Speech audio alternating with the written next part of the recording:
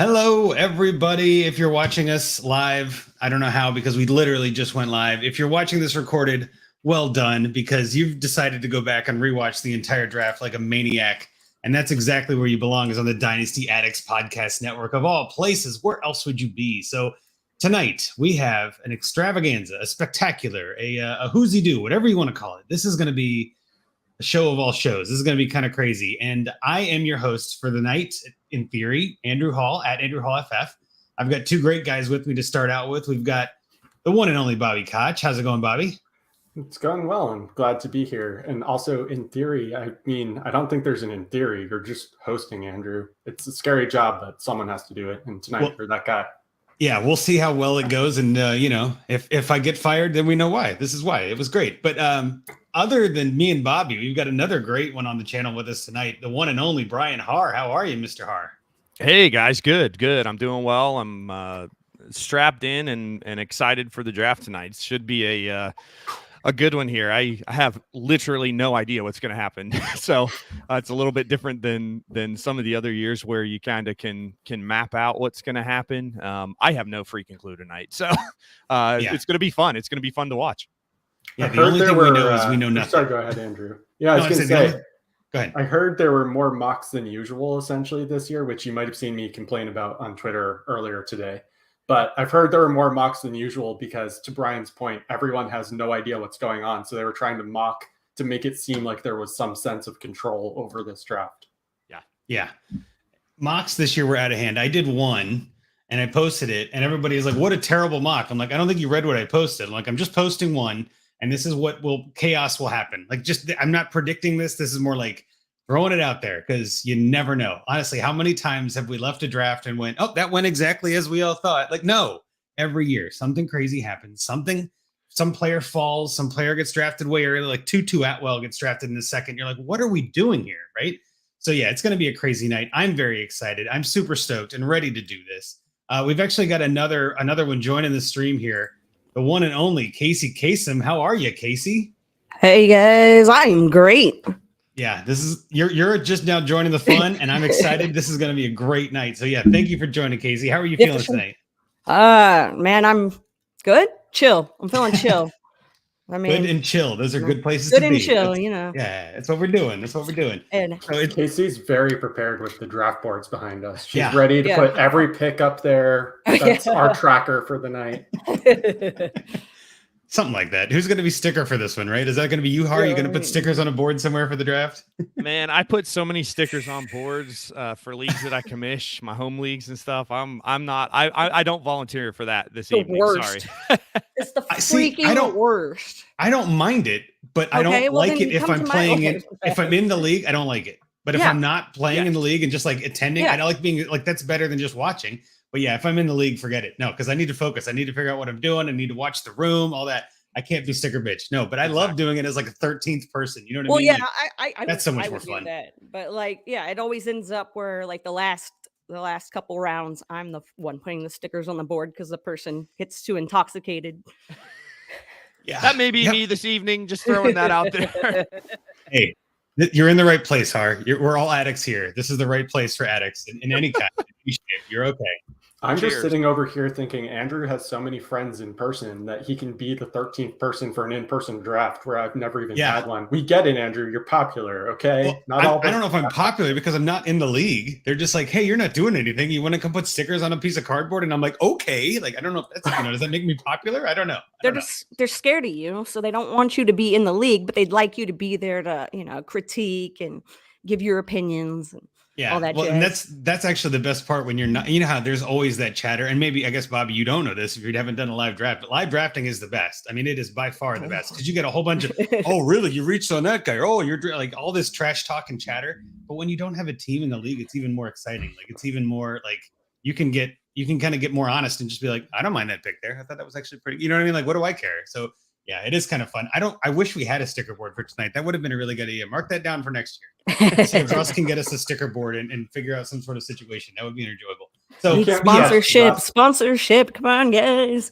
I know you're out there. You can't trust Russ with stickers. He will just place all the stickers on his laptop. If you know I have a sticker wall. Yeah, I have a sticker wall. Stickers. I love stickers. No, I'm with you. And there's always that at late in the draft, you put the stickers on people's backs so the players that didn't get picked? Is that just me? That was just me doing that? I love doing that. Yeah. Like all the Rodrigo Blankenship, because we don't have kickers, just put them on people's backs. It's awesome. Good time. Now I'll write that down. There you go. That's right. But here we go. So the draft is sort of beginning. I don't want to say it's begun. We're really close. It is obviously at 8:00. It's supposed to start, but it never does. I am very used to, as a Bengals fan, unabashedly used to picking early. So it's kind of nice. I have to try to stay up this year. So that'll be exciting. Kacey, I know who you like, but I think we should just real quick run through who is your team and who are you excited about tonight before we get into this? My team is the Dallas Cowboys, born and raised. So, that's how it goes. Man, I already told you guys I don't really know much about rookies. I don't know, but I know that if they take a wide receiver or O-line, like I will be pretty ecstatic. So let's go. That's all you got. That's all you got to be. Just be happy. Be ready. Any position, basically. I mean, they freaking that wide receiver room right now is looking a little shaky. Yeah, well, that's what happens when you trade Amari Cooper, right? Or when you kind of make some shufflings, you got to have some options there. So then, Bobby, what's your team? Who are you looking forward to drafting tonight? So I'm a Giants fan, and I appreciate earlier when you were talking about people reaching in the draft. Historically, the last few years, that has always been the Giants, and I've always been upset about it. Hopefully that won't be the case with the new regime. I'm looking at O-line at top 5, and I'm hoping that Sauce Gardner, despite his proclaimed love of barbecue sauce, which is the wrong number 1 sauce, I will still gladly take him in Wink Martindale's defense at number 7 if he's there. I'm also looking, honestly, for trade downs because I'd love 23 first capital if we could get it. I'm sure you're all very aware the Giants made the correct move of not picking up Daniel Jones' 5th-year option, which means we could be in the quarterback market next year. So any extra capital to help with that would be great. No, that's not a bad move. And I know as a Giants fan, you've had a rough go of it. I mean, let's just say it as it is. Like you've had some highs and some lows in the last 5 or 10 years. It's been kind of, okay, I'm trying to be nice. Maybe you've had more lows than highs, but either way, the last 10 years is generous because if you get to the 10 years, that's when you get their last Super Bowl win, which was great, by the way. That's kind of what I was trying to get back to. But everything after that has been downhill because they went, let's extend this glory for as long as we can. Anything to make Eli get back there again. And that plan did not work out for them. Yeah. Yeah. Well, again, it's okay. You're around friends tonight. You can be your true self. If you have a bad time, just let it out. I know with Cowboys and Giants there, of course, it's going to be a fun time. So, Harr, who is your team and who are you looking for tonight? Yes, I am a 30-plus year, almost 40-year, whoa, member of Steelers Nation. Exactly. So I'm a Pittsburgh Steelers fan.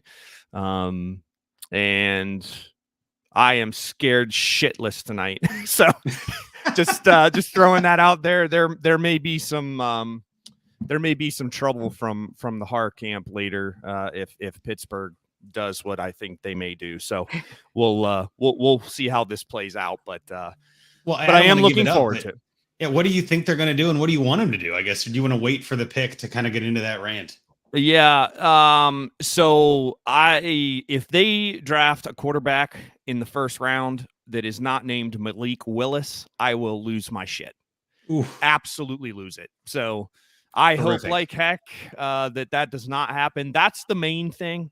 I'm not thrilled with them potentially moving up to get him, although depending on the capital they have to give, I could talk myself into that.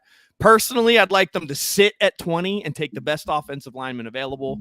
I think that's the smart move. Go in the next year looking for your future quarterback in a deep class. So that's kind of what I'm looking at, but we'll see what happens. I like that answer. And so you don't think Trubisky's the answer long term, but you're fine with him for a year, something like that, right?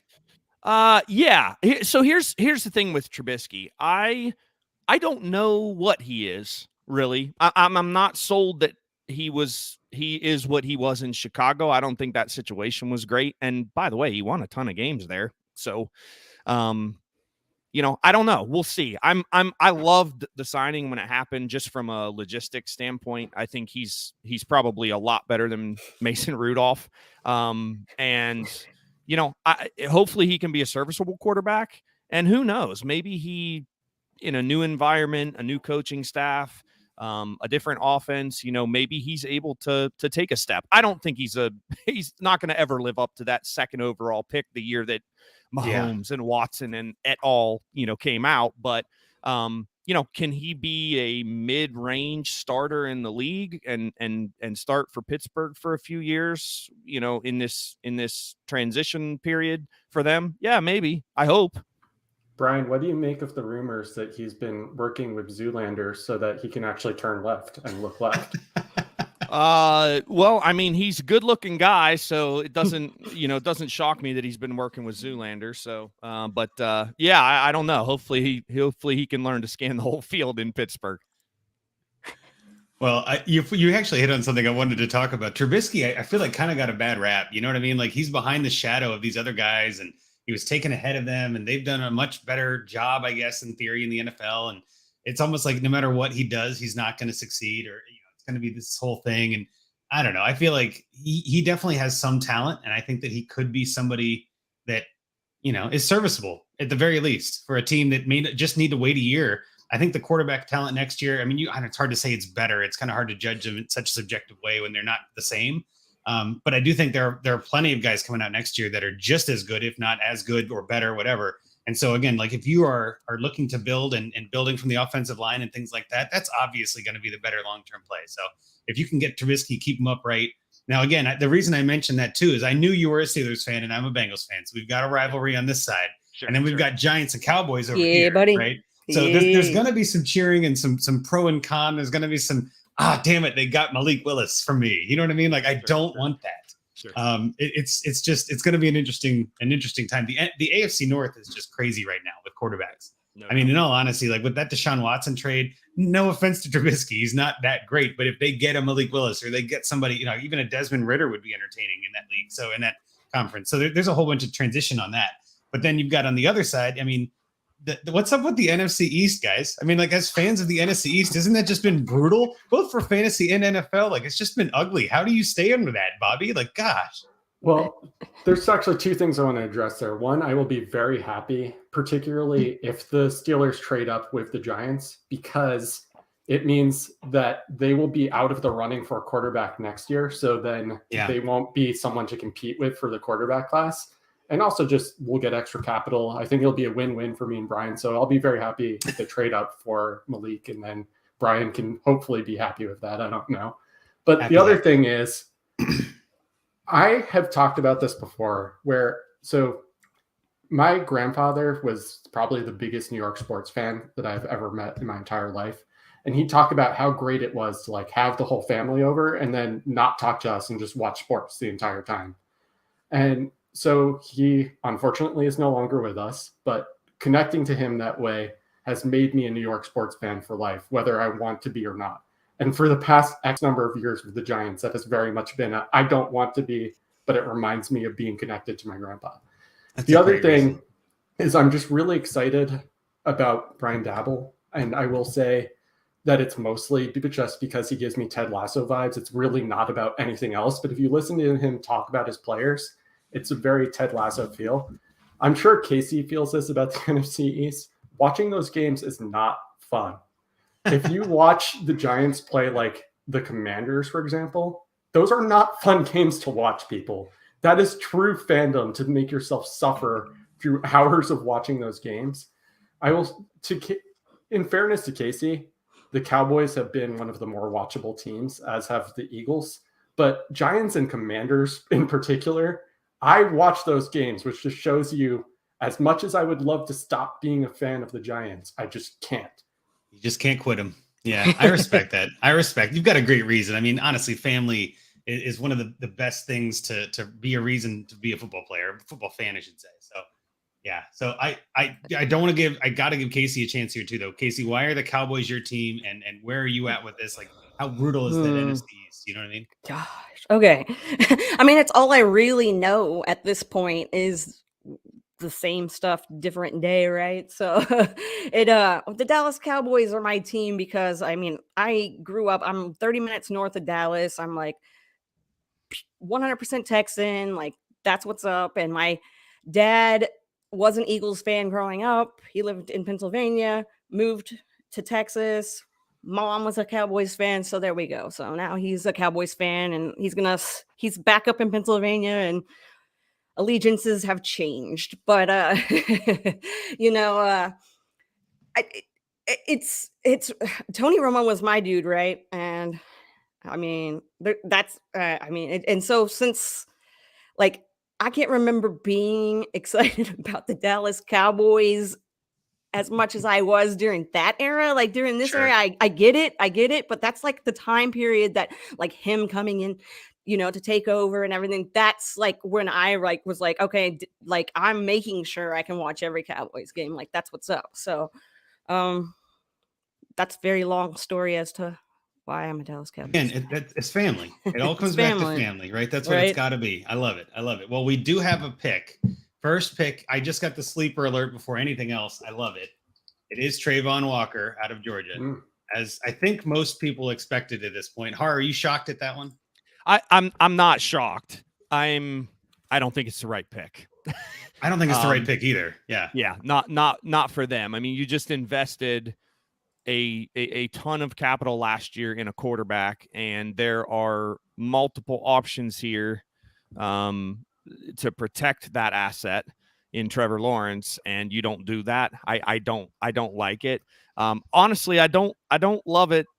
Even the player, not that I don't like Walker. I think he could absolutely be a star. Here's what I do know. Aiden Hutchinson is going to be an elite level player in the league, in my opinion. And I think he's a lot safer. He has a lot more on film. You know, when you watch Michigan's defense play, you notice this guy, right? Yeah. When you watch Georgia's defense play, I mean, you notice Walker occasionally, but you notice Davis too. You notice, some other players there. So, I'm not shocked at all. I think it was definitely trending that way leading into the draft here, but I don't know that it's the right pick. We'll find out a couple years from now. We'll look back. I just think maybe and think that if they were going to go defensive line here, Hutchinson should have been the guy. I think the reason they didn't go O-line, honestly, is just locking up Cam Robinson helped them feel a little bit more secure. But I agree with you. You just took your guy. You don't want to essentially Andrew Luck him and not give him an O-line to play behind. That said, from a fan perspective, I am very happy with the pick because it means more O-line is available for the Giants at 5. That's and right. so far the draft is going according to plan, guys. Hey, yeah, Bobby called it 1 for 1. Well done. Well, I don't want to get too far into this. We got someone else who add to the stream. I think everybody's familiar with this guy, John Hogue. Yo, it's me. How's it going, Mr. Hogue? How's it? Welcome to the show, my friends. Yeah, thank you. Yeah, I had to see that first pick made because it's the most annoying thing to me about this entire draft is the fact that the first pick uses the entire clock. Yeah. Like you've known what you're going to do with this pick for what, like 2 months. Is the extra 15 minutes going to make any kind of difference? So I thought I was sparing you guys that rant, but here it is anyway. So oh no, this is the place for rants. We're gonna have plenty of time to fill, time to kill. We're gonna have tons of fun. So many rants. Have we determined what is gonna set Bobby Koch off this year? Like if what the Giants have to do to get the annual tradition of the Bobby Koch expressive reaction. It would be drafting a wide receiver at all in the first round, but also okay. I thought of another scenario just now that could happen that would completely just like, it'd be Blair Witch style with my camera. If the Giants, someone walked out and went, oh, we've actually fired the entire new staff before they made the pick. And guess what? And Gettleman just like walks out like wrestling style. And it's like, I'm ready to go. Stone Cold's music hits the broken glass, and here comes Gettleman. That would destroy me. We have a pick too. Detroit has already picked. Oh, nice. See, they knew what they're doing. Harr, you have something to say about this? Go ahead. Well, I haven't seen it yet. I'm on a little bit of a lag here, but I'm assuming it's Hutchinson. It is, yeah. So here's the thing. I'm getting sleeper alerts, so I'm going to break it when the sleeper alert breaks. We're all on a different delay. Oh, good. I feel like I'll put it on the bottom. We'll interrupt when we have to, but everybody will see it. We'll have plenty of time to talk. But Aiden Hutchinson, I kind of agreed with what you said too, Harr. I kind of liked him as the best in the class. I'm a little shocked and not at all shocked that Jacksonville didn't agree with that, right? Like, what? Well, of course. So, yeah, I think Aiden Hutchinson, terrific talent. I think he's going to be somebody who's in the NFL for a long time. So I'm very happy with that pick. I guess, John, as the new one on the chat, what team are you? What fan are you, I guess? And where do you land in the spectrum of things? So I'm a Denver Broncos fan, so I'm just chilling tonight. Our first round pick happened to be a 9-year veteran Super Bowl winning MVP quarterback. So yeah, we get to just hang out tonight. Championship. Yeah, right. Like just kind of like, we're good. Yeah. Last year with John was, oh my God, they're going to trade for Aaron Rodgers. Oh my God, they're going to trade for Aaron Rodgers. Oh my God, they didn't trade for Aaron Rodgers. Yeah. Now he can chill knowing he's got his quarterback, and we've got a quarterback. Yeah. You finally got your guy. Yeah. I mean, Russ, come on. Russ Wilson is not done. I really don't think he's done. I think that's a tremendous trade. That was a big get for Denver. I think that changes that whole offense, right? Like that whole offense is now a step or two even above where they were with Drew Lock. Hell, it could be 10 steps where they were with Drew Lock or Bridgewater. So yeah, that's exciting. Yeah, the entire team. I mean, I've been saying for fantasy purposes, and this is why you don't have to worry about Melvin Gordon.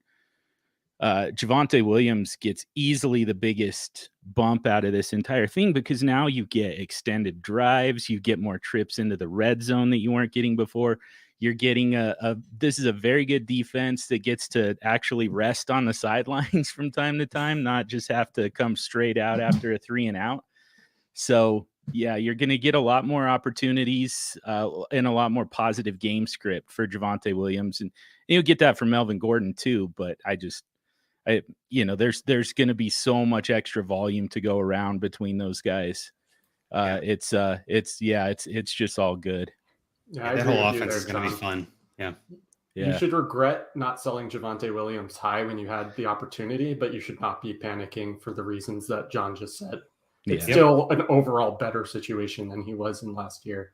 And the other thing that John didn't touch on I'm only talking about this because I happen to know more about this than I do the first 2 picks, is Nathaniel Hackett was hired to be the coach. And if you look at his coaching history, he managed to make an RB1 for fantasy purposes out of Aaron Jones, despite also giving some work to Jamal Williams. And why am I blanking on the other dude's name? Wow. This is how you know AJ Dillon. This is how you know I've been up since 4:30 because I'm starting to forget fantasy players' names, and that never happens to me. Ever. Trust me, you're in the right place for that because we're not about accuracy here. We're about entertainment, right? Like we don't have to worry about being correct. We just want to have fun. So we'll correct it later. We'll fix it in post. Also, really quick, I just wanted to say that I really appreciate John's wall of t-shirts. It's a fun background. Yeah. Do you see the James the Brain one? Yeah. He loved this day. He just lived for this stuff. So I couldn't get away from this if I wanted to. Just for him, he was just like calling the picks before they were made on us, and it actually got super annoying, but it also was just like, man, it's impressive. I hate that he manifested Drew Lock to the Broncos right after he manifested Daniel Jones to the Giants, but it was impressive that he saw that coming. Yeah, I will say very quickly, just cheers to James. And I was talking about this with a friend earlier, where I do this draft and I podcast once a year, and it is somewhat in honor of James, because otherwise I'd be really sad.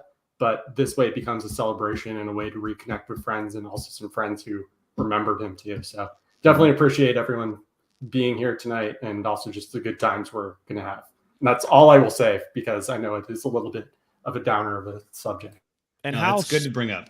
How stoked would he be about the success that Jonathan Taylor has had too? Every time he comes up in conversation, he traded peak Ezekiel Elliott 2 years before Jonathan Taylor came out in the draft in a Devy league. He traded Zeke straight up for Taylor. Wow. And then waited 2 years. And then wow. Yeah. I like that. I mean, he also, I remember Kacey not having a great experience meeting Ezekiel Elliott at one point, and and James took that even more personally than you did. So he was just like, all right, he's off all he's off all my rosters. I love that. I didn't know that. That's that. Yeah. He was ready to drop him. He was like, if I can't trade him in my leagues, like I'll cut him after that. He was so disappointed to hear that. Yeah. Well, again, I like that we get Bobby and Harr. I mean, we get some of these like old staples of podcasting. I mean, you guys were people that I listened to when I first came into this thing, and 3-4 years ago now, I feel like and John, of course, you too. And I feel like you guys are all like the OGs in a sense. So it's nice to have you guys back on the mic. You know what I mean? Like if you only do it once a year, I'm honored to be a part of that, Bobby. Well, I appreciate that. And I'm by no means an OG. I mean, maybe in comparison to some people, but I know there was definitely many, many people in the Dynasty game before I came into it. But I will fully acknowledge that I do miss it. But every time I find myself missing it enough that I think, oh, maybe I should get back into this, I see like a random Twitter argument break out that I'm like, I really don't miss it that much. Yeah. I get that. I get that. That makes sense. Yeah. There are some times where I'm like, what am I doing? You know what I mean? Like, ugh. But then there are times where I'm like, God, that was a really good interaction. I had a lot of fun with that. So I totally get it.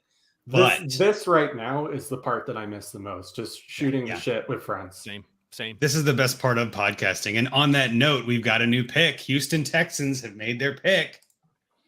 Derek Stingley Jr., cornerback. Blew it too, right? Sauce Gardner's out there, and he must have had money on Stingley top 3. I don't know. I have heard some people higher on Stingley than Sauce Gardner. I don't necessarily agree, but I have heard some people who I generally trust their opinions on prospects say that they had Stingley higher on their board for what it's worth. I've heard that too. I disagree with it, but I've heard that too. And I'm a Cincinnati fan, so of course I like Sauce. And we were talking about Sauce a little bit before. Barbecue sauce is terrific. I do like barbecue sauce, but Sauce Gardner, I'm telling you, I was shocked. I thought for sure he was going to be the first CB. I guess, Kacey, what are your thoughts on this? Do you have an opinion on these DBs in this draft? Or do you have an opinion on the best sauce? I was going to ask that next. Like, if not, then we can pivot into sauces. Well, I was just going to say that he looks really good in the draft hat. Perfect. That it fits him very well. That's the analysis we need from you tonight, Kacey. This is the drip. That's what I'm looking for. Like, tell us. I'm here to critique, the important parts, because you want to have a swaggy fantasy football team. You don't want these guys that don't know how to, put it all together. Put it together. Yeah. This is where you're not going to get that analysis anywhere else, folks. Like, this is only on the DAP Network, and that's what we do here on the Dynasty Addicts Podcast Network. It's terrific. I love it. I will also say this is working out really well for the Giants to get someone that I want at 5. Unless the one thing I will say is I've heard they're really high on Charles Cross. They're going to take Cross. And take Cross. I do not want that. With the people that are left on the board, I do not want that. I won't freak out about it, but I will be slightly upset. I do not want that. I do not want that. It just feels like Andrew Thomas all over again, talking themselves into being higher on someone on the O-line than basically the rest of the entire scouting community is. And while Thomas is starting to work out a bit, I just want one of the other guys so much more if they're still there. And at this point, they have to be. So hopefully showing. And I might not even be pronouncing his name right, because I'm so out of the game. Is it Showing? I've never even tried to pronounce his name out loud. Shown? I don't remember either, to be honest. I don't know if I've heard it officially. It's one of those like where you read a book and you say the word the whole time and then you're like, it's not epitome? Like, what do you mean? Like, yeah, so like I totally and know then what you never for the rest of your life, you're never going to get it right. And you're going to look like a complete fool for saying a word that like, oh my gosh, I'm seeing that situation play out in my head. And now I'm getting a little anxious. I'm going to have to look it up as soon as I stop talking, but let us know when you find it. I have faith that he will do the right thing at pick number 5. Well, I think this year, though, I mean, there's a lot of, I don't know, this feels like one of the weirder drafts that I've only really been following the draft for 10 or 20 years, right? I didn't go back into the 80s and go back and look at all of them, but this is one of those, I just feel like there isn't like a serious top 5 known, like last year with Chase and Lawrence and Burrow, and like, there isn't like this obvious choice at the top. I mean, I might have said Aiden Hutchinson was obvious and that wasn't obvious. You know what I mean? Like, So again, there's a lot of differentiation on this, and there's a lot of analysts that have different, predictions. And like we were talking about before, there's so many mock drafts this year. Like I don't think I saw a single one that was the same as someone else's. Like, and they're all going to be wrong too, which is hilarious. Like imagine doing that. It's almost like doing the weather. Like no matter what you do, it's wrong. Well, hey, okay, then I can just throw shit against the wall and see how it works. Like it makes it like a lot less stressful. Breaking news, I was very wrong about the pronunciation. No one is surprised. What is it that you got to share? It's Joe Shane. It's just pronounced Shane. Like Shane. Yeah. Okay. So does anybody have Josh Norris's mock draft? Because he's been like on it the last 3 years. So I can pull it up. That's you not got a bad it. idea. I think he had I'm 16. curious. I think he had 16 right last year. So Wow. yeah. I'll pull it Bobby, up while we're looking at this. Yeah. Bobby, would you be okay with Thibodeau? I would. I think that he is a great pick. There's a reason he was talked about being as the number one guy in the draft for a while. My concern is the Giants are apparently becoming, and I don't blame them, but they're becoming very adverse to people who have any kind of like personality concern, as we're seeing with the rumors of them trading Tony already. So I'm just not sure about that. But I also recognize that I don't know the player personally. And a lot of what I'm hearing is just media based. And I know media makes up narratives, especially this time of the year. So, and don't get me wrong, I'm not saying it all like fake news. I'm not that kind of person. But at the same time, I don't like to judge people based off what the media is saying of them without knowing them personally, especially players. So I'm still pretty high on him. I'd be cool with them taking him at 7 as well if he's still on the board, to be honest. So yeah, I definitely won't be upset. And, to your point, I think a little bit earlier, Brian, or maybe you didn't make this and I'm just attributing it to you. Edge is one of those team-changing positions where if you get it right, it's basically the one that can most help define your team outside of quarterback. We have a pick, and I want to bring in a new person also. So we're going to do this at the same time. I'm going to let our new joinee on the stream tonight, Chris Allen, at Chris Allen FFWX. I want you to talk about the Jets who just selected Sauce Gardner. Now, see, that's not too much of a surprise, just because we know that their defense, could use some rework, especially at corner. So I wasn't too terribly surprised. I mean, I'm glad to see them actually investing in it, and much better than if they had gone in a separate direction, because I know there was some discussion about if they could take a wide receiver like Drake London or Jamieson Williams, or any of those guys that we have considered to be the top wide receivers in this class. So makes all the sense to me that they go this route.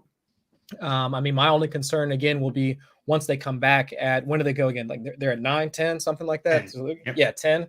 So if they loop back around and take one of the wide receivers there, all right, that's where I might start to have a few concerns about guys like Elijah Moore. But right now, I think this all it makes sense. Like these first 3 or 4 picks so far have all kind of made sense from a draft capital perspective. But I think the real dominoes are about to fall here over the next couple of picks. I think that's where we might see a little bit of chaos injected in this draft, but fun so far, especially with the Lions. Coming in almost running to the podium in order to get their pick in. So I was, yeah. He was in that starter position, like he was ready to go, and you took Right. Great, I'm running to the exactly. It was like Hutch is available. Go. Yeah. Well, and it's nice though. We talked about everybody else's fandom. Chris, you're wearing a Bengals hat. I know you're local to Cincinnati, much like myself. You're a Bengals fan too. So now we got to gang up on Harr, the Steelers fan. So at least we got a little bit of. I'm just kidding, Harr. I'm just kidding. But no. But I think both of us are going to be very exhausted by the time we make our pick this year. Yes. I feel like last year at this time, I was already on my 3rd beer, ready to celebrate. I'm happy as hell. Like we had Jamar Chase, you know what I mean? Like it was good to go at pick 5, and now I get to wait a lot longer, and I'm fine with that. I'm fine with it. Yeah, me too. Exactly. It would be better if we were picking 32nd instead of 31st. But the fact that we're in this type of position that we're in right now, I think is kind of where we want to be, because now we get to let some of the other teams, especially all the rest of the teams in our division, kind of show their hand. But I think at this point, if we get to where we're at right now, like if we were able to get somebody like Logan Hall at 31st overall, I like that. I would definitely, and we've already talked about this in the chat, but if we wind up taking a guy like Trey McBride, please do not let me see them take a tight end with their 1st round pick. But either way, I do think the board is open for the Bengals at 31st. So we'll see how things develop. But like you said, it's going to be a little bit before we get there. Yeah, we're gonna need some caffeine shots. I know Bobby's been pounding the caffeine so far today. So, Bobby, your Giants are on the clock here at 5. What do you think they should do? What are your thoughts? How bad is it going to be? Maybe as a pessimist, what do you think? I Kenny kind of think that they should go defense here because then they have their pick of the offensive guys still at 7 available, just based on how the board has gone. So I wouldn't mind that.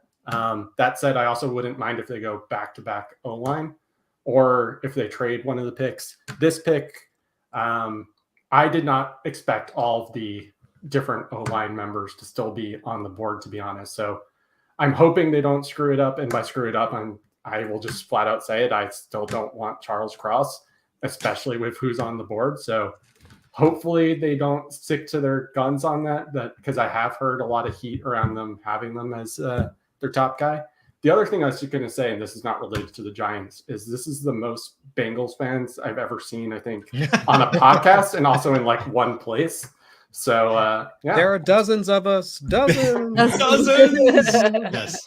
Yes. Well, I will say, and I feel like I should explain a little of my fandom. I didn't really get into that, but I was a Bengals fan when I moved to Cincinnati in 2000 and went to UC. Graduated from UC in 2005, moved out of Cincinnati in 2008, but kept my Bengals fandom when I moved to Chicago. And everybody there's Bears fans. I became a Cubs fan because I lived and worked in Wrigleyville, but I was still a Bengals fan. And, those 2008 to 2015, like those kind of years with Carson Palmer and, Ocho Cinco and all that. I mean, obviously I'm a fan. So like I was diehard through all that when we made the playoffs and kept losing. They kept getting razzing for it all the time. I'm like, no, they're going to get better. They're going to get better. So I'm not a bandwagon. I don't think Chris is either, right? I think both of us No. we're I was actually kind of surprised we never crossed paths. I was at UC from 2001, 2006. Yeah. Daniels Hall, baby, 2001. I mean, what year? What? I was in 517 in Daniels. 904. 904 Okay. Daniels Hall. I was 2000 though. Yeah, I was a year ahead of you. So that's so You weird. guys were That's so practically weird. neighbors. Yeah, For man, almost a year in time, we would have crossed paths. Yeah, Daniels Hall, Sawyer, and then after that, I was off campus for the next few years. But no, man, I mean, I was kind of the same way because I grew up as a military brat. So we just kind of bounced around. So I never stayed in a place. We never stayed in a football town, to be quite honest, as I was growing up. So the Bengals were the first team that I kind of glommed onto because everybody else was kind of into it. And not to say that the Bengals were great or anything like that, especially 2001, 2002, it was all right. But like you mentioned, once we, had Palmer established, and then the team got to be a bit more fun with Ocho Cinco, Hushmanzada. I mean, even Marvin Jones, when he was healthy, I mean, the team got to be kind of fun to watch after a while. But like you mentioned, I mean, the Jeremy Hill fumble to Palmer getting hurt or even the year that Andy Dalton wound up getting hurt, and we had a shot to actually break the playoff curse that year. It's just been one thing after another. But now to see it actually be cool to wear stuff like this around and not just be ironic about it, it's actually fun to be a Bengals fan at this point. Absolutely. Yeah, I'm wearing a kicker jersey. You know what I'm saying? This is Money McPherson right here. Come on. I can feel happy wearing a kicker jersey. I have a bunch of them, and I decided for tonight I'm going to go with Money Mac. Let's just get the swagger. I don't mind Chase. I don't mind Burrow, but everyone's wearing those. Give me number 2. We talked about drafting players with swag onto your team, and that's what Kacey is trying to decipher for us tonight. And look, the Bengals are much better after drafting 2 players with swag to their team. It has an actual impact. There you go. I mean, I was gonna kick it to Kacey. I don't know if you're able to see this if you're watching, but Sauce is looking pretty fine in that suit. I mean, he's a sharp dressed man. What do you think? Hold on, because I'm okay, here's the deal with me. I'm watching it, but I'm watching it and it's way back. Really behind. No, that's fine. That's fine. The problem is I got rid of Hulu Live during the off season. So that's understandable. Yeah, that's fine. Yeah, a lot of money. I did the same thing. Yeah, I'm telling you. I'm sure you'll see it at some point. You can like, comment on it. But he's wearing his light blue, powder blue suit, and he's got the hat tilted to the side. You know what I mean? He's looking real clean. You know what that's really. He's got the chain with nice. the little sauce thing on it too. I mean, the pick for the Giants is in. Goes all the way up. Here you go, Bobby. It's Thibodeau. Yeah, Thibodeau. That's right. Tibbs is in. So I wanted to make sure we at least got your reaction. What's your gut tell you? Is that it's better than Cross, right? That's a great pick because the 2 O-line that they could have taken there between either Ekwonu, and I apologize if I just butchered his name. I tried to look up the pronunciation. Icky. Or Neil. will still be on the board for them, and they get an incredibly high upside edge, which we just talked about how valuable that is. So I'm very, very happy that they made that pick. Yeah, I think that's the right pick there too. I guess, John, we haven't heard much from you. I just want to make sure I give you a chance to rant if you have one. I mean, what do you think about Tibbs there to the Giants? Do you feel like that maybe is the right pick, which never happens? Oh, you're muted, by the way. There we go. Okay. Yeah, no, I thought that was a perfect pick. I mean, as a fan of Bobby Koch's outrage, I was really hoping for Kenny Pickett right there, but yeah, I mean, just to see the meltdown. That would be it would be prime. It's still early. There's another pick, so we'll see. I like it. But yeah, I mean, that's it's kind of like in fantasy drafting, you know, you want to take a guy kind of at the end of a tier, essentially, and that's really just what the Giants did right here at edge. Mm-hmm. Yeah.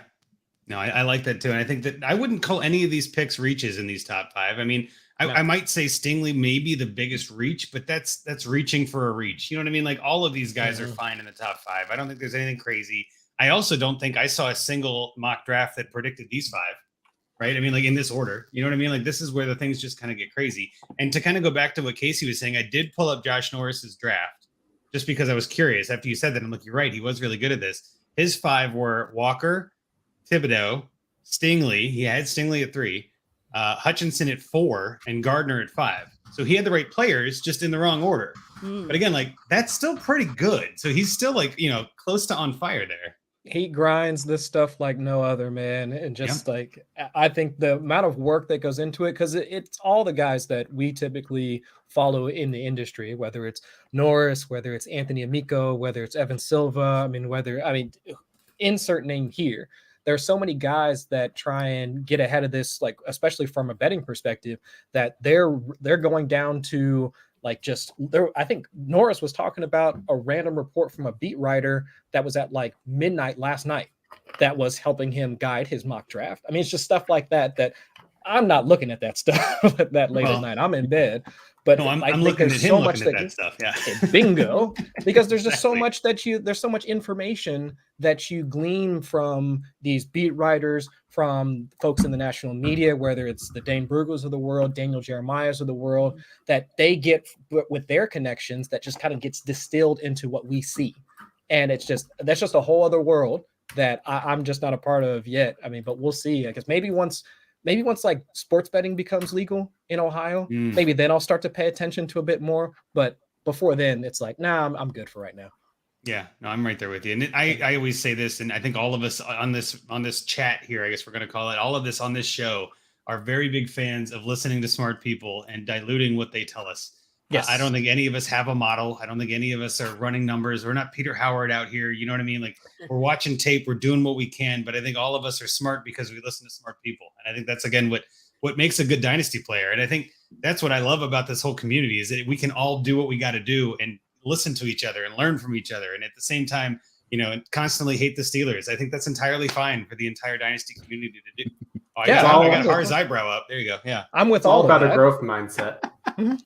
Right. It's a growth mindset. Yes. Yeah. I also will say I went quiet there, not because I was unhappy, because I'm very, very happy, but I was responding to people basically being like, oh my God, the Giants actually did something good. And it's like, it's a weird feeling. I'm not used to being happy about the Giants anymore. So I'm processing. And that's why there wasn't like a let's fucking go. And also because my wife's in the other room and I don't want to like disturb her and my dog. Yeah. But I'm very, very happy about the pick. Well, that's why I was just kind of giving you a minute to let it settle in. It just seemed like you were in shock, like, that's what that feels like. You know what I mean? Like, a good pick. So I will say, like, a few years ago, when Daniel Jones had his like 3 or 4 touchdown game against the Tampa Bay Bucks, when it was like his first time starting, I had a similar feeling of like, what is this? Is this joy? Is this what joy feels like? Week 3, week 4, or something like that. I remember that. Yeah. And I was like, is this what it's like to have hope for your football team? I forgot what it feels like. And now it's like, what is this feeling? It's feels pretty good. I would like to feel more of it.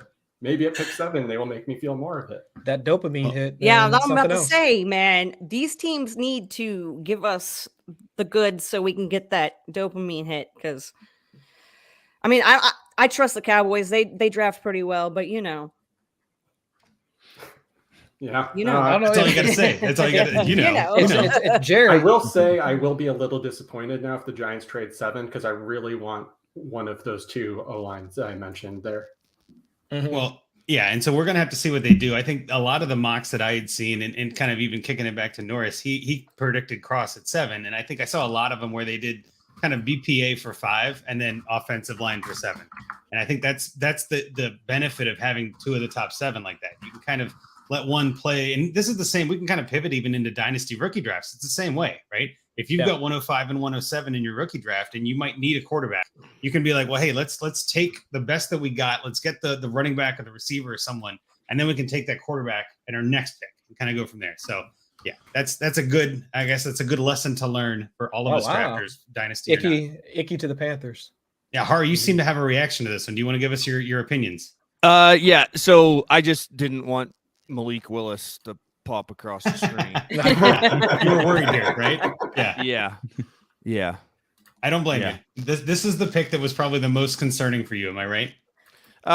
Yeah, I think not most, but I mean, well, yeah, I would say so. I think Atlanta's a little scary. A little bit. I mean, they have a lot of need as well. A lot of areas to improve, but I think that's another possibility. Seattle is another possibility, depending on what they are doing. I think they're going to tank, but we'll see. Yeah, it's probably better, smart for them to tank. I mean, New Orleans too. In theory, New Orleans could take a quarterback, but I'm not as worried about them, right? I mean, they just signed our boy Andy Dalton to a 1-year deal, so they've got some backup to Winston. And they've still got that the weapon Taysom Hill, who can still step in if need be. So I don't think they're taking a quarterback, especially an early one. My goodness, but they could be someone else. You got to. I mean, again, chaos, right? This I think I haven't seen any of it yet, and I'm nervous that the shoe is about to drop because the Giants are back on the clock. Right. So, Bobby, I know we just went to you before, but I'm curious. Where do you feel like it's crossed? Do you feel like there's another player that you'd rather have? Neil, you mentioned, right? I hope it's Neil, or honestly, I hope that if they really want Cross, they trade down and then take Cross, because I think they probably could pull that off. Maybe in a trade down with the Steelers, like we talked about earlier, so then Brian doesn't have to sweat things anymore. And but that would be, I will say, depending on what they get in a trade down, which is such a cop-out answer, I will be happy about it. But I really want Neil here because I want them to set up their O-line protection. I'm sick of having, for lack of a better word, an O-line that is a flaming pile of garbage and has been for years now. So I am just really hopeful for Neil because I think from everything I've heard from people I trust, to your point earlier, I'm not an evaluator, but I have people I trust to evaluate for me. They all love him. So I really hope he's the pick. Mm-hmm. Yep, that's the idea. You got to trust the people that you know, and you're smart. See, okay, so I stopped writing because I was not paying attention to all the stuff that I need to pay attention to. I don't have enough time to look at everything. Now I can look at everything, and now I can take all this stuff, and I'm like, okay. I mean, I didn't stop writing because of that, but that's a nice little perk there. I've been listening to a lot more podcasts, and it's just pretty interesting. Yeah, when you can digest instead of have to cook, when you can eat instead of cook, right? That's something that I know when I started doing a lot more podcasting and writing, I stopped listening to as much because I kind of didn't want to steal takes, to be honest. Like I didn't want to get someone else's words in my head. And then when you're forced at the minute to make a word, you're stealing someone else's words. And it's like, I don't want to be that guy. So I'm like, well, I'll do my own research in a sense. And I know that phrase has a lot of weird connotations, but it's like, I'm going to do my own research. I'm going to watch my own tape. I'm going to look at the own, find some of that. But it also meant that I stopped listening to a lot of the things that I used to listen to. So I totally know what you mean. Totally know what you mean. It's a nice to kind of get back to that. Hey, Bobby, just wanted to say I'm with you with the Giants getting their crap together with the offensive line. I mean, if anything, Saquon Barkley deserves that. Can we all just agree with that? And we can all agree with that. I will. We don't need to talk any further. We don't have to talk any further. Let's not ruin. I don't agree with that at all. 0%. Casey doesn't like that. You got Bobby started on that, Brian. Like I know. Don't get me wrong, Brian. I love watching Saquon. I just don't know that he will actually survive being a Giant the next few days. So next few days, question, though, man, it's going to cost me $150. with the Panthers not taking a quarterback, how much time do y'all think Matt Rule has as a head coach then? Because the growing narrative was that if they wind up taking a quarterback, then that allows a little bit longer leash because they want to develop him, blah blah blah. But if that's not the case, that seed is on fire. Right. That has to be, right? Like, give him what, a month? Maybe. I don't know if it's that short. I mean, I think he's got at least this year myself, but I do think that there's no real reason for them to get rid of him mid-season unless they're 0-6 or unless, again, we don't know where the draft is going. Maybe they get somebody like Carson Strong in the second or third, what I mean? Like, they don't need to go quarterback at 6 overall to kind of save his job too, in my opinion. Here's the other thing. They might be trading for Baker Mayfield still. I mean, just putting that out there. True. Yeah. I've heard that myself. Yeah. Jimmy G. That's definitely a possibility. There's still 2 pretty good veteran starters out there, even if people are down on Baker and Jimmy G. They are definitely better than what Sam Darnold would provide the Panthers. Yeah, because with Baker, it's how do you balance what Baker can provide you on the field versus what could potentially be an issue with Baker off the field. And if they're willing to, kind of tip the scales in the favor of Baker, on-field Baker, okay, fine, I get it. As Bengals fans, I think you too will appreciate this comment. I don't think the Browns did Baker any favors, and I think some of it was blown out of proportion. Yes. And you took a guy who took your franchise from literally what they were, the Browns, the poop of the NFL, and gave them a winning season and really gave their fan base something to be excited about. And then suddenly he wasn't essentially cool enough or mature enough. And I'm trying very hard not to say what I want to say about the Browns right now, because I can't avoid it. You traded for someone who was accused not of 1 sexual assault, not 2, but over 20. And it was 22 to be exact. You just saw the numbers. Yeah. And you expect your current quarterback to be cool with that and handle it with class and maturity and whatever, and people are knocking him for that. So I think Baker's just gotten an awful rap, and I would love to see him in a new situation and see him excel. I know he rubs people the wrong way, but after all of this, I just wanted to see him in a new environment and do well. Yeah, I think he could do well in it. Definitely. I've got him in a few leagues. I'm like, okay, I'm gonna hold on to. Remember when Cleveland, fans of Cleveland, were busting down doors to break open those beer cases after they won their first game? And how I was just talking to my supervisor about that because she's a big OU fan, so she's a big Baker fan, and we were talking about the statue and everything, but that's another story. But we were talking about how excited everybody was when that happened. I remember, that beer. That was such a good moment. Like, even me, not a Browns fan at all, I was this is pretty cool. Yeah, I was happy for them. I mean, I wish Tyrod had been the one to do it for them, but I mean, the fact that they drafted Baker, he comes in, saves the day. I mean, it was a good story. And now we got another good story for Bobby now with the Giants making their latest pick. I haven't seen it come in yet, but I haven't seen it. You got to break it. That's the perfect segue. Yeah, go for it. Break it. Evan Neal, there you go. Again, I am very happy, but it's also like, what is this feeling? I don't understand. Is it hope? Like, what is this feeling inside of me? The Giants are making moves that I think are smart. I think it's called happiness. But it also doesn't compute. Like, this is not the reality that I've known for so long now. But this is what we all we hoped and expected with them bringing over, all that knowledge and good process from the Bills.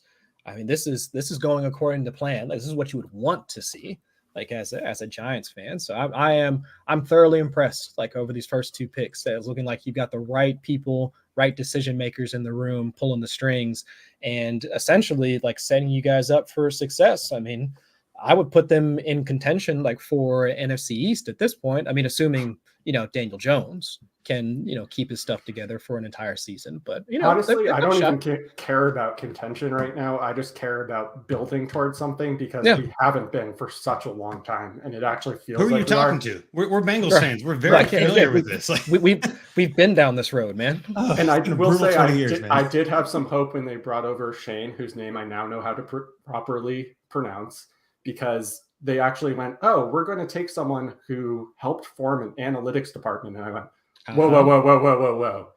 First of all, he knows how to operate a computer. And second of all, not just that, but he actually knows what analytics means. Right. So I was hopeful, but it's also hard to be too knows hopeful what when analytics your team means. has continually, yeah, exactly. When your team has continually just been, their team is just I'm sure you as Bengals fans can relate, but your team has just continually taken dumps on all of your hope. And so you have to kind of like keep a piece of yourself back just in case it doesn't work out the way that you think it's going to. Yeah. But this just reaffirmed everything for me. I'm so in on this entire new regime. I'm in on the direction of the franchise. I'm very happy to be a Giants fan right now. We've got an optimistic Bobby Koch, everybody. I don't know what this feels love like. to see it. This is new. This is great. This is exciting. You know what I mean? Love to see it. Yeah, I'm glad for you, Bobby. I'm glad for you, for sure. So I guess for a second though, let's go to John. Again, we haven't heard much from you. Been stewing and getting your rants together, maybe. But what do you think about the Giants picks there? Are you on board with them being good picks? I think everybody is, but just curious of your thoughts on this. Yeah, I am. That's the problem.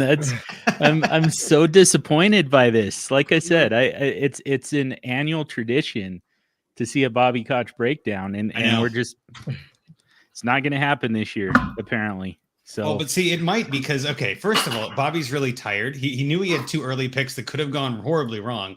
So maybe now we're going to see the swing where he's super excited, and then the reality will set in. So I'm just excited to see where Bobby goes. It won't. I only had a little bit of Gatorade left, and I will say I gave some thought to dumping this on my head and just celebrating. That would have made for terrific podcasting, though. Maybe next year. Exactly. Maybe next year. Maybe when I come back, because I do need to take off for a little bit, but I will be back soon. And Perfect. This has been great. This is an amazing night. Thank you all. I know he's got to go walk around the block and burn some energy, but we'll welcome Bobby back when he gets back. But Kacey, what do you got? Yeah. Well, I was just going to say, I also have to leave. I'm going to Yep. try to come back for a little bit later, but I don't know.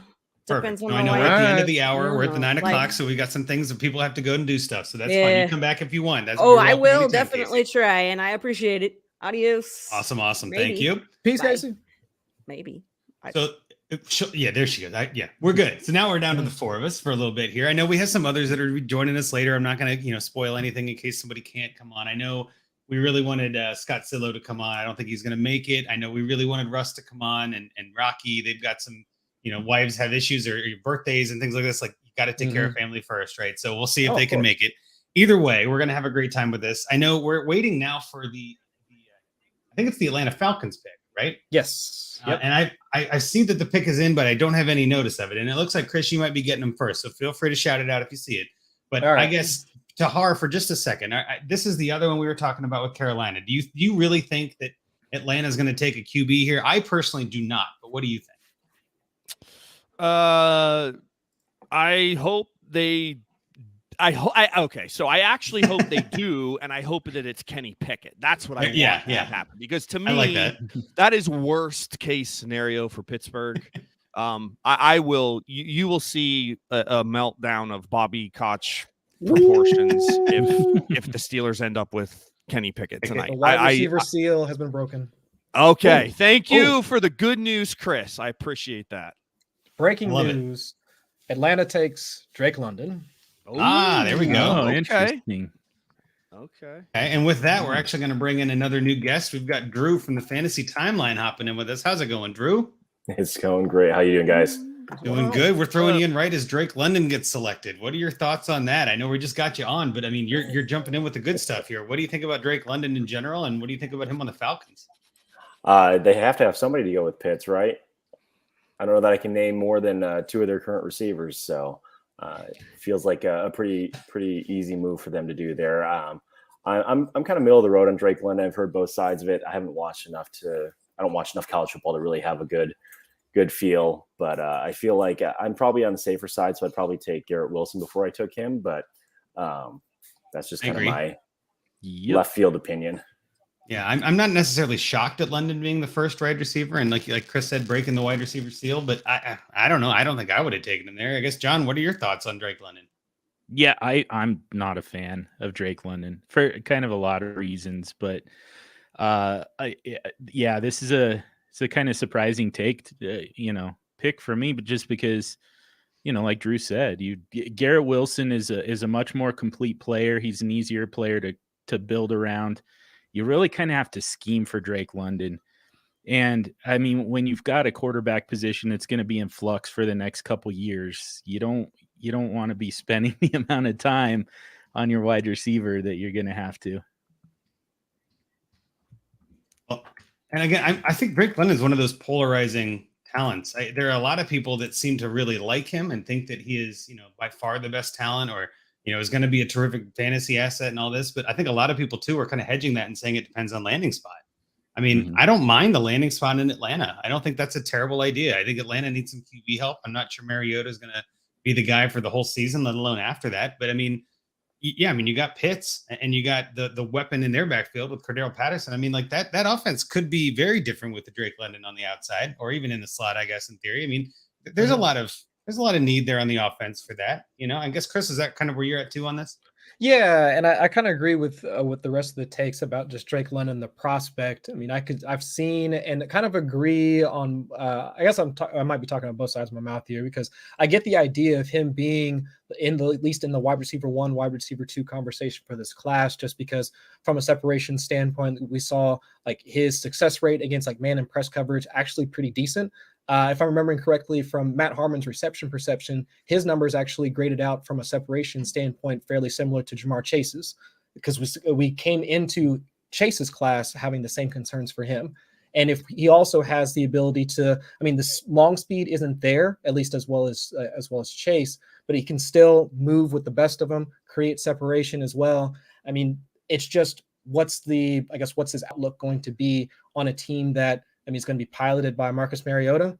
Okay. I mean, the targets should definitely be there, just because the competition for targets there in the Atlanta's offense is what? Kyle Pitts, Zacchaeus, and I mean, our boy Auden Tate from Cincinnati. That's right. I mean, that's what you got. So right out of the gate, we see the fantasy upside, but what are and the target should be there, but what's the red zone equity going to look like? Touchdown equity going to look like for the Falcons? Are we really expecting them to be in the red zone a ton in his rookie season? So, and also, if we even spin this for Dynasty, now if Dynasty managers take a look at, I mean, Drake London as the 7th, I mean, with his draft capital being so much higher than any of the wide receivers in this class, are you really going to want to pay a premium for Drake London at this point? Or are you just going to take the discount and take what? Jamieson Williams, Garrett Wilson, any of the other wide receivers that we know are also going to go in the first round at some point tonight? I mean, I'd rather do that. Looking at it holistically. So, I mean, the fantasy upside might be there, but I'll probably just wind up taking the discount on any other wide receivers at this point. On the same page. I think we got to see obviously where the other landing spots are, right? I mean, if for some crazy reason we get like pick 32 is Garrett Wilson, like, well, that makes me, I don't mind Detroit there, but that makes me a little bit nervous. You know what I mean? He's not going to Green Bay or something like that. There's some good spots here. So I'm kind of with you, though. Just knowing what we know now, with Drake London being the only fantasy relevant player, the first receiver off the board to Atlanta where they needed one, I'm with you. I like Drake London. I don't know if that moves his needle much for me in the sense of dynasty. I don't think it makes him, someone that I'm going to target or someone I'm not going to target. I feel like, okay, you know what I mean? Like, all right, that fits. It's a spot that needed someone. It's not terrible, right?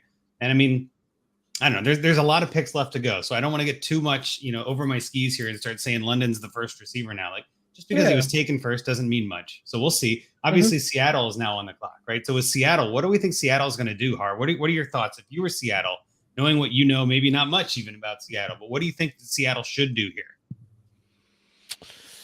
Yeah, I don't know. I mean, are they rolling with Drew Lock? I mean, that's kind of why I wanted to kick it back to you, because they could say they need a quarterback, right? I mean, I think they're punting too, but yeah. I mean, John can speak to this better than anybody else. I mean, you don't want Drew Lock.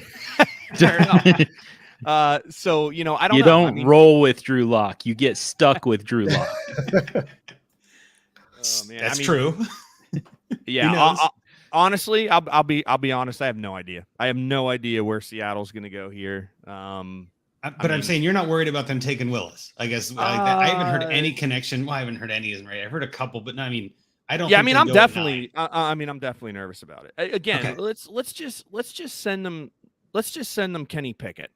and then I don't have to worry about that one. That's what it's all about for me tonight. So Yeah, okay. It's perfect. That's perfect. Yeah, So your picks for players for teams you don't like, it's take Kenny Pickett. Kenny And Pickett. for the Steelers, Get him it's take Malik off Willis. the board so it's impossible that he can stay in Pittsburgh.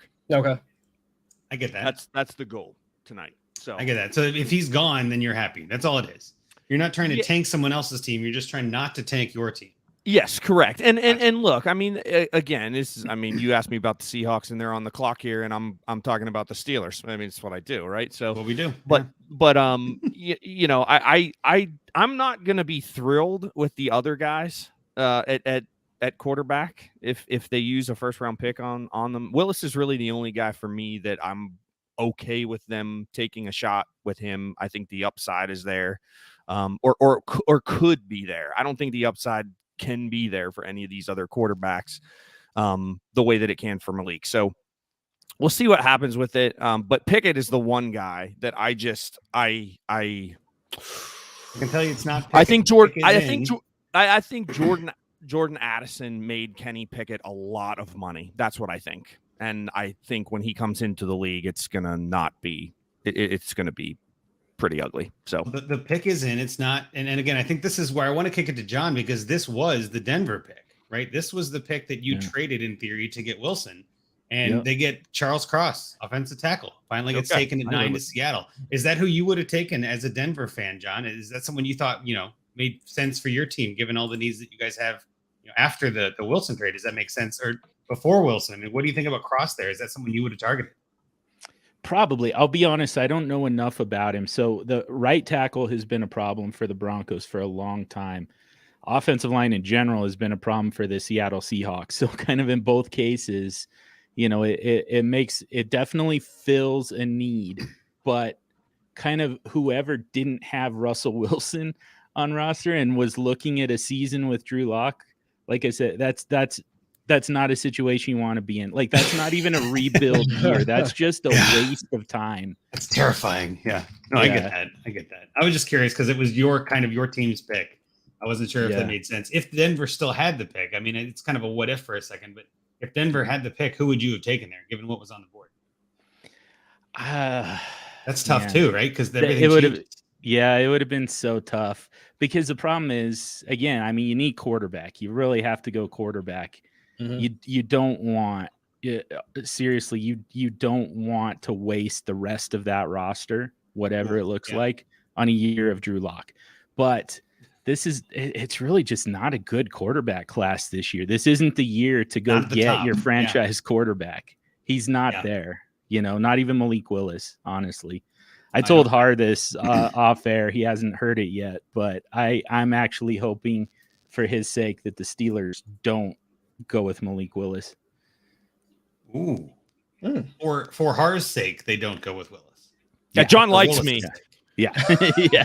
Yeah. And I'm all right with the Steelers. So, but yeah, Bengals fans can definitely root for Malik Willis. I think you're on the right track if you do that. Okay. Mm-hmm. I'd like to hear that. I know, John, you mentioned you have to get out of here after this pick, so I appreciate that. I wanted to make sure I give you a chance there, and you can drop back by later, of course, if you get the chance. I will definitely be back. Awesome. Thank you, sir. I know, Drew, you're the new one to the chat. We've been going through everybody's fandoms and such. I guess what fandom are you a part of? What team do you tend to root for? And kind of what are you hoping to see tonight? Oh, muted. I don't know if you can see that there. That's the there you go. Oh, there we go. The only team in New York State that's really in New York State. So there you go. There you go. Heard them talking about how New York's going to dominate this section of the draft with all the Jets and Giants, and that's nonsense. We're waiting a little while for the real New York team to jump in. So for the Bills, the short answer is, I saw a meme somewhere. Anybody that can help us last another 13 seconds. That's so. I don't know if that means out of context. That's weird. Yeah. So we'll take anybody that, if it's a little more pressure off the edge, if it's, it hurt losing White last year in the secondary. So get a little more depth at secondary. I'm fine with that if we feel like we have a good prospect there. Somebody that'll work hard, somebody that'll fit the system. Offensively, there's not a whole bunch more that you can ask for. So A lot of people have been talking about Breece Willis to the Bills, and I'm fine if that happens. I mean, we'll Breece take all Hall, the talent. right? Yeah. Or Breece Hall. Yeah, I'm sorry, I'm getting them. Breece Willis would be an Um, amazing player, though. My God, could you imagine? Like, Tells you what I think of Mashup of Malik those Willis. two guys. Yeah. man, unstoppable. Malik Willis is a running back in my mind. So, Mhm. if we get Breece Hall, it's fine. But I think we could do something a little bit more intelligent there. I did put in another chat that I'm in. This close to the second, I'd also be fine if we just trade out of here. Depending on where some of the quarterbacks are, and if another team wants to jump up out of the second, and then we want to gain some assets down the road, I'm good with that as well, because I think we're in a place where depth is important. We've got the core talent that we need. We got Von Miller now, so on the defensive side. So hopefully he's got another year or two of great or elite talent. So we'll just take people that can help us stay healthy, plug the holes, next man up, that kind of thing. So, well, when you're in the last half of the draft like that, it's kind of like you get to make that luxury pick, right? If you earn that pick, you didn't trade into it. I mean, your team must be pretty good then. And as you mentioned, you were 13 seconds away from advancing and having a worse pick, right? So again, I think I'm with you. I think there's not a lot of major needs for the Bills. I mean, picking at 25, you've got some options to take best player available, see if someone falls. Definitely, keep your phone on and see if there's someone who wants to move up. You're right. I mean, it's an interesting spot. Again, Bengals are kind of in the same spot in a way too, where it's like not a lot of huge needs. We definitely addressed the offensive line this offseason so far with free agency. So I'm looking to get another one or two in the draft. I still want to stock that up, but to protect Burrow as much as we can. But I do think that having that later kind of stuff is a lot more fun. So Chris, you've got a pick here. I think you said, right? So who did the Jets take at 10? We were talking about it earlier, the fact that they might wind up taking a wide receiver, but we all thought it was going to be the first wide receiver taken off the board. But the Jets take Garrett Wilson. Now I think it hasn't been announced yet, but yeah, it looks like the Jets are going to wind up pulling the trigger with Wilson at number 10. So that puts him at wide receiver 2 for this class. So I don't know. That's pretty good draft capital. That's good draft capital, but I guess my thought process going into this was any of the wide receivers were going to have just a pretty big hit to Elijah Moore. Yep. And how do we expect both of them to succeed, or either of them to succeed? One attached, like one kind of eating off of each other, because Elijah Moore can play outside, but he can also play in the slot, but they retained Braxton Berrios. But they brought over at least a couple of tight ends that could also run down the seam and play in the interior as well. And then, of course, all of that is tethered to Zach Wilson. So it just doesn't seem like the best of situations for a guy that most of us, I was pretty excited for Elijah Moore coming out last season. So it kind of puts me, I don't know, at a weird spot with evaluating Moore going into his second season. Yeah, and I think I actually just had somebody in my DMs the other day, I want to say Monday or Tuesday, who was making a trade to send away Elijah Moore. And I said to him, I really do think the Jets take a wide receiver at 10. Now, I don't think I actually had Jamieson Williams pegged there myself. I thought they were going to go more in that direction than Wilson, but I thought Wilson would be off the board pretty much. But I do think Wilson's the best receiver in the draft. And I do think that you could build a narrative either way too, right? You could say, well, having Wilson frees Moore up to get more passes, he's going to be on the second best cornerback. Or you could build the narrative the other way, like you said, and say, well, they're going to steal pick. So it's kind of like it's a little bit of a crutch argument in a way, and not condemning it. I'm just saying you can kind of build the narrative however you want. And to kind of put this back in Dynasty for a second, I love doing that when you're making trades, right? Pick whatever narrative makes your side look better, right? If you're sending away Elijah Moore, be like, man, they just got Garrett Wilson. You know how open Moore is going to get? Like, he's going to get he's got the better rapport with Wilson. He's been there longer. Like, you can drive all this stuff home in that DM with the guy that you're talking to, right? And just be like, build up Moore all the way if you don't think he's going to be that. But that's part of the game within the game within the game, right? Where we're playing this game of Dynasty that's within football, but we're playing a game within Dynasty. I mean, I love that part of this, the strategy and all that. But back for a second here, I think I always thought there was going to be another receiver added, and I liked Elijah Moore last year, but I don't know. He just didn't wow me, and that team in general just doesn't wow me. You know what I mean? Like, I'm just not like relying on Zach Wilson seems like a bad way to spend a Sunday, and it makes me nervous. So yeah, I'm not against Elijah Moore. I'm more against the situation. Now, Garrett Wilson going there could change that, I guess. But Harr, what do you think about that? As someone who is a Steelers fan, you're not really against the Jets, but I mean, I don't think anybody really here likes the Jets. Of course, we got a Bills fan, so we should be fine. But what do you think about Moore and Wilson? Yeah, I mean, I think it gives Zach Wilson a chance to succeed. They're building around him, obviously, and now they have two weapons on the outside to be able to throw the football to. Those two guys are good enough that they might make him look good too. I mean, those two guys I think are legit talents in the National Football League. From a fantasy perspective, I think I'm with Chris. It scares me a little bit. I think a lot of us expected more to really just take off this year, for lack of or pun With the Jets, no pun intended, right? I love it. But I think I think this might affect Zach Wilson's stock per se more than it does, the receivers. Now he's got weapons to throw to, so. I like this move for the Jets offense. I mean, I'm with you, Andrew. I'm not, it's hard to get excited about the Jets until they actually do something. They haven't done anything in years, right? So, yep, that's fair. But I do like the players that they've started to bring in there. We'll just have to see how they click. Yep, I like it. We're bringing Kacey back in here too, by the way. Oh, tiny sliver of a minute. And who knows with the way that this season shakes out. What the Jets pick, I think they have at least they have 2 first rounders for next year as well. So if this doesn't wind up working out, this experiment with Zach Wilson doesn't work out, who's to say they just don't re-up on quarterback in 2023? I mean, with this quarterback class for next season, they could just as easily say, you know what, Wilson, we gave you everything we could. We're going to bring in Bryce Young, and then thank you for your service. Yep, that sort of thing. I love it. And I think too, it's Wilson to Wilson now, right? With Garrett Wilson there. So that's kind of fun. Like that makes it a little bit enjoyable. So we got Bobby coming back now too. How's the dog, Bobby? Everything okay? New Orleans just moved up, guys. Oh, yeah. New Orleans just moved up to 11. This is going to be a juicy minute. So I'm glad Bobby came back. That's why I wanted to make sure I got you guys both in here because this is about to be dramatic, I think. Who do we think Kenny Pickett? Are they really? They're probably good. That's my bet if on they take Kenny Pickett, I will laugh. I will be so happy. So hard. Oh my God, that would be so funny. Please. Oh my God. Just manifest it. Everybody. Let's go. We're all going to work together. Let's go pick it. Let's go pick it. I'll actually be very happy if they take Pickett because I took him in my pre-rookie draft, and trading up for him would be a good sign. Oof. Man, and it would definitely up his value in Dynasty and Devy and all that. But I'm very curious to see what they do here. Yeah, Jamieson Williams still there. There's a couple of really good, like there was Jermaine Johnson, I think, too, right? Isn't he another edge? I remember thinking he was going to go in the top 10.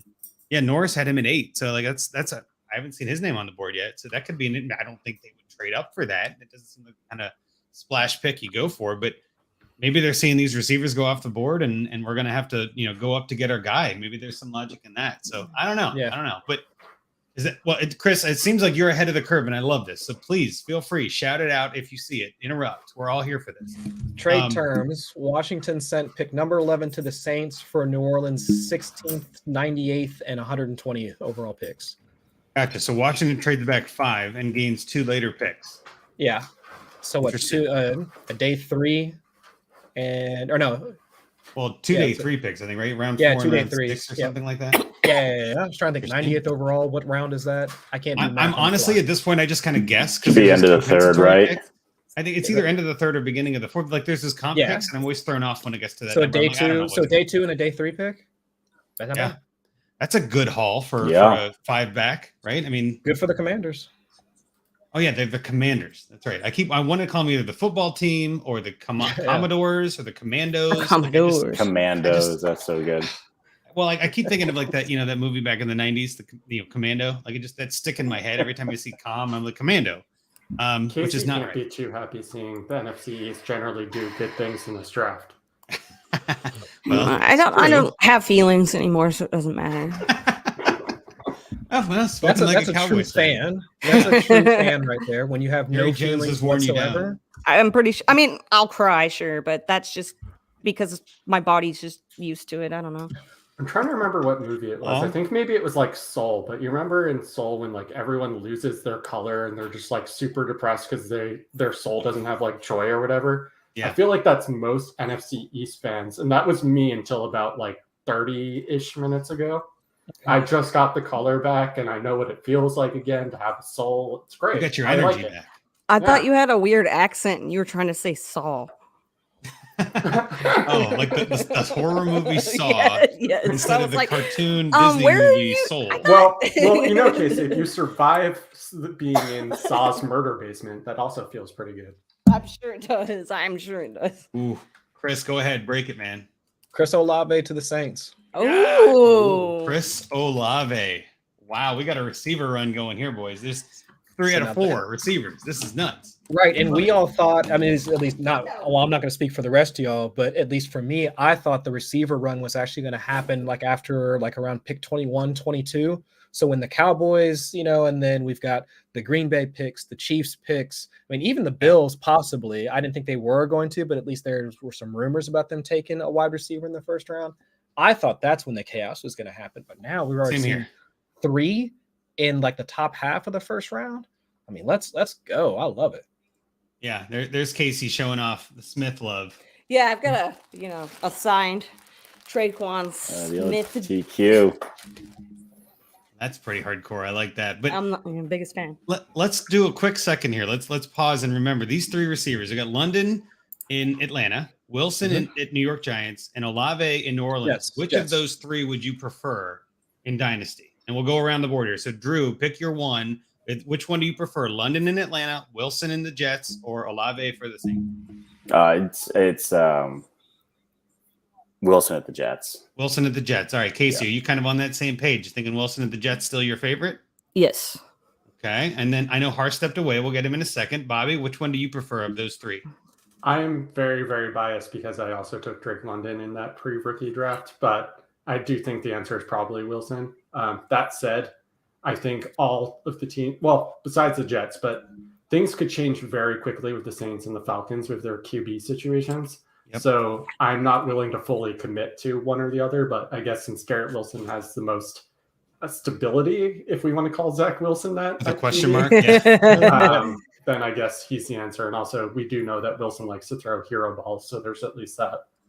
Gotcha. And then Chris, what about you? Which of those 3 would you rather have in Dynasty? And there's To be quite honest, I think Olave to the Saints makes the most sense to me just because, well, he gets to play with, former Ohio State Buckeye with Michael Thomas. And assuming he's healthy, I think Olave should have been best paired with an established wide receiver 1 anyway, just looking at his numbers, his yards after the catch, lowest in this class. So just kind of pigeonholing him into a wide receiver 1 spot wouldn't have been the best fit for him anyway.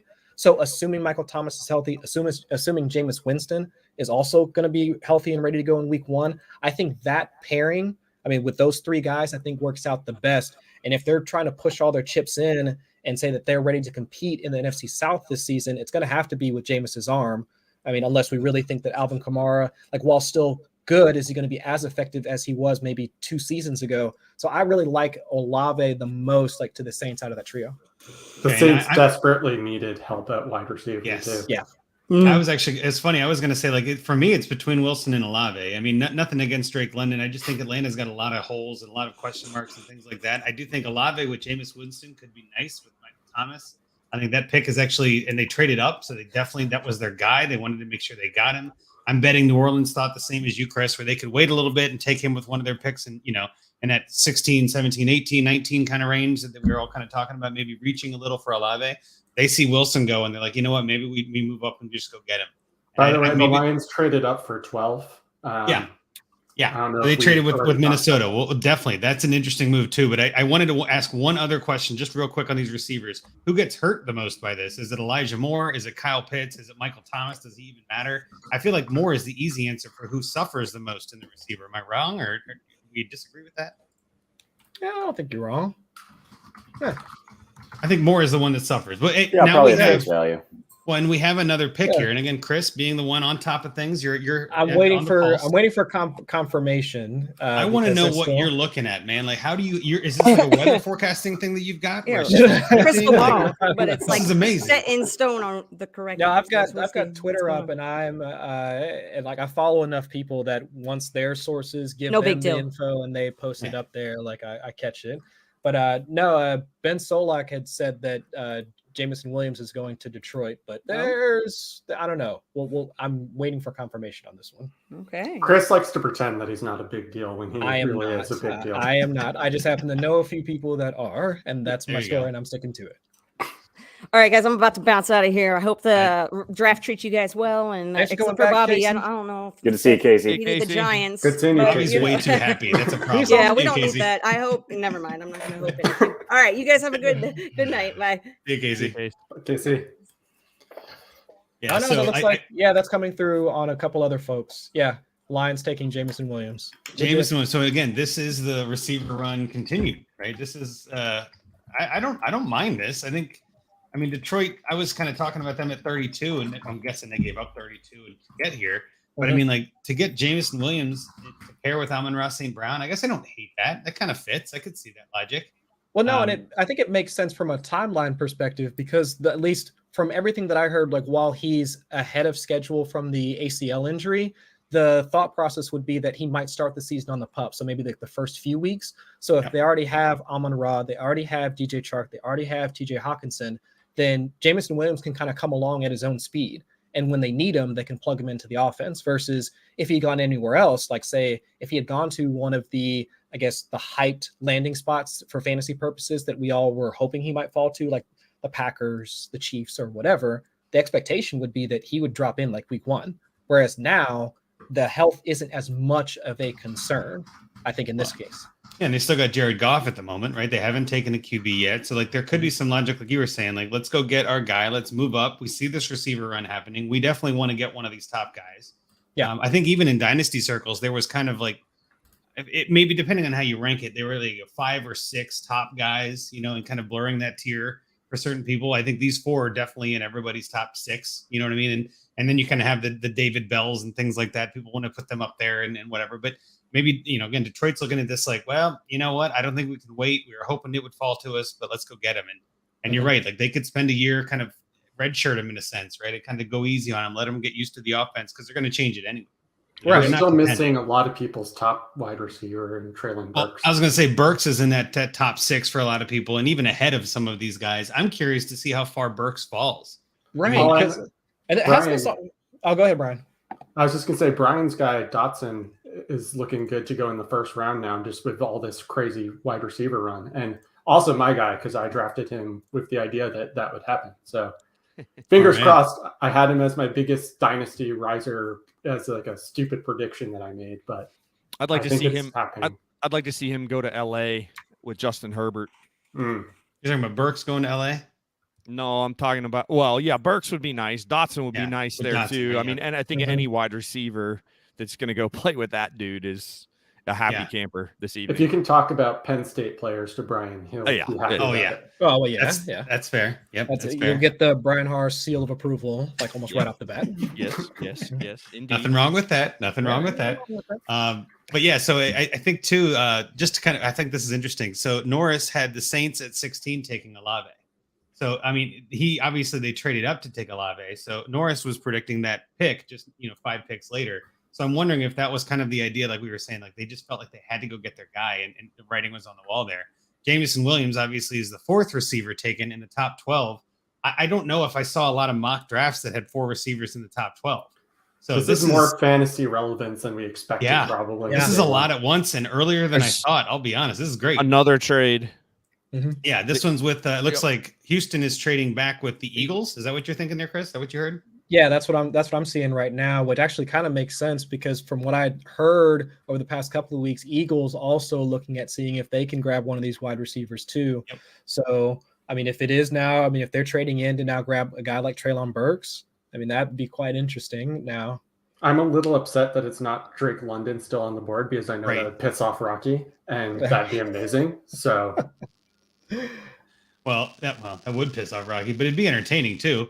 I think who can they pissing take off Rocky that is will always piss off Rocky here now? Like, who do we think Rocky will be the most upset Kenny if they take Pickett. a wide receiver? Yeah, quarterback. Yeah. No. But if they had to take a wide receiver here, and we're assuming they take a wide receiver, which wide receiver do you think would most piss off Rocky at this point?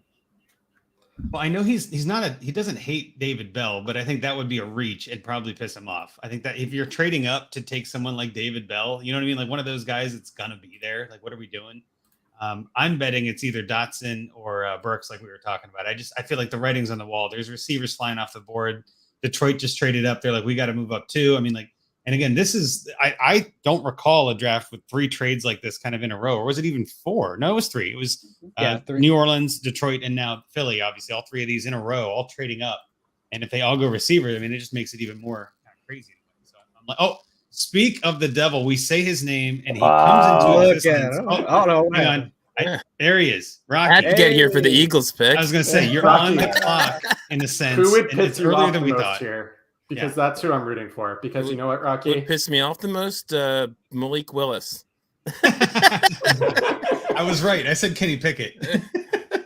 Either one. Yeah. Well, I'm hoping Har's been for saying Kyle that all Hamilton. night. Yeah. Kyle Hamilton be good. Yeah. I didn't forget last year, Rocky. So Well, I'm very disappointed in the Giants draft so far. They're way too smart. yeah, that's a good thing. and I know, man, for you. I don't know if you were watching, but Bobby was too happy to speak. It was a very interesting moment. I was not watching. I didn't get to see that part now, but Yeah, it was very interesting. Well, we got recovering Ridley Truther in the chat trying to call out Sky Moore to Philly. Would that upset you, Rocky? Sky Moore going here? yes, because this is way too early to pick Sky Moore. Agreed. Yep. It's the same logic. You Like, could have it's not stayed at necessarily a bad 15 or player. 18. They have 18 also. You could probably get Sky Moore at 18. Well, now I hope that it's Sky Moore or Malik Willis. Oh, there we go. Jordan Davis to the Eagles. Jordan Davis. Yeah. Okay. I get it. I don't love it. That's BPA. I mean, if It is. you're at this point. But trading up for Jordan Davis, interesting. Okay. Yeah. I mean, I get it if they thought that the Texans weren't. I don't think the Texans would have taken him at that point, possibly. But I feel like they could have gotten him there at that. Because where were they picking at? 15. They moved up 2 spots. Yeah. They did it to get in front of Baltimore, probably, because there's Baltimore in the market for an edge. Yeah. That's a good point. So that's probably it then. Yeah, I mean he's an athletic freak. So Do we know what Philly gave up? Has anybody seen what I that was? haven't Did they seen give yet. up 15 or 18? I'm guessing they did, right? So like one of those probably was in that trade, I would assume. So yeah, that's again, Hold on. I think I saw the terms just a minute ago. well, again, we'll catch up on some of that. But I guess Rocky, as the new one to the chat, and obviously to the show and everything, we were talking a lot about those 4 receivers taken: London to the Falcons, Wilson to the Jets, Olave to the Saints, and Williams to Detroit. Which of those, I guess, is your top guy? Looking at their landing spots now, which one moves for you, if any of them? I don't know if any of them move much for me. I'm very happy that the Falcons took London so that the Eagles couldn't. I'll tell you that. Yeah, I know. I am not. Bobby said that. Yep. I mean, Jamison is my top guy of that group, and I still probably would put him there. I know the quarterback sucks. That'll change eventually. I'm not, going to go off situation just because Jared Goff's there. So. Jamison is my wide receiver too, so I don't think any of these landing spots. I guess the worst one for me is Garrett Wilson because he's got Zach Wilson throwing to him now. Exactly, we talked about that. We know you hate Zach Wilson, but it's the Yes. Wilson to Wilson connection, right? And does that hurt Elijah Moore? I think it does, and we all kind of talked about that. But I mean, from a fantasy standpoint, once we start to get these landing spots, it can really help clarify things. But I'm almost of the mind of these 4 all go to places that could use them, and it doesn't really.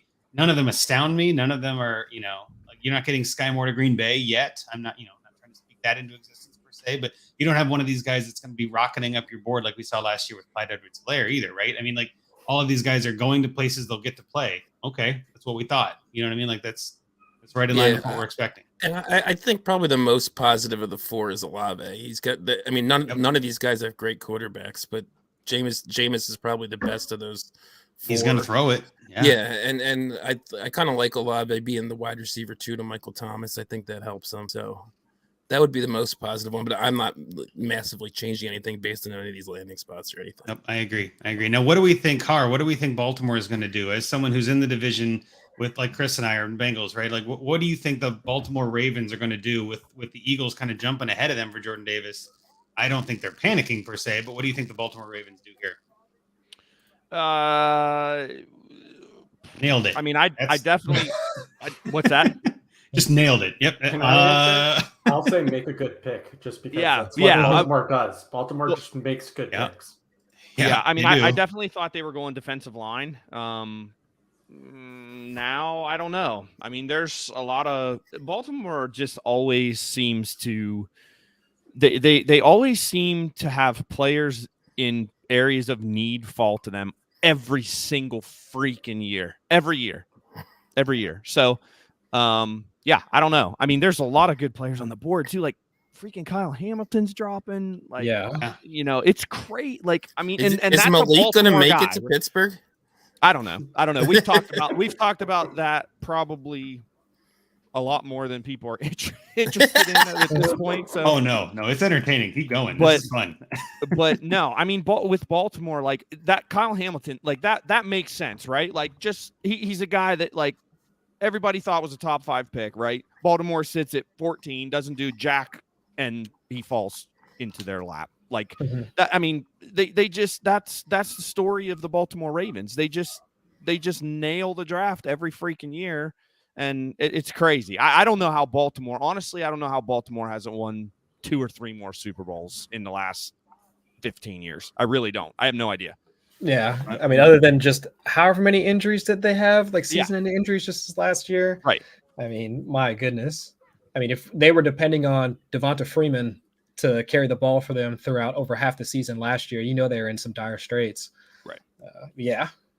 But I'm with you. I think, but they have one of the largest and I guess one of the largest like analytics crews, I think, like in the entire league. So just the fact that they walk through each of the positions, understand like their needs on a yearly basis, and also trying to pair that with each prospect class. I mean, it's just, man, like I agree, Brian, like they are on it like every single year. I wish the Bengals could do something like that, but hey, we'll just hit on a generational quarterback every once in a while, and we'll get through the division, so I'm all right. I'm fine with that. And just to be clear too, I did see this that Houston did get the 15th pick, as we kind of expected and imagined. So Philly still has 18, but Houston moved back. What was that?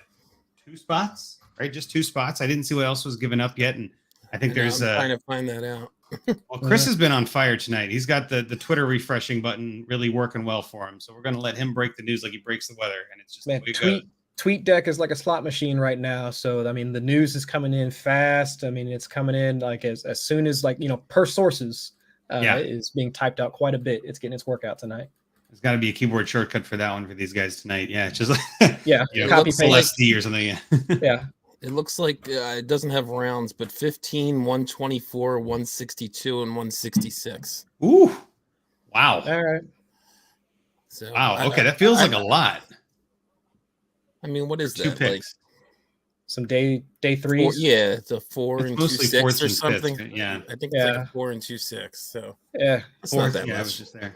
I mean, I'm saying for Houston, it's perfect because that's what they need, right? Houston has a need for just bodies. Let's just put somebody, because they got rid of so many picks during the BOB era. You know what I mean? Like, just brutal. So I feel like that's a perfect trade for Houston, where they just have so many needs. Like, I remember doing a mock draft. I think it was on PFF, and it says, a team needs, and it just says everyone. And I'm like, that's perfect. Yeah. It's like those snarky NBC Sports Edge where it's like injured everywhere. You know what I mean? Like, just, like I'm just, man, like it's not, and I can't put one thing on it. It's just, I'm hurt all over. Yep. They took Hamilton. God. Yeah. Hamilton to Baltimore. We I was upset I'm upset with this one. Yeah. That's a classic Ravens pick though. I mean, classic. He's going to dominate. He's going to dominate. It's ridiculous. Also, not to make this about the Giants, but I put this in the private chat and I need to talk about it for a second. So apparently the plan from Shane was to take an O-line at 5, but when he saw how the board unfolded, he pivoted and then took fibs and then took the O-line. Because there was a bunch of tackles they could take at 7. We have a GM who can adjust to new information. It's amazing. You're welcome. That's right. Drew is like came from Buffalo. Right? Yeah. Thank you, Drew. I appreciate all the training you did of him to turn him into a good GM. Yeah, freaking wide right. You get this now. What else can we give you?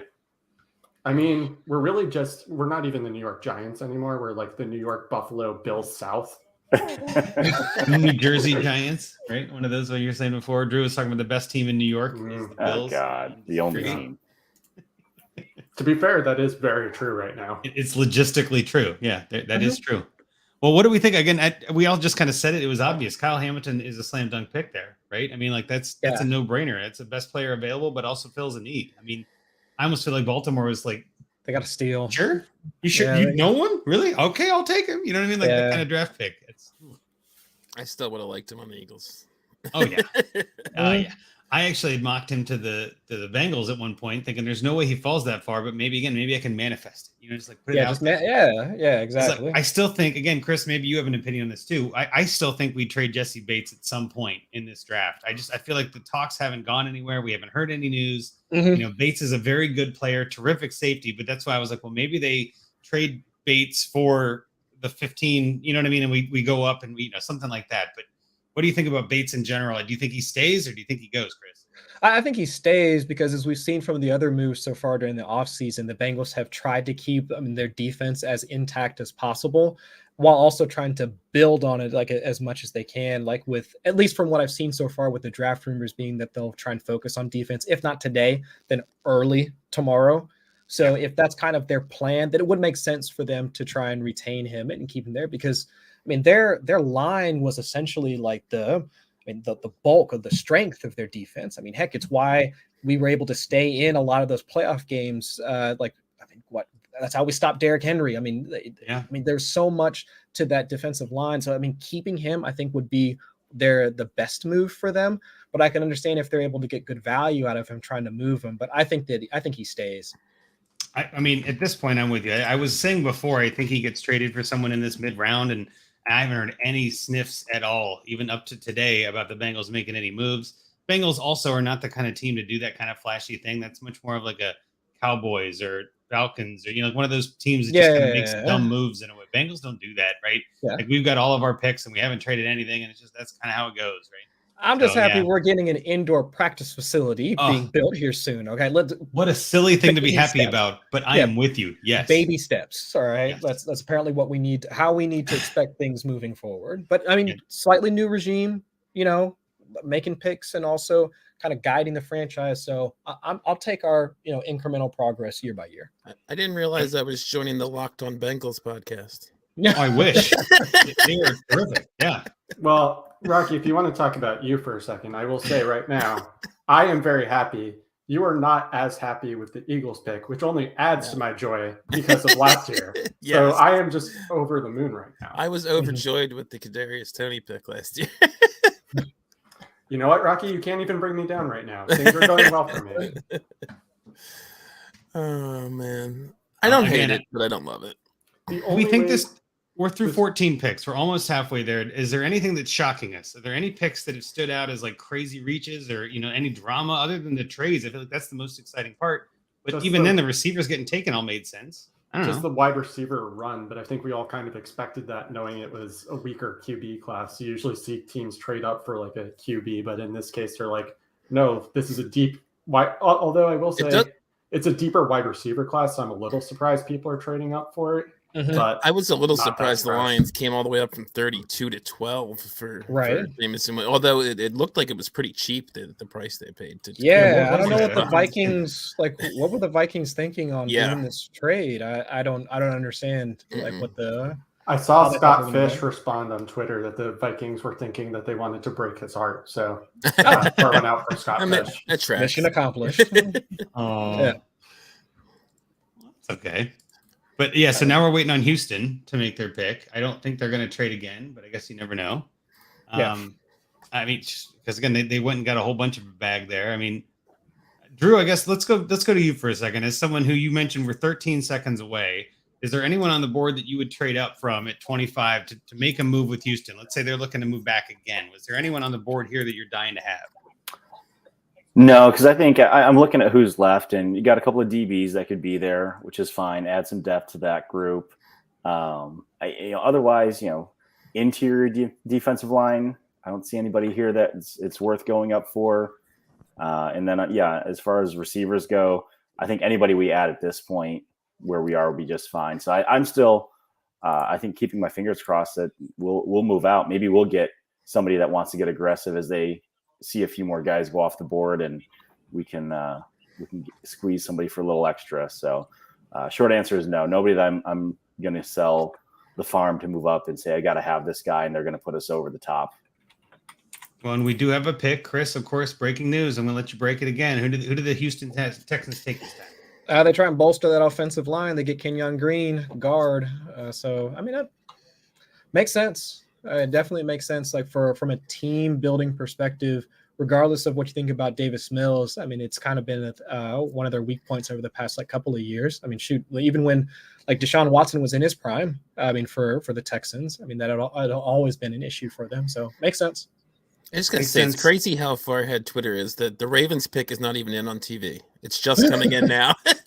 Well, at this point, I'm turning the stream of the TV off, actually, because that's just useless. Yeah, mine's just still showing the Eagles, which is hilarious. But like even on the NFL Network draft tracker, it still shows no picture of the Ravens. There's another trade. Baltimore is breaking news. Traded. Baltimore traded wide receiver Marquise Brown to the Cards. Oh, no. Wow! According to Field Yates, I don't know. Field Yates seems pretty reliable. I've heard of him. Yeah. Interesting. Yeah. Okay. Well, then it is Rashad Bateman season, right? I mean, is that what that means? Like Rashad Bateman staying in Baltimore, but Brown is gone. And does that hurt? I mean, what does that do, I guess, to DeAndre Hopkins? I mean, like there's a whole bunch of questions that come from that if that's legit. That's crazy. Woo. It would mean that Rondale Moore is officially just dead. Anybody who has any glimmer of hope, glimmer of hope is gone. Yeah.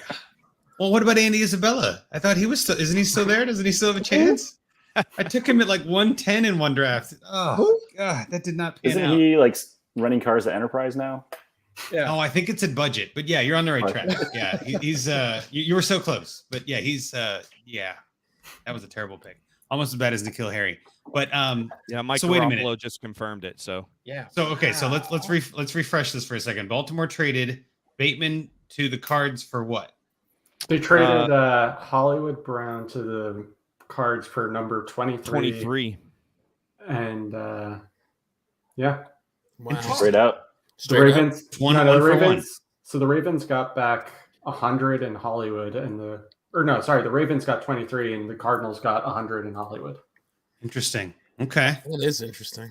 wow. that is. I would almost call that a blockbuster trade because it's not on the clock either. Like that's a. Yeah. I mean, well, Baltimore just picked Kyle Hamilton. Maybe they were like, well, now that we've made our pick, let's do the next part of our draft and get rid of Hollywood. I'm shocked by that in a way. That's. I mean, how good is that for Hollywood too? Much more high volume offense. That could be great for Hollywood. Offense. Yeah. Mm-hmm. Yep. Okay. To keep some of this going. Oh, we have some new joiners to the chat. Let's get them all in here. Rocky, if you want to do that, I'm gonna keep typing this out. We've got some other timeliners on the chat. We've got Josh and Bill on the fantasy timeline. Welcome, boys. Got the full on timeline now. Right. You guys see the trade that just happened? I guess we were just talking about it. Chris and I actually have a trade outstanding involving him. We're just Hollywood going back and forth about Marquise earlier today. Yeah. That is wild. So I think his I price just will went not up. make any decisions until you confirm that's still available. I appreciate it. I appreciate you being, upfront about that, and I'll think on that. Well, right. This is a great time to. If you have any trades open right now, go revoke them. You know what I mean? Like this is not the time to have trades open because not only for picks, but players like Marquise Brown. If there's an open trade in your league, go accept that trade. Right? I mean, like don't do it blindly, but I'm saying like that changes the value of players drastically. Mm-hmm. Like we got to make sure I'm going to go look through some of my leagues. I might still have some open, and that could be a problem. But yeah, like this is the craziness of the draft. I love it. And then Chris, you had a pick here too. If you want to break that one, I know Bobby was excited about this one, and I really wanted Harr to be here for it, but we'll break it and we'll discuss it when he gets back. Jahan Dotson to the Commanders. That's. I mean, I like. Oh that. wow! I really like Jahan Dotson to the Commanders. Right, and that would have been Brian's. That would have been great if Brian had been here to break that one. Well, I didn't want to wait. So far this draft is just going. Everything's coming up, Bobby. I took Dotson in the second round of a pre-rookie draft. He's now a high first rounder on an offense that can support him. Everything's just coming up Bobby tonight. Somebody pinch Bobby. He's having the best draft of his life. Now Harr is back. I don't know if you saw Harr, but we have Dotson taken to the Washington Commandos. Commandos. I know. I'm leaning into it. But You'll yeah, make it Harr, a what do you thing. think about that as a PSU guy? You're on mute, by the way. But what do you think about Dotson there? Poor guy. Poor guy. I'm happy for him though. 16th overall. That's nuts. I didn't Got that I back. didn't see that coming. So Still no Burks, by the way. All these receivers going higher than I expected. This is the year for the receiver there. Everybody knew this. Everybody from the pre-combine even. This is the receiver class. Speaking of which, Bill, what do you think of what the Lions have done? Yes. I mean, I'm pretty happy. Hutchinson falls to them, which, I'm happy with them just taking somebody. He might not have the highest ceiling, but I can feel pretty confident he's going to, average half a sack a game at least, which is way better than anybody else they have. And trading up for Jamieson Williams, it's like a perfect pick for the Lions because they're not doing anything this year anyway. So if they have to wait on him, that's fine. And, it gives other receivers to maybe show, off a little bit. Maybe Chark can do something, and who's to say that Goff's going to be around, after this year. So, I guess I'm pretty happy with it. I was surprised that the trade was – I felt like they didn't give up a lot in the trade, So, they moved back in the second round. They moved up 20 picks in the first round, and they had to give up an early third-round pick for it, basically. So, I feel that's a great trade. I was surprised that they went with Jamison Williams, but I'm, as a fan, I'm excited. I'm not necessarily sure it's fantastic fantasy-wise for him, but – Well, yeah, and you guys are – I was just going to say, probably should say how weak this class is. It's costing nothing to move up. Yeah.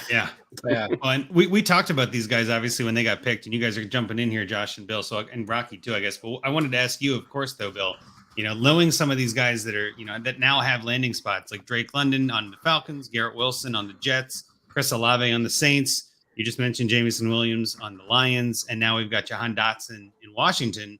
Which of those receivers stands out to you as the clear-cut number one in Dynasty? Do we even know that yet? Is it still just too many different things and they're all kind of mashed together? Yeah, everybody went somewhere where there's not you're not too excited about their quarterback, right? So I'm not necessarily sure. Probably the best is Olave.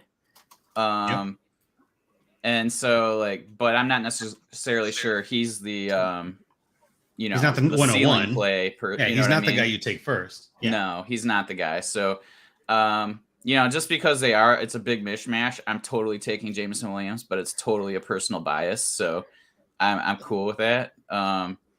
But yeah, I don't necessarily know I'm going to be trading up to get any of these guys. Right? I'd just rather wait and see who fell to me.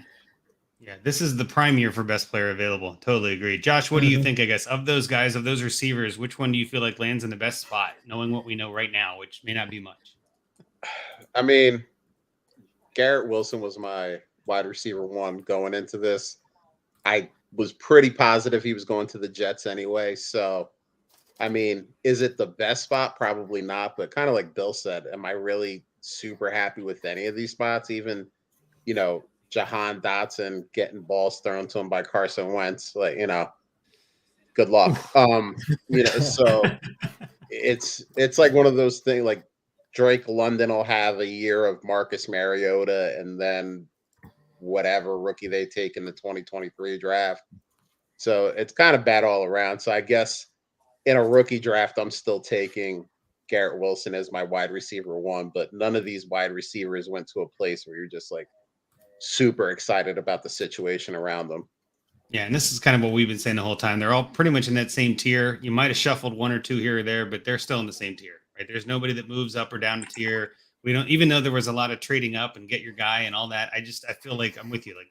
All these guys still have murky quarterback question marks, right? I did just see a really funny tweet, and it's funny to me because it's making fun of the Cowboys. The Cowboys traded Amari Cooper for a fifth, and the Ravens traded Marquise Brown for a first. So, so that was the trade. I didn't know what the trade was for Brown. Yeah, they got it was Brown and 100 for 23. Yeah. Oh wow. They still got way more than the Cowboys did for Cooper, which is Yeah. hilarious. Wow. Well, Yeah, that is salaries pretty play a nuts. big part in that. True. But we are officially halfway through now at the 16th pick.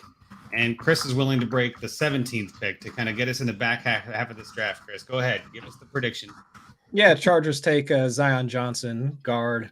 Again, also makes sense. I mean, I'm not super fantasy relevant, but anything that helps Justin Herbert, who for the most part is everyone's QB2, QB3. I mean, shuffle that around. So yeah, Yep. I think anything to help them out would be great. And he's the offensive guard. I've seen a bunch of different mock drafts, and the Bengals had him in, at 31 and things like that. I'm not sure I liked having a guard there. I kind of think. Whoa! What Chris is happened blowing now? up again. I love it. I love that we're just watching Chris watch the AJ draft. Brown to the Eagles. Are you serious? No. What? No way. Rocky is going to shoot Please himself tell in the me you're face. This is- serious. Go ahead. Go ahead. From Schefter, Titans are planning to trade AJ Brown to the Eagles. I guess 18's involved there. R.I.P. AJ Brown. Wow. Wait. All right, now everything is not coming up, Bobby, because Wait a Rocky minute is now, happy. I love this. What? Tennessee's going to come up and take a quarterback. Like, we're going to trade for a great wide receiver that we can't get the ball to. Wow. Oh my god. Yeah, Bill. Whatever. I appreciate you, Bill. Keep coming at Rocky. Just keep Well, it up. it's nothing about him. It's Hurts, man. I just don't. Hurts isn't as Maybe awful he as you're has making him a out to market be. improvement this year. I don't know. Yes, it's his second year starting. He may not be the quarterback in 23 anyway. So, Plus I mean- Hurts equals Josh Allen. exactly. We've established this on Discount timeline. Josh Allen, right? Very true. If you look at their first 2 year stats, they're almost identical. Oh my god. AJ Brown to the Eagles. I don't really believe that. Just so that's clear. Thank God you don't.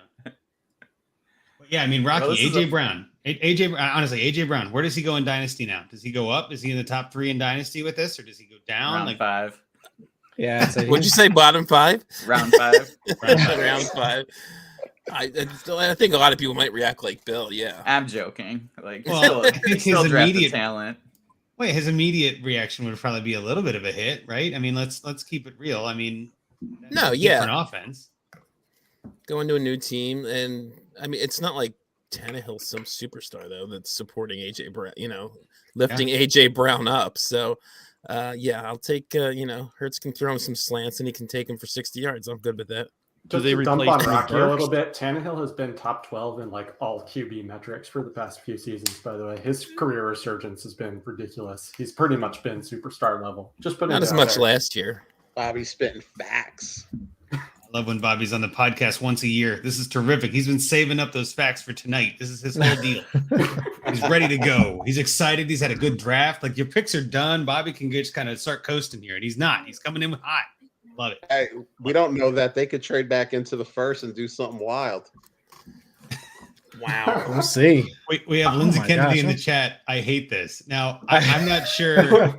I'm not sure exactly what, Lindsay. If you want to tell us what it is you hate exactly, because there are a lot of All the possible timeline reasons hosts to are hate on it. here. That's what she hates. No, I don't think that's it at all. I think it's just more like, does she hate the AJ? I think it's the AJ Brown trade. I think a lot of AJ Brown Yeah. fans are probably upset with it. That's my guess. She's hating that we have to bury AJ Brown's career now.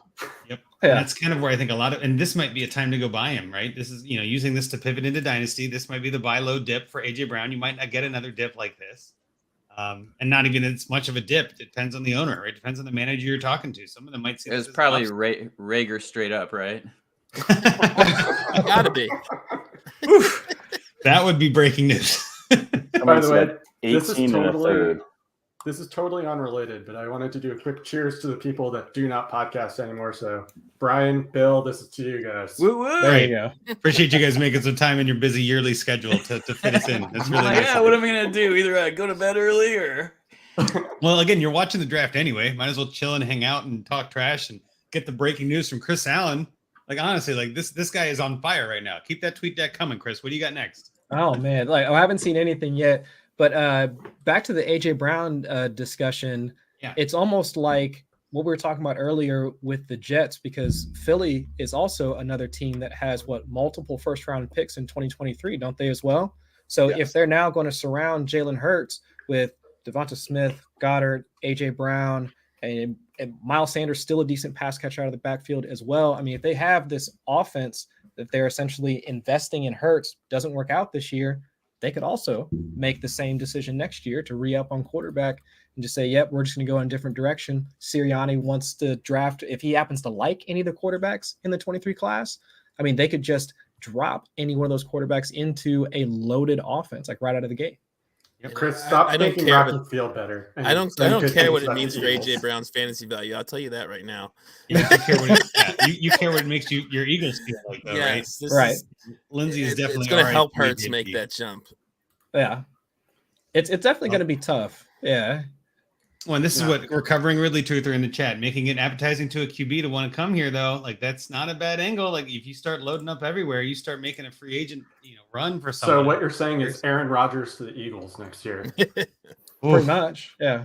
That would be Rocky. How do you feel about that? I don't need a 40-year-old quarterback. Yeah, that feels kind of gross. I don't know. Whoa. Rocky just said he doesn't need That's a off, Rocky doesn't like old quarterbacks. way off happened? brand. Not on NFL's my real different than team. Dynasty. Yeah. Not on my real Rocky, blink okay, twice. Rocky, Yeah, blink twice. seriously. Right? Oh my gosh, that's so perfect. Well played on that one, Josh. Good catch. Usually Rocky is all about them old QBs, but not when they're on his Eagles. 18th pick and a third. Yeah, so Tennessee AJ Brown sent AJ Brown for 18 and a third, so a first and third. So kind of putting that back in into your calculations, right? With like Marquise Brown was worth a first, AJ Brown's worth a first and a third in a sense, and you've got Amari Cooper Cooper's worth a fifth. Yeah. Sure. Great. Yeah, that makes sense. Yeah, I follow the logic here. Sure. I don't know. It's Brown This almost. is all Christian Kirk's fault. And this is all the Jaguars and Christian Kirk's fault. Well, so Chris, we were just a year early because if you remember, we were watching WandaVision and we were talking about Christian Kirk, and I forget how it came up. But we said Christian Kirk is Mephisto, and it turns out he really is. He really is Mephisto. Yeah, and it looked like it worked out that way too. Because look at all that, like the chaos that's come from the Jaguars giving him that massive contract. I mean, it's just wow. Oh, and oh my gosh, are they serious? What happened now? Break my heart. We just keep seeing Chris the NFL has become. I love watching Chris react. This is great. great. Wait, real quick before Chris announces this. My son's about to go to bed. He was watching with me. Come here. He's got. Look at that. Oh, I love it. Hold on. No, wait. There's more. Oh, layers of fandom. Okay. And there's more. Oh, wait. Oh man, he's going all in. That's definitely your son, Rocky. Definitely your son. I love it. Yeah, he's gotten into football the last couple of years, and he told me that the three shirts were good luck because we just got AJ Brown. You got AJ Brown. Wow. Tell him not to take those off the next 2 days. You guys are doing all right. Now we know who's going to be catching passes from Ryan Tannehill this year. Who's that? Treylon Burks. Yeah, I was wondering. It was a matter of time. Treylon Burks to the Tennessee Titans. Who's been comped to AJ Brown? Right. Well, and that's maybe their logic there is that like, well, let's reset a little. Let's get some value for him and get Burks who drops. Pay AJ Brown $30 million like the Eagles do. Bros, I'm get a nice sweating. rookie contract. I'm sweaty. Harr is wide receivers. Well, Harr is now excited because Willis is still on the board. No one else. You got New Orleans right ahead of you now at 19. Wait, I know, but they need a quarterback. I know. Brian, what if this happens? What if you have your choice of QBs on the board and they go, we're going with our hometown boy, Kenny Pickett? I'll die. Baby hands, Pickett. Let's go. Yeah. Baby hands. You'll see what happens. $57 million glad that we're live. guaranteed for AJ I will Brown. say, I don't have any beef with you, Brian, so I'm hoping that that's not what happens. I hope that There's you're a contract in place. Yep, 4 years, $100 million, $57 million guaranteed for I'll take AJ that. Brown. Wow. I'll take that. 57 That's guaranteed. not too bad. That's the going rate right now. Yeah, that's actually not terrible. I was actually expecting it's way Christian more. Kirk money. Yeah. Right? Yeah. that is one Christian Kirk deal. Bill, we missed you, man. That's well put. That's Christian. The You're Eagles getting killed Christian Kirk money there, my friend. That is a good day. Oh my The Eagles I killed that love trade, this. I couldn't imagine being an agent and just walking in, having AJ Brown as a client and being like, yeah, we're going to need that Christian Kirk contract. Tell me a phrase I never thought I would say, right? Like, Wait, what? who? What? Oh. At this rate, how soon do we imagine DK Metcalf is traded? Because it has He's to be gonna get happening moved. at this point. He's going to get moved. This Yeah. is so fantastic. Uh-huh. Like in the next 5 picks, we're gonna be like, all right, DK Metcalf got traded. Well, Yeah. and think about all the rest of the rookie wide receivers that are still sitting man. behind. I mean, Sky Moore now Oh, is man. probably is definitely going in the first round at this point. He almost It has feels to be, like. right? The value's crazy Christian right Watson. Yeah. Yeah. Christian Watson is going to go. Yeah. now. David I Bell, mean, right? I David- mean, like, who knows? Yeah, what the hell? Why I not? doubt it, but that'd be Pickens. hilarious. Hey, Alec why not? Pierce somehow sneaks his way into Oh, round man. 1. We have like 12 receivers in the first round. How Hart crazy is would that be? feeling it right now. Yeah, Hart is going through some things. Hart, speak to us. What are you feeling, my friend? It just can't be. It can't be Kenny Pick. I am good if they take Willis. I'm good. I still want them to take O-line, but I at this point. I mean, I'm good with Malik Willis. It just if they say Kenny Pickett's name, I apologize. I apologize. You know what? I will laugh and love it, and I'm so glad that you're with us for this because just watching you stew is exciting for me. Like, just I this is don't great. want this for Brian. I'm happy. Stay off tonight. mute. I want That's all we everyone ask. else to be happy except Rocky. I think I think am. I'm not gonna Jordan laugh. Davis to AJ Brown. I am so happy. I'm not going to laugh at the Steelers pick because I know if I talk some shit, our comeuppance at the Bengals at 31 is probably coming. Not just It's gonna be Trey McBride, exactly. Yep, Yeah, we don't so want to no, put no. negative out there. Yeah, I'm No, with you. I'm I'm not not. going to put that type of energy out there. I'm not going to do it. Yeah, the Somebody just AJ put thing. this My out sister. there. The Cardinals gave up the first for the wrong Brown. Oh, My Marquise. sister- Oh, I thought you meant AJ. Well, Yeah. all right. My We already signed sister, it. who's also a huge Eagles fan, just texted me, "Holy shit, AJ fucking Brown." AJFB in Eagles because you guys. I wish I was downtown in Nashville right now. Oh I man. also do feel kind of bad because Casey left, and like as a Cowboys fan, this just has to be rough. The rest of the NFC Oh. East is having a great night so far. Yeah, just another arms race for another division. And it's like, oh man, like how do you? I don't know. And then Like they're all gonna go. They're all gonna go 9-9 or whatever, 8-9 or whatever. You know what I mean? Like just that they're all Yeah. gonna kill each other and end up nobody's gonna be good. It's gonna be awesome. I can't wait. yeah, Well, just you could have just left the- it at nobody's going to be good, and that would describe the NFC East. Yeah. Josh, True. what are you expecting now? Because I know you were kind of projecting like a wide receiver. Yeah. I mean, did not expect how many off the board right now? Like 5 off 6. the board, 3 trades, 5 or 6, yeah. and a 6. partridge and a pear tree. So, I mean, I think they pivot and go O-line since it seems to be like we had that run in the top 10, and now guys like Bernard Raymond and Penning and those guys are still hanging around. So I think they pivot and go unless they're Chris mentioned Doesn't this it feel before, like unless they- doesn't this feel like where Jerry Jones would trade up and take Sky Moore though? Like doesn't it just feel like a Jerry Jones move in a way? Like to replace Amari No. Cooper even though he doesn't have to. You know what I mean? Like that just feels as Jerry much Jones. as people bag on Dallas, they don't really do that. Like they kind of and take a guy. Like they did it with CeeDee Lamb. They Micah you Parsons know too, right? Yeah. Parsons, they actually traded back a couple picks Mhm. to get him. So I can't imagine. I mean, unless somebody gets real crazy, I think Sky Moore will be there at 24. You're probably Make right, this- but I'm just saying Jerry Jones wants to be in the conversation. Like he just wants to be that everyone's talking about it. All these players in the NFC East, every other team is getting talked about except for Dallas right now. You Yeah, know but what I mean?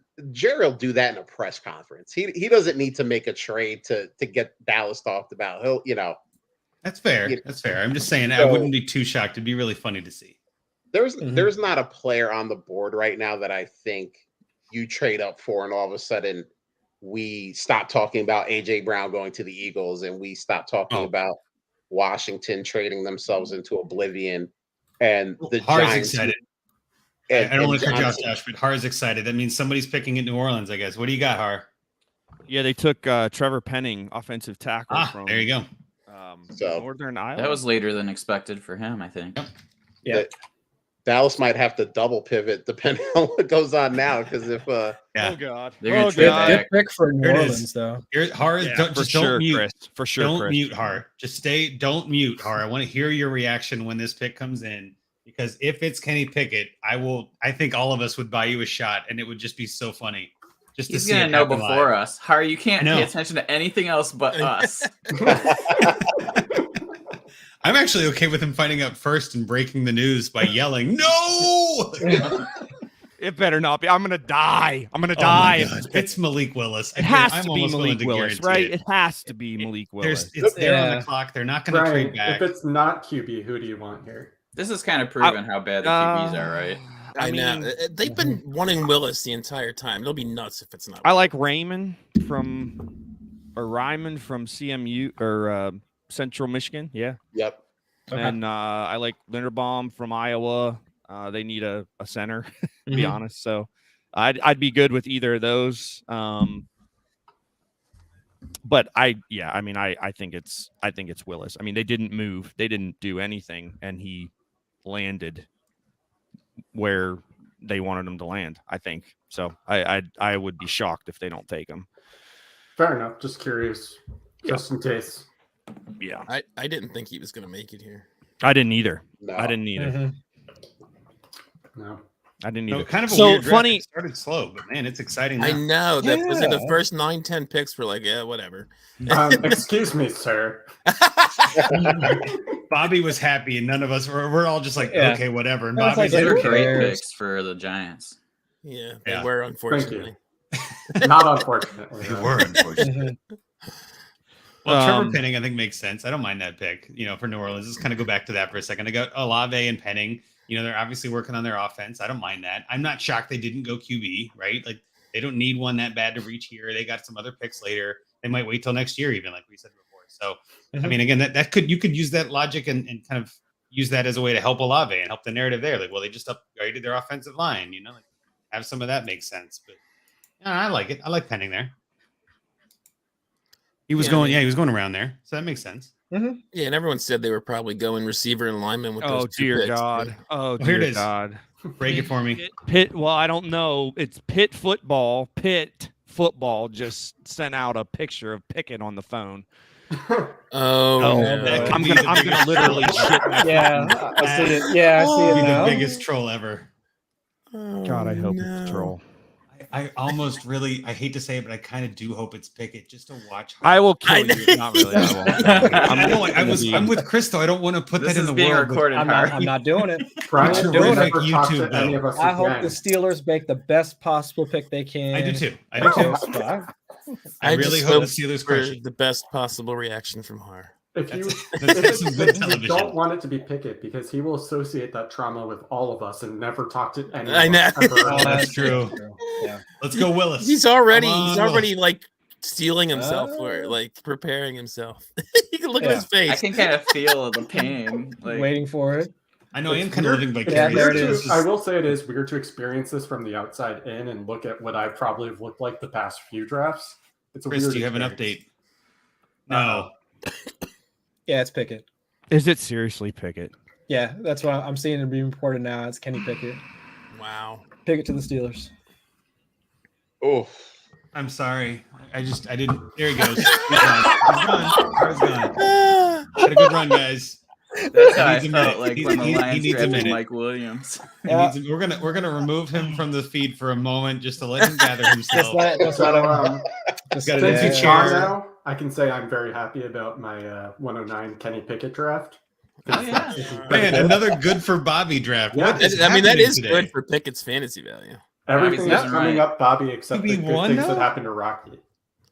QB1 now? I mean, what? Wow, man. These That's are just That's bad interesting. quarterbacks. I think That's- there's a word for it. Yeah, that's interesting. certainly yeah. Chris, what do you think of that? I mean, you saw it first. You got to digest a little longer than the rest of us. What are your thoughts on Pickett to Pittsburgh? I mean, that's not what I would have done. But okay. Chris, he's back now. Say it's what you would have done. That's Well, a choice. No, I mean He changed outfits. Did you take off a layer there, Har? Is that what that is? he's renouncing his fandom. He's he's Steelers now. Chargers. Oh, He's yeah, a Chargers right. fan. he's a This is Chargers Justin. fan. This is Herbert. Justin Herbert jersey. Mr. Pissman. I can't. My mic. Look at this shit. My mic's broken. Brian's in shambles. Where's the Breathe. GoFundMe It's gonna be link? okay. It's gonna be okay. I think. Ooh, I did not expect that. I did not expect. I thought it was a joke. I thought for sure there's no way. All this smoke too about the They Steelers love Willis. yeah, They they love right up Willis. for Willis. Yeah. Oh man, Where does Willis go now? I know. Second round. Detroit at Titans, 46. I'm not. Well, yeah. Yeah. Maybe he goes to That's where the Titans New Orleans pick their Saints, team. right? I mean, Yeah, I don't know. I mean, maybe the Packers, just for Vikings end the up. Jordan Love. Oh, God. and maybe there's a trade where Aaron Rodgers gets traded. You know what I mean? Like, I don't know. There is some craziness happening tonight. This is way better now than it was the first 10 picks. Let me just say it that way. Those first 10 were kind of chalk, and now we're just like fantasy picks all over the place. This is awesome. So, okay, let's pause. Drew, I want to ask you, Kenny Pickett, QB1, does he become your 101 in Dynasty Rookie Draft? No. Oh, hell no. Not a chance, right? Not a chance. Snap everybody call. just He's laughs. like, nah. Unless checking. Brees Hill goes to Indy, no. Yeah, or unless like Willis goes to Green Bay, or like unless all the other QBs get buried. You know what I mean? Like that's the only chance that happens. I am just shocked with Pickett. He's still not being going the first 101. QB. No. No, No. it's Brees Hall. Yeah. Well, I'm saying, let's say Brees goes somewhere bad. Let's say Brees goes to, I don't know, Arizona is not that bad, but like Seattle or, something like where it's like, again, not Fine. terrible, but not ideal. But like, I don't think it changes anything. It doesn't move the needle Fine. at all, right? Nope. I agree. So, okay, let's assume that Hall is 1. Who's 2? Yeah, with what we know now so far, Yes. I mean, Pickett 2. I mean, in theory, you could argue that he might be, but I don't know if he plays right away. They got Trubisky, or Trubisky. We were talking about that earlier. Like, Josh, how I you still feel want about to see that where bet Willis now? goes. I know Willis has almost got to have second Oh round. wait, I mean, there's what was nobody- the bet, Josh? Mitch Trubisky. versus Justin Fields, Fields. fantasy points for the That's season. right. Ooh. Trubisky may not get a start at this point. So. Yeah. Stop it. Stop it. Stop We're it. talking about Pickett is the most NFL ready guy. Yeah, okay. that's true. Good luck with that. I'll be polling for you. I'll be polling for Well, you. I'll So bet real you quick, Kenny though, too- Pickett has more fantasy points than Mitch Trubisky. I'll bet that. I'll bet that in a heartbeat. On live Okay. TV, Rocky. I like Do it. it for charity. I like it. Mitch $5 for Trubisky charity, like versus we always Look do. for charity. I'll take it. Trubisky versus Pickett. Gonna That was the start bet, about right? 14 more games. Yeah. At least. What's Wait, so that? Rocky, you Gonna picked start Trubisky, about right? 14 more games than Trubisky at least. Wait. So Rocky, you have Pickett. Yes. Okay, and Josh has Trubisky. I just want to clarify that. That is Yep. that is a All right. fun. That Write is it a in your fun bet. notebook. Jeff. I don't mind that. Yeah, write that one down. That's good. But Drew, let's go back to you for a second because New England's on the board here. They're in your conference. They're your nemesis in a sense. Not really as much anymore. But what do you Fuck the think they do Patriots. here with their pick at 21? Who's left that you would hate them to have? At this point, Burks. Burks is gone. Burks went to Oh, Tennessee that's right, at he went 18. to Yep. Tennessee. Yeah. Let's see. Not too many others that I'm. It is tricky at this stage of the draft, though, because there's I mean, a lot we're of players that looking went at, early. do they have somebody here on defense that Belichick will plug in and become a problem? McDuffie? Devin Lloyd. Yeah. Quay Walker is still there. Linebacker. They kind of need a linebacker, don't they? Anybody good. from Georgia. Anybody from Alabama? Yeah. Yeah, I mean it's so hard. It's so hard to predict what they'll do and how they'll use them. Jermaine Johnson's still there too, right? Which is kind of wild to me that Jermaine's still on the board. Yeah, that seems like you know Yeah. what? That's my guess. Because that's exactly what Belichick And would do. that's incredible value for them. Yeah. Yeah, Just I take feel whatever like he happens. got And that's an more edge. media hype than NFL teams actually like them. That could be true. Yeah. Where's the most updated website, like the quickest update? Well, Chris Allen is the quickest. Everybody, Yeah. let's be honest. Oh, you mean Like, for the just results for the draft Follow so this far? man. Yeah. SB Nation has been updating theirs like fairly quickly so far because they NFL's have a little the behind. I'm getting kind of fed up. yeah because they've got the Pickett pick already up. Oh, okay. Thank you. Yeah, for anyone listening, that's good advice. But TweetDeck apparently is where the best info comes from. Oh Um, yeah. I got to be honest, Har, you seem like you're having a rough go over there. Are you okay? Yeah, I'm good. I've Yeah, he's good. Look Just at him. I mean, accepting, he's- you're digesting, he's a- you're going through he's the a stages of Chargers- grief. Look Yeah, at him. you're a He's wearing his Chargers fan. You're Chargers having a great gear. time. Chargers having have a had a good great draft. What are you talking about? Yeah, Yeah, Chargers, are Chargers good. drafted Zion Johnson to guard your boy Justin Herbert. Your lifelong fandom of the Chargers. All right, so here's why they drafted Kenny Pickett. Because go. in 1980, whatever year it was that Dan Marino came out of Pitt, right? Sure. They didn't take Dan Marino. They passed. And Dan Marino turned into one of the greatest quarterbacks of all time. So these jokers are on here and they don't want it to happen again. That's why they took him. Dumbest Also, thing it's ever. A fear of the awful. past repeating itself. Yeah. It's awful. Bobby, this is worse. This is worse than anything you've gone through as a Giants fan in the last 5 years. Oh, I By don't know about far. I don't know about that. No. Your organization is still Give me- historically one of the winningest organizations of the NFL, my dude. Hey, I mean, fair enough, but y'all got 4. I mean, we can't really talk with Cincy. I have Here 2 words for you. I mean, Dave Gettleman. Dave Gettleman. hey, he took Saquon Barkley. I mean, you can't be that bad, right? Well, Brian, I just want to throw that in the stages. I am of grief. so You're mad getting right through now. it. I know. I You're am- doing I great, am- Har. I can't tell you how difficult it is to be doing this right now and collecting myself and not just throwing an absolute hissy fit. Brian, I know Well, where you are. we right appreciate now. your Let me time. tell And- you. Oh my it God, gets it's brutal. better. It gets So better. bad. It might take a while, but it gets better. So I bad. promise you. So Chris is breaking some news again. Go ahead, sir. So they've traded the 21st pick to the Chiefs. Mm. All right. It gets spicy. There's some receivers still. Sky Moore is best receiver available, I guess. But I mean, they don't need a QB, so Willis is going to fall to Green Bay, who doesn't need a QB. Right. I So don't I'm think New England to take QB either. But yeah, my guess is I guess they must be going to get ahead of the Packers, who would be at 22. Yep. They have to be going wide receiver then, right? that's my guess too. Yep. Pickens. Yeah. Has to be. Pickens, Well, Christian that'd be my guess. Watson. Watson was my gut pick. Was just felt like Watson fits in there. But this again, I'm guessing gave up either 29 or 30, but they're and other picks to move that far up. But yeah, this could be an interesting spot here. I I don't know. I mean, again, Jermaine Johnson's still there. That's surprising to me. I thought he was going to be a top 10 pick. Yeah. Oh, and actually, yeah, because the Chiefs actually had Pickens in for a private workout. They Okay. actually had him in for 2 workouts. They went to they had him for two workouts. Well, it would So, make sense to go Pickett Pickens, right? I mean, like they're like, well, the pick went. We got to go get the other pick, the other guy. Make sure we cover that. Yeah.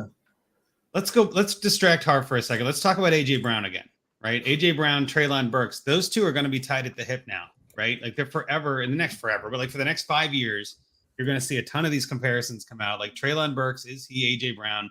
And I just saw in one of the chats I'm in, somebody put that meme like, well, AJ Brown is good and all, but Treylon Burks could be anything. He could be AJ Brown.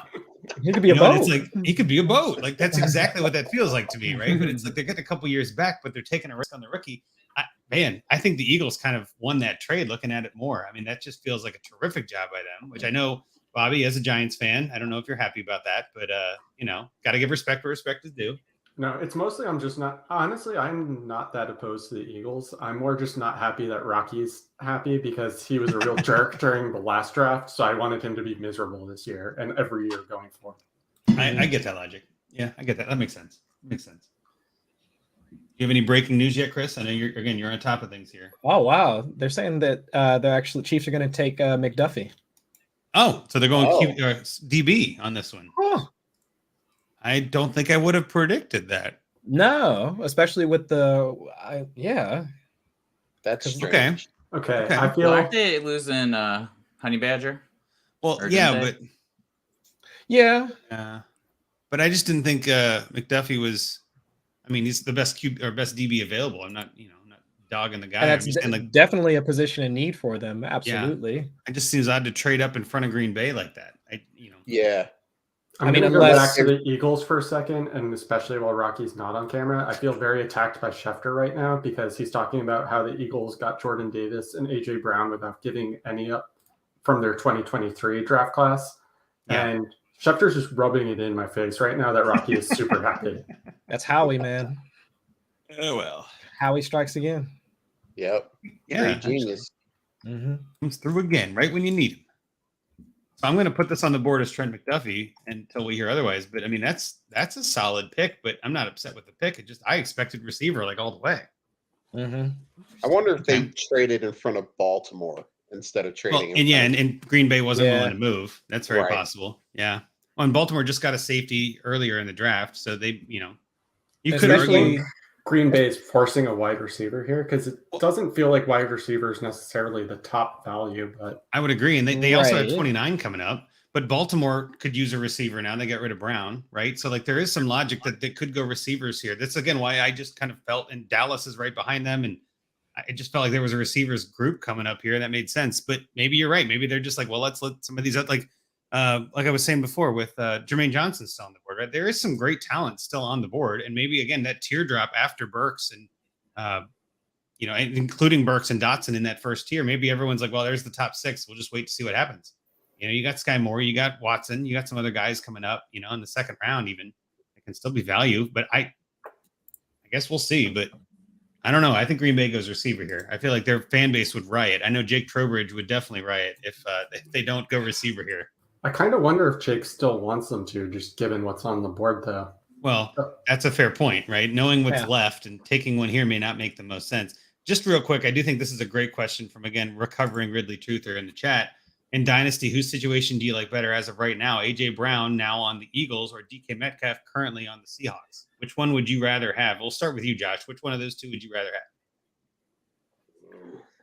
have? That's rough because DK is the better player, but A.J. Brown has the better quarterback, at least for one season. Exactly. So, As of right now, we're assuming Locke is the QB in Seattle as of this question. Which give me DK. Definitely.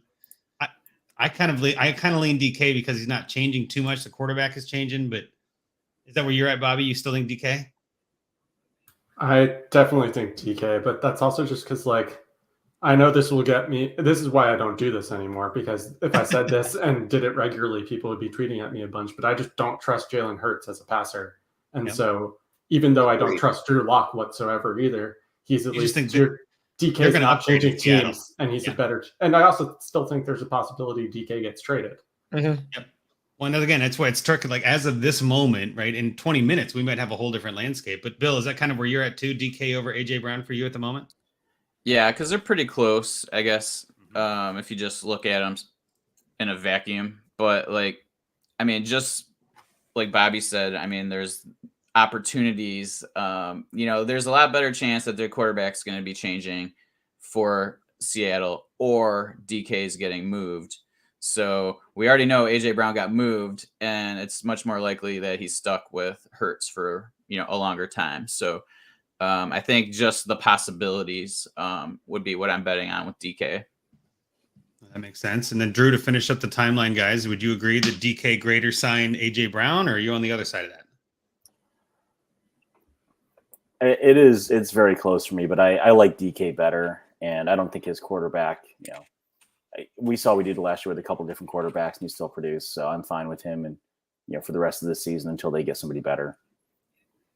Well, and I think the biggest thing here is it's as of right now. Like I keep reiterating, this is all very flux. Well, there is a lot of fluid on this with all sides, really. So I'll address that, Andrew. I think that DK, to Drew's point, is a sort of wide receiver that you can just throw it up there and he'll go up and get it. And so I think his skill set translates much better to playing with a bad quarterback or at least a bad passer than AJ Brown's does. And that's just my personal take on it. I agree. I think that makes some sense. And then Chris, again, as always, got to break that news. You're our pick caller at this point. What do you got? Who did the Green Bay Packers take? What receiver did they take? Nope, they took a linebacker, Quay Walker. Exactly. Linebacker Quay Walker out of Georgia. And again, I'm a little shocked at that. But like we said, maybe they're looking at it like, there's a teardrop. We got another pick coming up. Let's get some value here. And linebacker is definitely a need for Green Bay. Their defense struggled a lot last year, so that's not the worst pick. So yeah. I don't mind that. I don't mind that. I've been saying this for weeks, though. I don't think they take a wide receiver in the first round. It's not what Green Bay does. We just want to force it because they have such a need, but they haven't done it in 20 years. Right. I just can't believe that this is the year they'll take. They found Devontae Adams in the third round. Randall Cobb, Jordy Nelson. They just do this Well, I brought John back on. I wanted to make sure we give John a minute. I know you just hopped back in here, but you want to talk to Harr about his new Chargers fandom by chance? Is that what happened? You see wearing his Justin Herbert jersey. He's officially switched. He's off the forever Pittsburgh team. I'm telling you, man, you dodged a bullet with Willis. I mean, Pickett is not first of all, I'm surprised to show up back here and see all of you guys awake. That was such a boring little stretch of NFL. Well, the first action. 10 was kind of yawny, but after that, it got exciting. You know what I mean? Basically, when I left, just like all hell broke loose. Yeah. And I was thinking about you guys. But yeah, like Kenny Pickett is just a very like meh. I mean, you already nailed it. You already had that, but his name was Mitchell Trubisky. But like, it's not like it was a bad pick or anything. I don't think he's that good. I don't think he's as good as Trubisky. I think he's more Mason Rudolph with a little bit of mobility. He doesn't have the arm. At least Rudolph was productive in college. He had one good year at Pitt in his 5th season.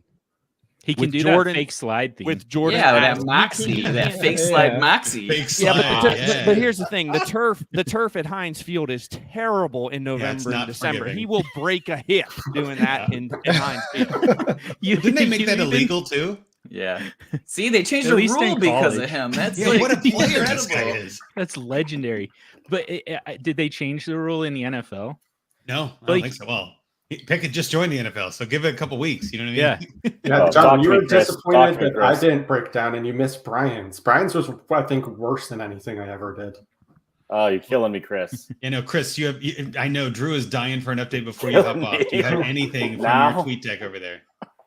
He'll be right back. Okay, we're gonna. So he Bills said traded before he up. left, Bills are trading up, and he leaves. Bills are trading with Oh, Baltimore. It's two so- spots. I will say in Chris's defense, he was supposed to be on another show for the Bills pick, so he Yeah. probably had to very quickly adjust. And that's kind of what I was just like. Can you give us Yeah. anything before you dip out? Because he definitely had to go with, and he was expecting to have a couple picks, so that's why he had to duck off. He'll be back, I'm sure, and we'll definitely get his opinion on this. They're going But to take I Kenneth guess- Walker. Yeah, well, That's fine. Yikes. that would be. Getting a few years of control of a running back. I mean, it's not the worst idea, right? With the way the Bills are set up currently, it's not the worst idea for them to do. Drew, who do you want here? If you're Buffalo, you trade up 2 spots, and we're assuming they're trading up 2 spots. Yeah, Who would you take here? Who's the guy you're I mean, reaching? looking at the list, I mean, what do we have? See a list here. Andrew Booth, Clemson. Yep. Who's still there? Yeah, that'd be Not a my bad that'd be pick. my pick. But not Brees Hall, right? Like, No. we're not going Brees yet. I don't think there's I a don't reason. think so. Definitely not going Kenneth Walker, as much as that would be hilarious and break a lot of the internet. I think that would No. be crazy. No, unless there's some need on the offensive line that I'm not thinking about. Well, and they're trading over Dallas. So part of it is like, well, what does Dallas need the most? You know, you could argue that Dallas could use a DB, and that makes some sense. I don't think Dallas is taking a receiver. I don't think Buffalo needs one anyway. I mean, like, maybe they're trading a couple I different wouldn't things. for count this. Dallas out of the receiver. I know. I mean, trust me. Yeah. I would not count them out of that. By the You're way, I right. can confirm it was 2 picks. They traded 25 and 130 for 23. Gotcha. So they gave away 130 to move up 2 spots. Yeah, that's fine. That's not terrible. Okay. So again, they're not like mortgaging their future or anything crazy to No. move up for someone that nobody cares about, right? That's good. They didn't trade Diggs for it. Oh, that would break my heart. The way I this just night's traded. Took going. me a second to figure out which panel you're in, Bill, but Yeah. No, I just traded for Diggs in a league where I have Josh Allen. I Brady finally got Drew, the I have the pick for you. It's Oh, give it to us, Bob. Pierre Elam Oh, Kyrie Elam, yeah. or Kyrie Elam. I cannot pronounce Kyer names. Elam, yeah. So PB, so Florida you're on the right CB. track. okay. From Florida. Okay. Okay. That's So a fine. little bigger. That's not bad, but I mean, giving up a later round pick to move up to get him, that's not the worst thing ever. Like, Yeah, you know, if you're that's what doing he right wanted. there. That's Trusty Bean. Florida DB. Okay. so That is far, quite all everyone right. has been either okay or happy with their team's picks except Brian. It all He's balances terrific. out, I think. He's a Chargers fan. Remember, he's good. Oh, It's yeah. awful. I'm not really a Chargers fan. It's You know, for a fact. Just I'm adjust letting the you verb. have it. I'm letting you have it. Like you need this time to cope. Right? So It's bad, logical. so bad. Hard. Don't you wish you had a podcast that you could go on in the next 2 weeks and just like rant for like an hour and then just be like, all right, guys, that was the podcast, and we'd all listen. I'm gonna be a fantastic guest for the next as long as he's on the roster. Oh, yeah. Josh, we- Brady okay, Adams for the is next good. 2 years. So you heard it Right, here we're first. pretty Brian well- has on-retired from podcasting as long as Kenny Pickett is starting. I think we're open after next Tuesday, Brian. Yeah, If you wanna Drew, we come gotta on. get Great our addict. people to call hard. Rocky, people. listen, Yeah, you're we'll go Tuesday, Wednesday, back to back. Yeah, and you're gonna have to like give Russ some I don't know, some sleeping or anti-sleeping medication or something, because Yeah. this is gonna be a 3 a.m. show, not a 10:30 show. So Oh, let's go. I think your rants and intensity will keep him awake. oh my gosh, brutal. Well, okay. For a hot second, let's go back to Dynasty here. Good idea. Does Kenny Pickett? No, I'm just kidding. I'm just saying, like, does Buffalo getting a DB instead of a fantasy player? Does Green Bay not taking a receiver? Does any of that hurt them here, because they both have picks coming up? You know what I mean? Like, well, Buffalo not till next round, I guess, at this point. But I'm saying, like, Green Bay has another chance to get a receiver. But are we seeing a big gap? Do you think there's another receiver that goes in the first round? And maybe John, I'll kick it to you first. Is there another receiver on the rest of these teams that are coming up? Do you see one of them getting a receiver other than Green Bay? I don't know if there's really a need on any of them. Man, yeah. I mean, like Josh said, I wouldn't count out Dallas. Dallas is on the clock, right? So Yeah. this could be a receiver pick. KC And- is another first, right? Yep, they've got another one coming up. So I guess maybe Josh, maybe we should be talking to you with Dallas on the clock. What do you think? Who are they going with here? If they go receiver, I think it's Sky Moore. Just kind of based on everything. This was a little bit earlier in the process, but they were in love with Sky Moore. And if they don't go offensive line, which is still a possibility, Linderbaum's on the board. I think it's going to be Sky Moore. Now, listen, they'll probably shock me and pick Andrew Booth Jr. Trying to think if there's anyone else that I could really see them. Kobe Booth would be Dean an is a good interesting pick. player, but they don't like short linebackers, so that's probably not going to be their pick. I think maybe a dark horse pick is George Karlaftis, but yeah, but if I had to bet money right now, it would probably be on Sky Moore. And So Sky Moore is your bet on with the money. You're saying Sky Moore is the guy. that's my bet. I mean, I have not looked at anything. I don't want to pull a Harr here and they pick some third round guy and I have to, so I'm not on my phone or anything else trying to figure out who this pick is, because it could be really good or really bad. So Baltimore Fun. could be in play for a wide receiver too. They suddenly have a need. The other thing too is, like, I don't think any wide receivers fantasy value at this point is going to be hurt by not going in the first of the guys left. It can only be helped, because none of the guys left were people that we really expected to go in the first round. It's just there's been this crazy run. And so now it's like, oh, well, you didn't go in the first like the 20 others in your class. So clearly you suck. But it's like, no, if they go tomorrow, they'll still be very usable and good fantasy assets. Well, especially at this part of the first too. I mean, we're talking like late first. What's the difference between 24 and 33? You know what I mean? Like you're 10 rounds apart, but it's a whole round and a whole different pay scale and all this. You don't get that fifth year. I mean, there's a lot of value in taking select players, like we mentioned before, getting that fifth year option on a running back or a quarterback or whatever it is. Like having that control is very nice.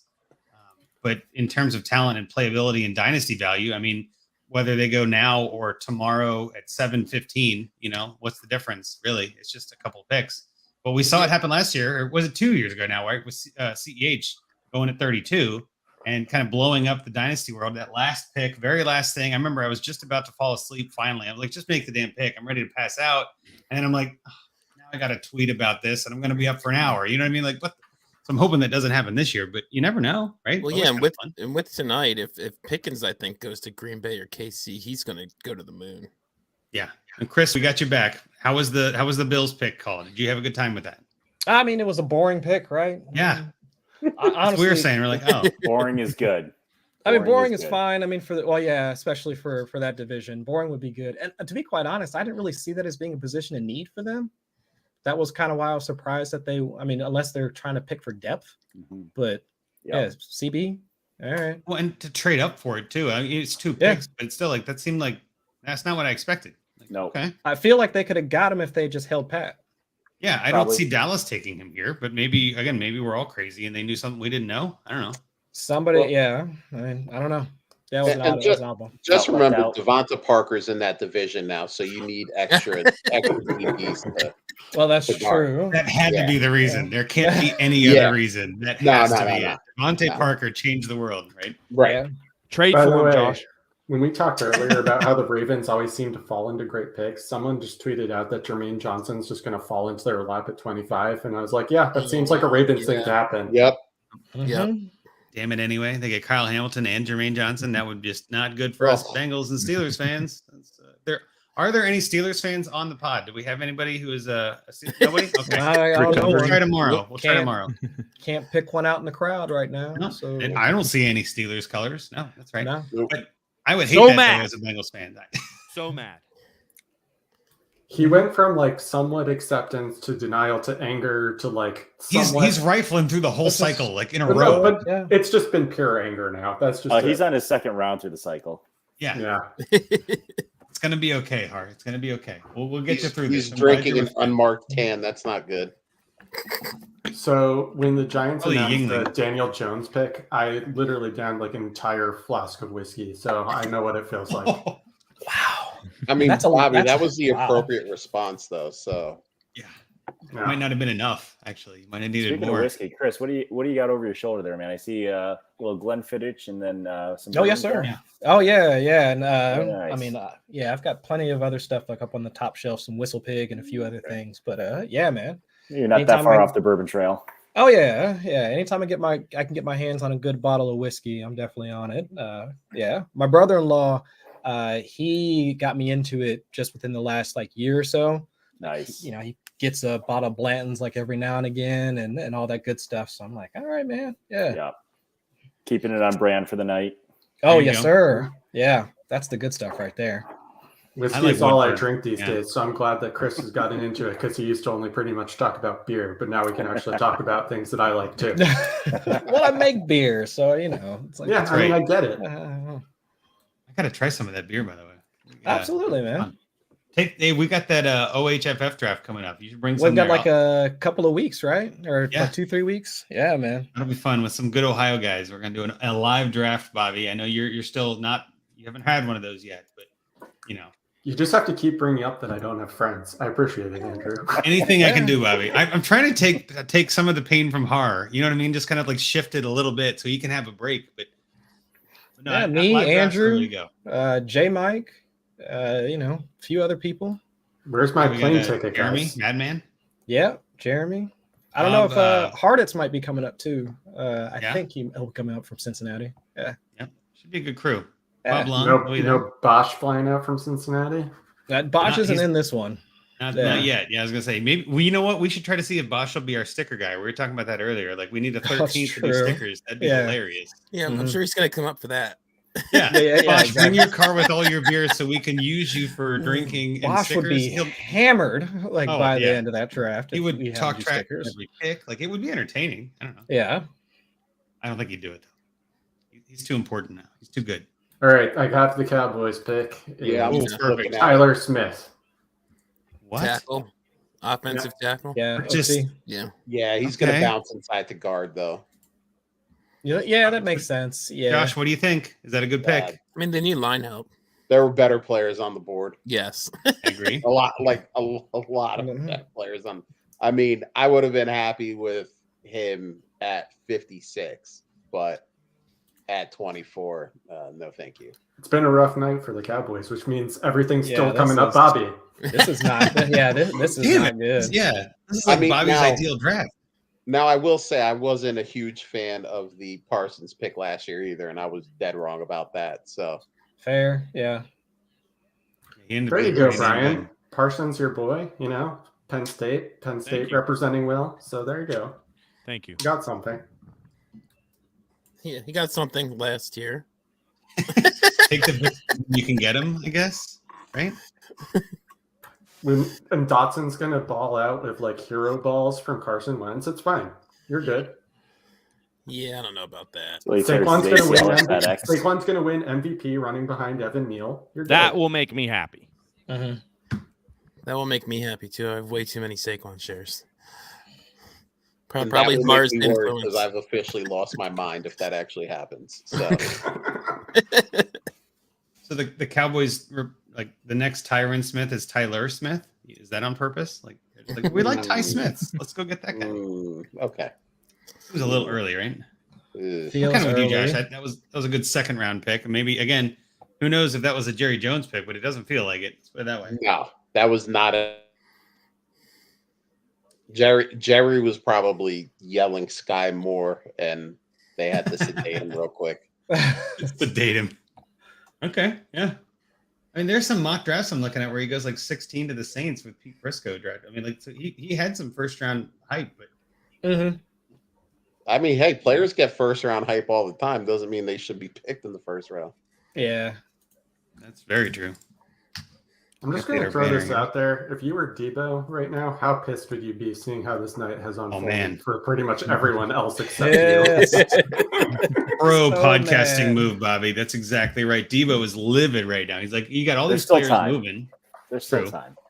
But I Yeah. just feel like some of those first round picks, we're running out of first round picks to find your value. You know, Eagles are probably the one that had the most draft capital to send in theory. Mhm. And that didn't happen. I mean, Jets drafted a receiver, so they're probably not trading for one. I mean, there's a whole bunch of those stories we heard all week. I don't know. I mean, Jets seemed like a good fit offensive wise, you know what I mean? But I don't think they take him now unless they trade more, which would be bonkers. I thought that's why they had Ice Cube. Chiefs cobble something together. Yeah. That'd be interesting. Debo's just trying to get his Christian Kirk bag, guys. That's right. He's trying to get that Christian Kirk money. He's looking up to Christian Kirk. Like, man, I gotta we be gotta that. reset the pecking order here. There's no way that Debo should be getting paid less than Christian Kirk. Doesn't make any sense. There's He's a gotta lot of pay guys his who always dues. get paid less Yep. than I him. will say the whole Christian Kirk thing and then resetting the market does somewhat make sense that a bunch of wide receivers were drafted in the first, because now Yeah. people are like, we have to get those fifth-year options because the Jaguars just screwed us all. Uh-huh. Mhm.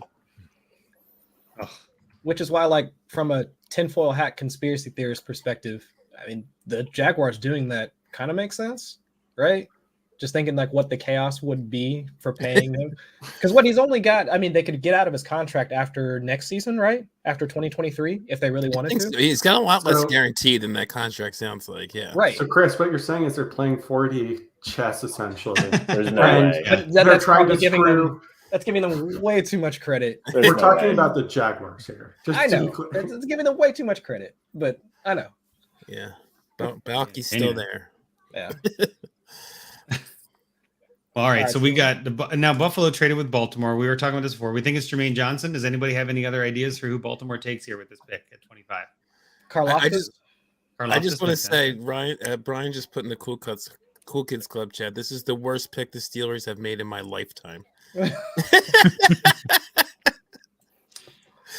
Sorry, Keep pulling that Band-Aid off. I love it. Just keep ripping it right off. He's like, God. I hope I'm wrong. I do. I really do. I hope I'm wrong. Honestly, so do I. Honestly, I'm like what Chris was saying before. Like, I'm not a huge fan of the pick, but I hope it works out. I Yeah. really do. I mean, he's a hometown boy, right? Like, he's got a good story. There is some narrative that you can build where they've been watching him for a while. They've wanted him for a while. I mean, maybe there is some value in that. It could be good. Honestly, like this could be, it would be terrifying for us as Bengals fans. We don't necessarily want you guys to be good, but Brian, you know who else they talked about having small hands? Joe Yeah, Burrow. he's And not now look Joe at the Burrow. state He's of not Joe Bengals. Burrow. Kenny freaking Pickett does not have the swag of Joe the Burrow. Bro. Love it. All right, that dude is a winner. Joe Burrow is a winner, and it pisses me off that he plays for a division rival. But I love watching. I'll tell you what. So here's the thing about the AFC North, right? So as a Steelers fan, right? And look, I'm not trying to like be pompous here or whatnot, but like we are good in the North, right? Like we win it a lot, right? I mean, over the last 30, 40, History is in your however many favor. years. Yes. Sure. Okay. History is Fair in enough. your favor. We are not. We are at the bottom of the division right now from a talent standpoint. There's no doubt about it. Okay. But here's the thing. So Baltimore, I hate Baltimore. I hate Baltimore. We agree on that. But I Yeah. respect the hell out of Baltimore We because agree they on that. run the show in a way that is just, you have to respect annoying. it, right? Cincinnati, for as bad as I hate the Bengals at times, like they're fun as shit to watch. They are. I mean, for crying out loud, the last couple of drafts, they've killed it. And you know, against what I mean, I didn't think they should take Jamar Chase last year. I was the Sewell kid. guy. Sewell. Yeah, The kid, yes. So, but I was wrong. Hey, I was wrong. Jamar Chase is a stud. Okay, and that offense didn't. I mean, they were outstanding. All right. Cleveland's the one, right? Cleveland's the one. Not to interrupt Brian's rant here, but the pick is in for the Ravens, and it's Damn it. Tyler Linderbaum. Oh, I was really hoping he'd Unbelievable. Great was- pick. Which is another great Ravens pick. Great Uh, pick. I hate it. Damn it. I didn't think he was going to make it to 31, but I was hoping. I thought there Yeah. was actually a chance he could. yeah. I definitely thought there was a chance, but with Baltimore having picks, I was like, I don't think they'd let them go both, and I figured they'd trade back. Oh, well, Can you Iowa, figure another good. out what the Ravens have done to like put this out into the universe? That this just happens every year. I mean, I know there's work that goes into it, but it honestly just feels like the draft continually just falls into their lap perfectly. But they know teams are gonna make bad picks. Like, it's really not like we were talking about 40 chess earlier. Like the Jags, like they just started off with a bad pick. Hey, let's go. Like, we're just gonna take a guy based on traits, hope and pray that the Jaguars can develop a player. Okay. And and they just know that like good players are always gonna fall because Dallas takes a guy who should have been taken in the second round. And it's just it happens throughout the draft. And they're just like, cool, we'll just pick good players and keep winning. And that's just that's what winning teams do. They just good players, they let the bad teams They don't bet panic. on traits and bet on, well, this guy didn't produce, but he runs fast and jumps high. So sure, he'll make it in the NFL. Like, that'll work. Okay, Yeah. cool. Like, do that. All you need. Yeah. Also, The Jets. this is only because I have my notifications on. The Jets traded in.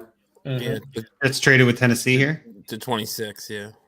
Man, Jets just want to scoop up. They're playing a little fantasy here. Just get a bunch of first round picks and What if it's Yeah. Malik Willis? That would I be said hard. what I if. will die. That would be a story and a half, wouldn't it? Yeah. It probably should be Malik. No. Maybe they trade Zach Wilson to Seattle. You know what I mean? Like, how crazy would that be? Like, oh my God. Not speaking that into existence. I'm just saying, like, that Man. would be bonkers. I'm like trying to figure out The like Jets traded for this pick to then trade it for Debo somehow. That's they needed That the would draft be great. capital in addition. Yeah. Hey, that'd be interesting. Also went Tyler there. I didn't realize that. Tyler Smith, Tyler Linderbaum. There you go. But yeah, who do you think the Jets take here? Let's go, John. Let's go to you. It's been a minute. I know you're kind of studying and researching. Who do you think the Jets are trading up to get here? Oh man, I couldn't even tell you, to be honest.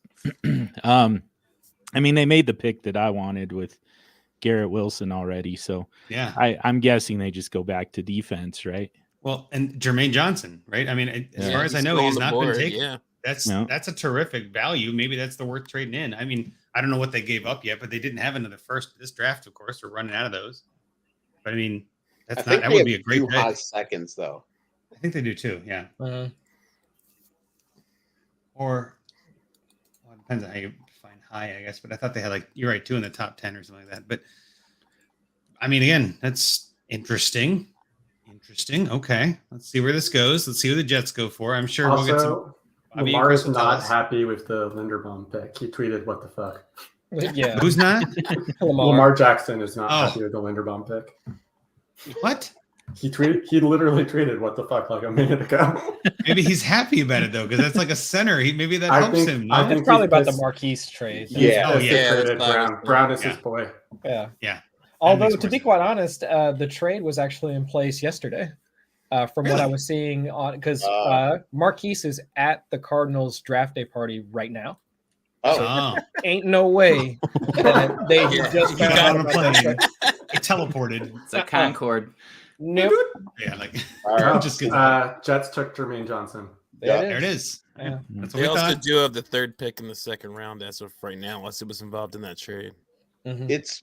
It's weird that New York teams have had 5 picks and they've all been good. Right.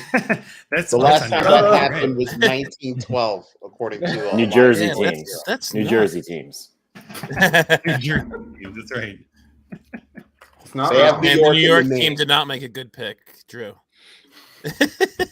Well, yeah. I mean, Kair. Yeah, you're probably right on that. I guess it's the most boring of all of them, isn't it? I It mean, is. I also watch the Jets just because they're in market, or tend to watch them because they're in market. So I'm Mhm. cool with them getting good players. The classic any football is better than no football kind of logic, right? Pretty much, yeah. So the Watched a Jets, couple yeah. Jags games like that. So they get Sauce, Garrett Wilson, and Jermaine Johnson. That's a That's- damn good. And they have, That's again, all I don't solid. know what was Brother. involved in this trade, but Yeah. they have 2 of the first 6 picks I actually just saw in the second round Yeah. prior to That's a this trade. solid draft for New York, Yeah. though. Like that's Wait, here are scary. the terms, Rocky. To your point, they traded, let's see, 35, 69, and 163 Okay. for 26 and 101.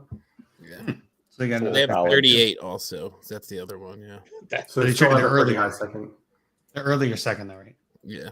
but they still have a pretty early second. So Yeah. good move by them. That's going to be 4 of the first 38 picks. Mhm.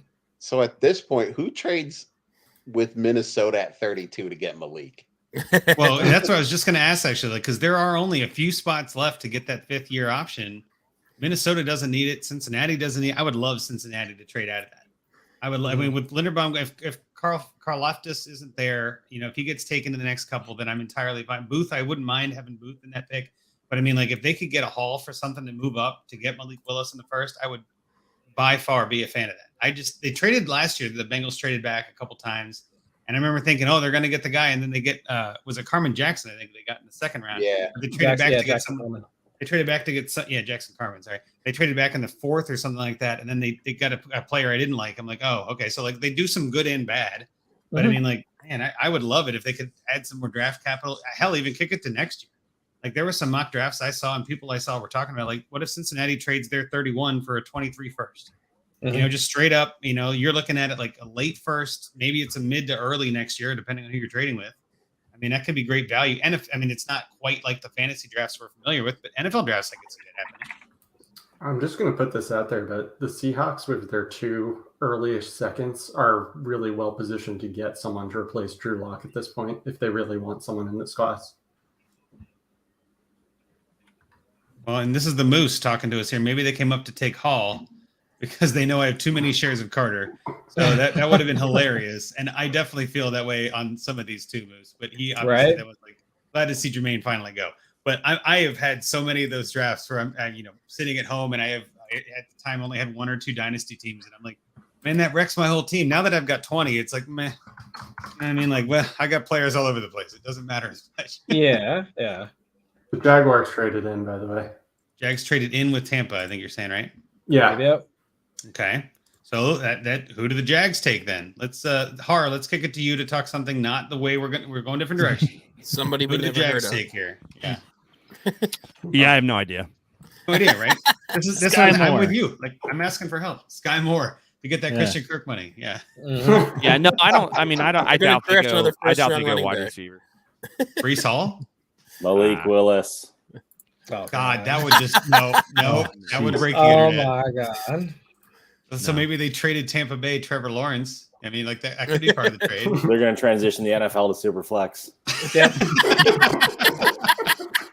Finally, my day has come. Love it, Drew. Love it. Yeah, John Just for you, John. Superflex dude is like finally. Well, technically, didn't the New Orleans Saints already kind of do that with Taysom Hill, like That's breaking true. the tight end position? Yeah. But yeah. that would be really 2 QBs on the field at the same time, like legitimate QBs. That's never been done. Like Yeah. actually line them up as quarterback, like both of them Yeah. under center at the same time. Like a running back in the Or middle center. with quarterback behind him. You know what I mean? Like just like you don't know which way the ball is going to go. Like that'd be crazy. Everybody drafts or has 2 centers, and then so they like hop down the Yeah. line. Which know, one has the real snap. ball? I don't know. Also, at the rate we're going, we're going to start seeing rookie wide receivers hold out for that Christian Kirk money for real. Like they're just going to be like, I'm not paid enough, so I'm going to hold out. I've proven nothing, and I'm still not paid enough. Give me my money. Yeah. Yeah, well, they're first rounders. They get pretty good money, but not great money. Not Christian Kirk money. So, are there going to be players that get paid less in the NFL than NCAA now? Well, that's a good At question. some Were they point. taking a pay cut to go to the NFL? I'll bet. Especially some of the the receivers that, or even like a Tim Tebow comes to mind. Like some of those guys that are just terrific in college and get all the press, and then they either don't go to the NFL or go so late it doesn't matter. I mean, yeah, that's probably going to happen. Is there a place that tells what they're getting paid in college though? Like, is there anything like an over the cap for college? I don't think so, right? I don't know of anything that does that. No, not that I know of. Give it a Because couple. a lot of those deals are private. Like they're not public like it is in the NFL. Yeah. But that's a good question there, Bill. That could be $1 million idea. Go figure that out, right? See if you can find how much these college players are getting. Well, just imagine if you're you're like the best player on your team and you're like a Power 5 team, but you get drafted in the third round. You're probably getting paid less, even with your annual contract, than you may have as, Power 5, top 2 receiver or whatever. Yeah. That's a good point. Well, I'm still waiting to see who the Jags take because this one seems I'm perplexed. What are they trading up for? I don't think they need receiver. Well, don't say that. I'd say it could be Pickens. Yeah, it's possible. What if it's McBride? Killing Evan Ingram's value. Actually, you know what? Fine, do that. Yeah, take it away. That's from how the crazy Bengals. this is. The Jags, you never know, man. Somebody to be a little bit silly this week. Instead of us all, harping on Pickett, we could find another bad pick. That'd probably be good for Hart too. Mm-hmm. Just jumping ahead of Green Bay just makes it feel like maybe they are thinking about wide receiver. Oh, okay. Oh, means you got info, Chris. Devin Lloyd. Devin Lloyd. Yeah. I think it's actually a good pick. Linebacker, yeah. right? That's a good pick. Yeah, linebacker. That's actually I would better have than minded they the picked that Eagles one. taking That's at not bad. 15 or 18. I don't mind that. Yeah. There were a lot of mocks. I remember a lot of mocks had Eagles taking him in one of theirs.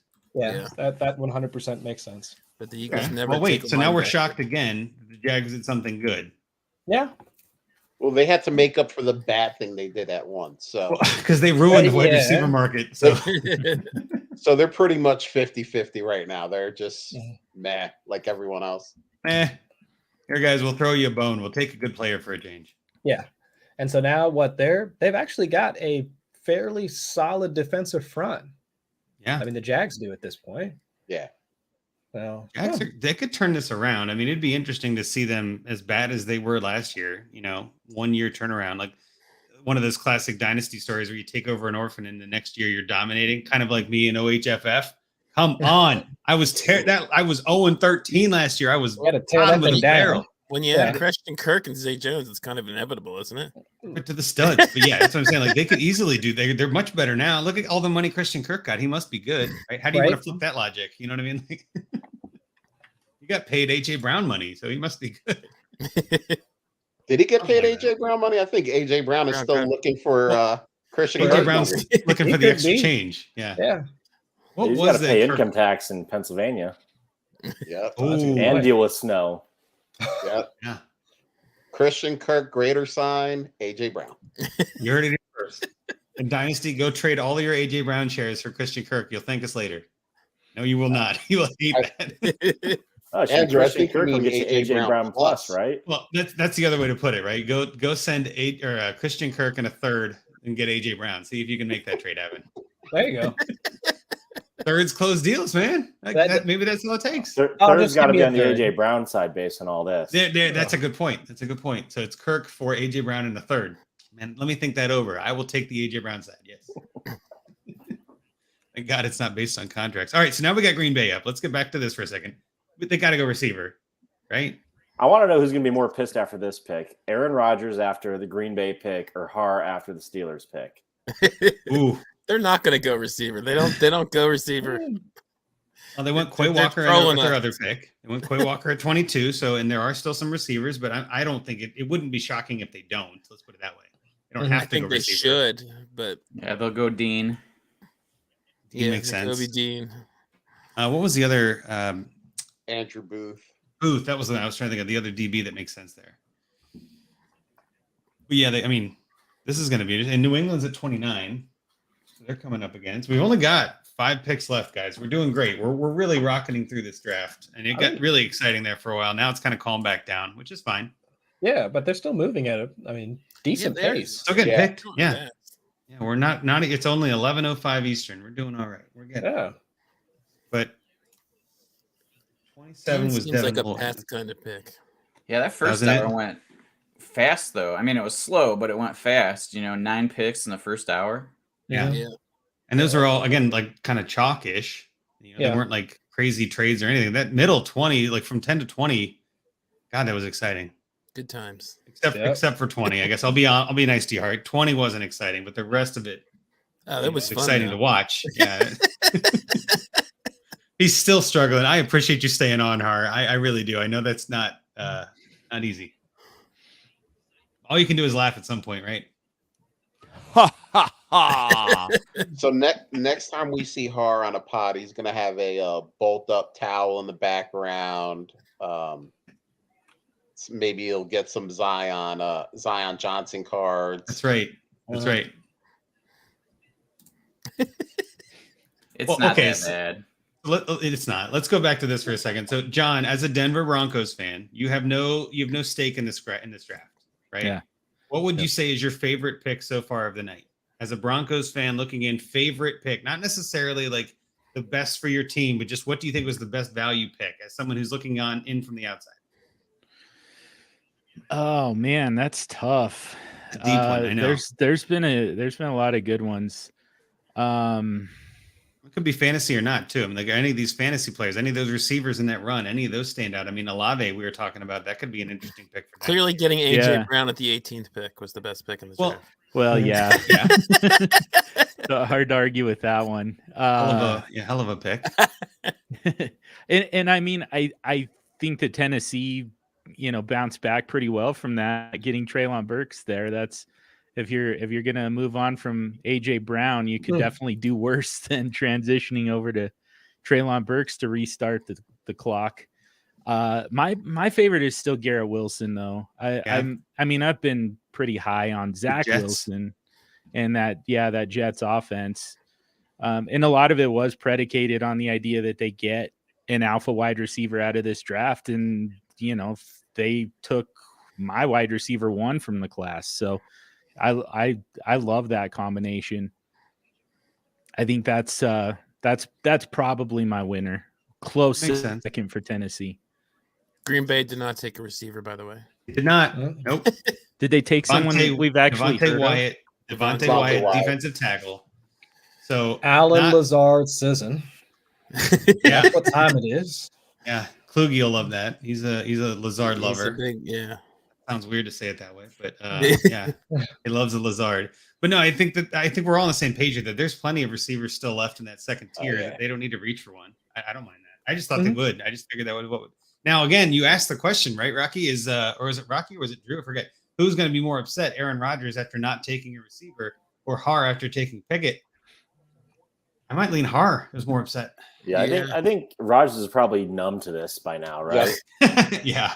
Yeah, it's kind of baked in at this point. He's just like, I give up. I'm done trying to get these guys to draft wide receivers.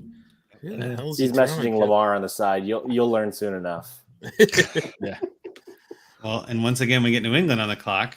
Do we think they trade again? I mean, they traded back once. Is there anyone still left that makes sense that falls to them like Baltimore? Same kind of logic. Anybody on the board that fits New England at this point?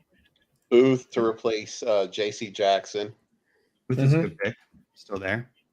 Yep. Like I said, Dean seems like the kind of guy they would draft to me too. That's a good one too. Yeah, N'Kobe. N'Kobe Dean. Yeah. And another Georgia player too. Devontae was Georgia, so that'd be 2 Georgias in a row. Yeah, I mean, if you can pick a player off of one of the best defensive units to come around in the past, however many years, it's not bad process. Not a bad idea. Yeah. I doubt they'll do it, but it's not like they couldn't use a wide receiver themselves. What are you talking about? They got Devontae Parker. Yeah, right. They got the monster that is Devontae Parker. But if the Patriots have shown us anything, they do not care. Like they have at wide receiver. They do not care. They it may love be their better room than- right now. They got Nelson Aguilar And when they Myers? and when they Kobe do Myers. take one, they tank the 101 like Yeah. in rookie drafts. So. So what you're saying is the Patriots are definitely trading for DK Metcalf right now. Oh my God, that would be That's so amazing. true. Yeah. I can't stop looking at Har's face. Just I know he's just so it's Just so completely perfectly neutralized. written him. all Yeah. over his face. Yeah. He's still just processing all of it. It's going to be a long summer. Har. No, He's I gonna end guess- up being a top 10 quarterback, and we're all I gonna know. be like, He could, and we'll look back on this and go, Pittsburgh. "Remember when?" There's always Yeah. times that people hate on quarterbacks and then they play very well. Just putting Bobby, that I out remember trying to talk you into Daniel Jones like this 4 years ago. there. I remember doing a show like this with Russ last year when he was upset about Chase getting drafted to T. Higgins. That worked out okay. Yeah, it worked out. Look, all I'm saying is a lot of people did not like Josh Allen, and look at the Bills now. There you go. Well, Yeah. I think there were clear concerns about Josh Allen. Like, coming Yeah, out of college. that's we the had a outlier. track record. I'm Outlier not saying there situation. weren't concerns about Josh Yeah. Allen, but it worked out. Yeah, it Maybe worked Kenny out. It Pickett did. will work out. But, Yeah, but Josh Allen didn't have baby hands. That's true. Baby But hands Joe Burrow perfect. does, so Kenny Pickett, all pro. Yeah, there we Let's go. go. There we go. Doesn't If Pickett wear then- gloves that make his hands 10 Double inches or glove. Two something? gloves, yeah. Double yeah. glove. Yep, Kenny two gloves. But Joe Burrow has giant hands compared to Kenny Pickett. Giant hands. Well, and about 300% the skill. Oh. And 800% the swag. Bill, That's don't it. let So the quickly facts from ruin my consolation to Right. I know. Yeah. The point here is to make Brian feel better, not to continually dump on It's all him. good. It's all good, guys. It's all good. I know. At this point, you kind of you're accepting it. I think it's. I mean, it's I'm a just Lions terrific. fan. Give me a break. stage 5. Yeah. Stage 5. That's right. Well, That's where he Lions have loves had a pretty company, good. right, Bill? Patriots took Cole Strange. Whole Okay. strange. A strange pick. Yeah. This is a strange pick. So, offensive guard. There's for our Chattanooga? analysis. Whole strange pick. Moving on. really Kansas strange. City's Bunch up of next. dad jokes. Oh yeah. I mean, With the the new Dynasty Doctor Strange Outhouse. movie is coming out next week or That's so. Maybe they were true, just yeah. really excited about Doctor Strange. Brought to you by Dr. Strange.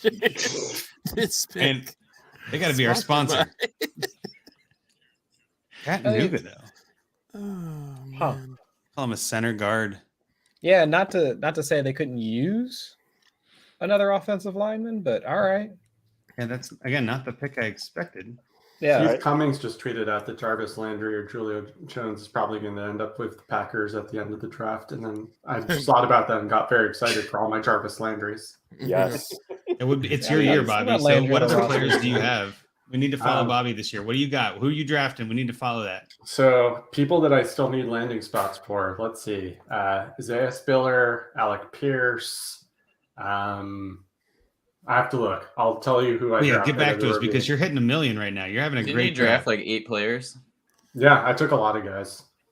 Oh, okay. Well, that helps. But the guys you took are going good places. Yeah. So that's good. All right, so we already have Dotson off the board. Pierre Strong needs to go somewhere. Isaiah Spiller, Alec Pierce, and then of course Velus Jones. You know, going to be after Debo's traded, he Old man becomes the Velus new Jones. Debo for 49ers. Love it. Love it. That was probably a 4th round pick. That was a 5th round pick. Thank you very much. Ooh. Good pick.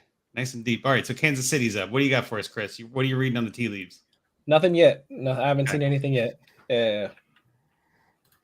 He was posted because Kansas City could use it. I mean, what if Kansas City does take a receiver here? They kind of reach a little, but what would that do to Juju? Right? Isn't everybody? I expected Kansas City to take a receiver in the draft. I don't think I expect them to take one here, but what if they did? I mean, I don't think there's anybody that would knock Juju out of that one spot, right? No, not at this point. Not left anyway. They got Trent McDuffie with 21. They traded up for that one. So Yeah. do they go offense here? Take a Also- guard or something. I Jake still like Sealy just said that the Packers are going to trade the Giants for Darius Slayton, and yes, please. What about Tony? Right? Isn't Tony on the block? Well, Tony could do well in. No, probably not. I can't even finish the sentence. It doesn't make sense. I mean, maybe, but Maybe. He might be the best player on the roster. yeah. If he goes to Green Bay. Yeah, that would really kill Lazard's season, though. You know, Sammy Watkins is just going to go nuts first game, and everybody's yeah. going to be like, "Oh my god!" And then That's what he does. I'm going to trade it.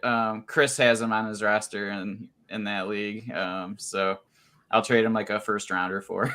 Yep. And it'll just come back in the playoffs at some point. Yep. I love it. I'm reading one of my DMs that it just says, "Gonna be wild when Rodgers retires tomorrow morning." Can you even imagine? Like, he's like, "You don't go receiver? I'm out. I'm out." I mean, Oh my god, how amazing would that be? that would be bonkers. And then he like Just unretires like Brady. Yeah, he, like just goes out, fingers blazing, like, "I'm You know out." what? I'm out of here. Yeah. Then they I can told you I South was Beach. going to retire. That'd be adorable. I would just love that. Again, break the internet. Just go for it. Or he gets like, he's like, I'm retiring and then unretiring and signing with Seattle. Yeah. Tell me We'll play that with wouldn't DK. be the most epic, like, switcheroo. Like, you know, all fans that hate Rodgers, and then he does that, and everybody's like, "Oh my god!" Like, his PR would be so amazing, like, for the whole everybody except for Green Bay. Oh yeah.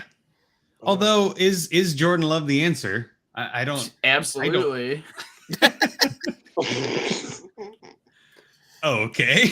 I don't think so. But Malik Willis is still on the board, unfortunately for Harr. But I mean, like, maybe there is some crazy trade here. You know, that'd be. Har's not I- even on the screen I anymore. He's really just so just out of hope- it. He's like, "I'm done." I just hope thinking Malik further. Willis goes before the Steelers' second round pick, because otherwise I think Brian Oh. will just die.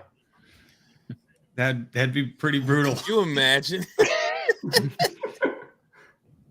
So, and what like even Ritter is still available? Would you have rather had Ritter over Pickett? Wow. What about Bailey Zappi or Pickett? No.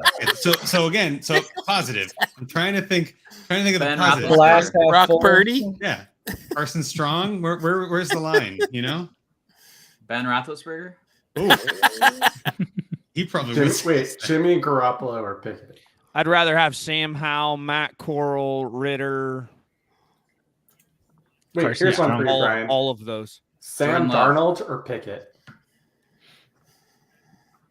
Wow, you Darnold. really hate Pickett. Cam Trubisky or Newton or Pickett. Pickett. Wait, I'm sorry. There were like three quarterbacks that Trubisky. Trubisky or Pickett. biscuits. Biscuits. What about Man, about Cam Harr Newton? hates Pickett. Cam What? Newton or Pickett? There it is. Probably Pickett. There you go. KC. Karlaftis. Karlaftis to KC. I'd be upset with that, although I really wanted him for the Bengals. It's okay. Yeah. So Bengals fans, you're on the clock now. What do you want to We happen? are. They get Sky Moore. They're just their team. Oh, Don't. Don't. No. Come on. No. No. Four It would wide be kinda receiver karma sets for all the constantly. laughing. Every play. Like, just Booth. please, I want Booth. just please don't fuck That would this be up. a great pick. Yeah. Yeah, I would take him. Like I said earlier, Logan Hall, I think, would be legit. I wanted Karlaftis there. But I thought think he would those. fall. Yeah. Okay, though. It's okay. I'm not upset if they get Booth. We'll see what they Mhm. do, because this team has 100% pissed me agree. off with picks before. Yeah. And if they draft Malik Willis and be like, "What's the best value on the board?" Like, no, that's not how you do this. But maybe they trade out of that pick That's what I'm actually hoping they do. to I the mean, team if that you takes want, Malik Willis. yeah. Yeah. I still think it's possible. Like, there's definitely still teams that need a quarterback. That I think it's Again, possible first that round. we see only one team draft a quarterback this round. Sorry, Brian. he's okay. He's fully accepted and leaning into it at this point. But I again, think- I mean, People hate this class so much that they don't even want the fifth-year options on these quarterbacks. Which is hilarious. you might as But well it's have not it, though. surprising. It's not I like think years that's the is way the plenty. league is trending. I mean, Mhm. we're kind of seeing it with quarterbacks. Like Baker Mayfield technically has a job, but doesn't have a job. I mean, it's not the age of we draft a quarterback in the first round and he stays with us for a decade. It's Joe Burrow. I mean, it does happen, but not at the end of the first. You're right. Daniel Well- Jones already had his fifth-year option declined, so that Yeah. wasn't really value. There's a bunch of guys that are probably going to have their fifth years declined. Yeah. So the Chiefs are just turning into a defensive powerhouse team now. They needed it though. They've had, I mean, with Yeah. Honey Badger And their weakness. gone, like Sorensen still a liability. I mean, Russell it's Wilson like, just came into the division. yeah, they could Is, use the help. Is Honey Badger still free agent? Yeah, Whew, so they could re-sign him if they wanted to. they could. Depends on if they'll take the pay cut though, because he's gonna Right. have to. I am really curious, Chris. You got to be checking that Twitter feed for this. 'Cause I'm telling you, waiting, dying man. to know here. I wouldn't actually. Now that I'm thinking about who else might be available, was it the safety Dax? I wouldn't be mad at that pick either. Yeah. Since we were From talking about Michigan. Jesse Bates earlier, Right. I mean, so It's not the worst idea. I mean, there are a lot of really good players here, obviously, but I think given the fact that if it's not Booth, I think I'd rather see him trade. I just think Booth is still a good enough value here. Mhm. But I mean, 100% agree. there are a lot of wrong picks. I guess I shouldn't say that, but there are definitely some picks that would make me more upset than others. But trading back would be top 3 option in my opinion. Again, it depends on the cost, right? That's always what it's going to come down to. You're not just going to trade back to trade back. Mhm. Oh man, it's so nerve wracking.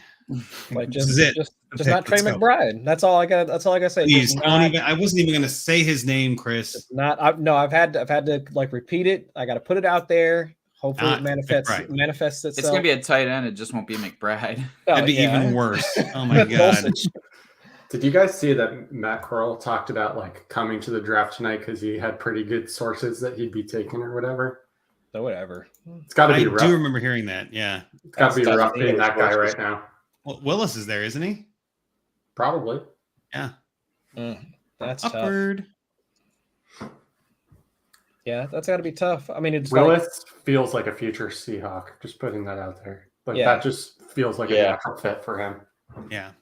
What about Raymond? Bernard Raymond. I forgot about him. He's still in the no, building. yeah, but I mean, did you really like see him going in the first? I didn't see him going in the No, first. but I know a lot of I'm looking at PFF Big Board. They have him in the first, and I mean that was always a little shocking. I kind of forgot. I mean, Central Yeah. Michigan. I don't know. Mhm. Sky Moore is a 22nd ranked PFF. Huh. Booth is 23 though. Yeah. Come on, guys, please. So Sky Just don't Moore's mess the this pick. up. Just Just don't stop it, Josh. No, Don't. no. Dax Hill.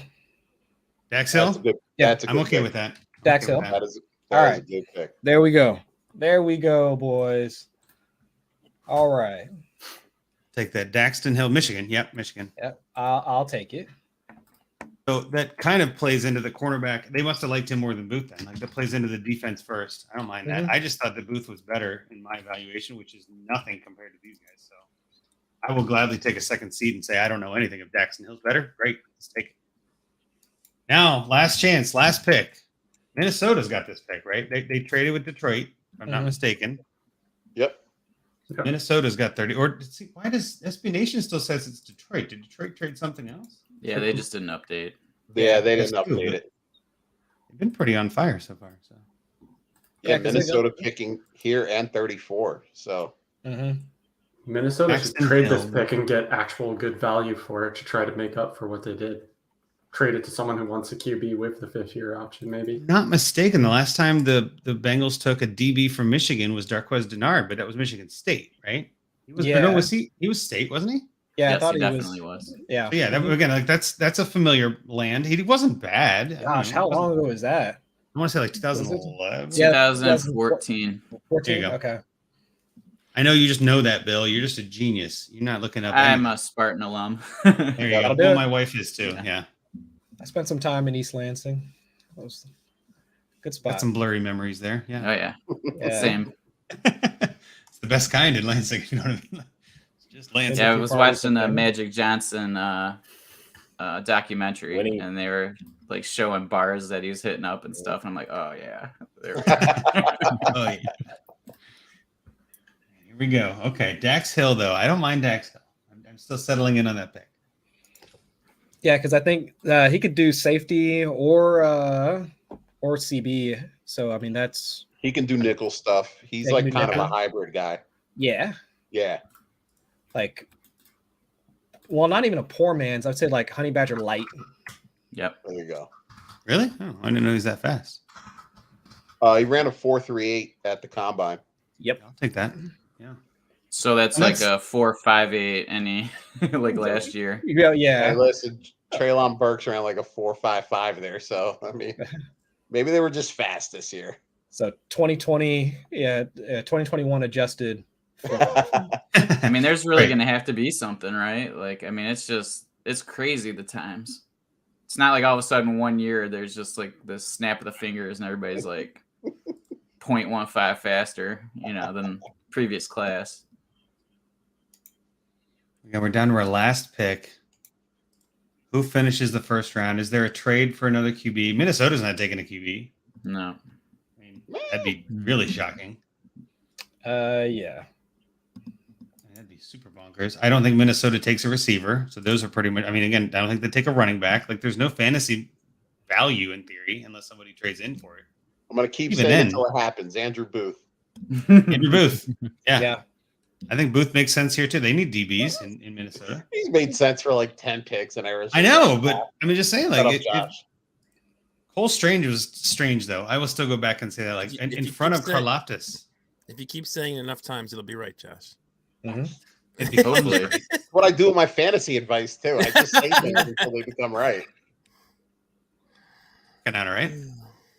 The top of the second round is really interesting, though. Tampa Bay, Minnesota, Tennessee.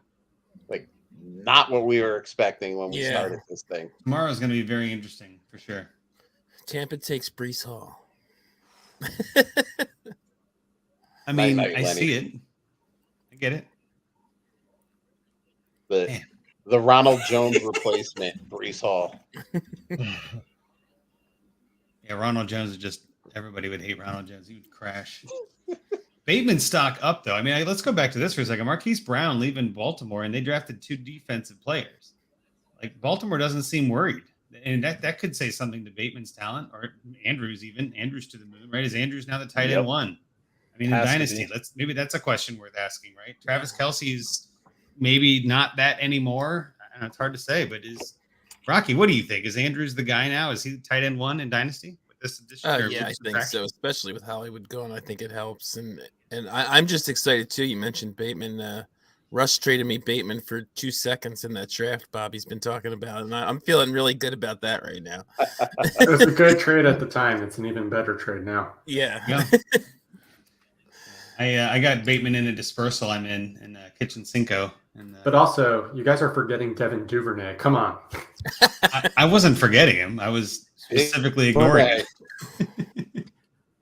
Well, didn't they have a guy from?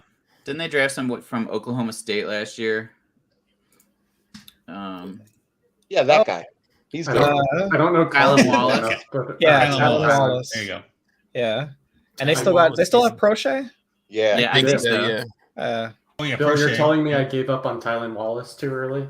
Apparently. I mean, okay, so listen to these receivers. This is per ESPN, and it is updated. Rashad Bateman, Devin Duvernay, James Prochet, Tylan Wallace, Jalen Moore, and Benjamin Victor.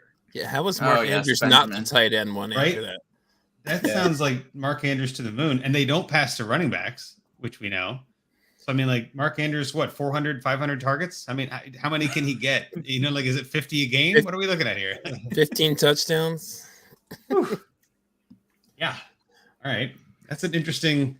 I mean, again, without they've got to get one in the second and third. They got to replace that. Yeah, they'll receiver, I probably would draft think. somebody. I Yeah. mean, a Sky Moore would be perfect on that team in the second. In theory.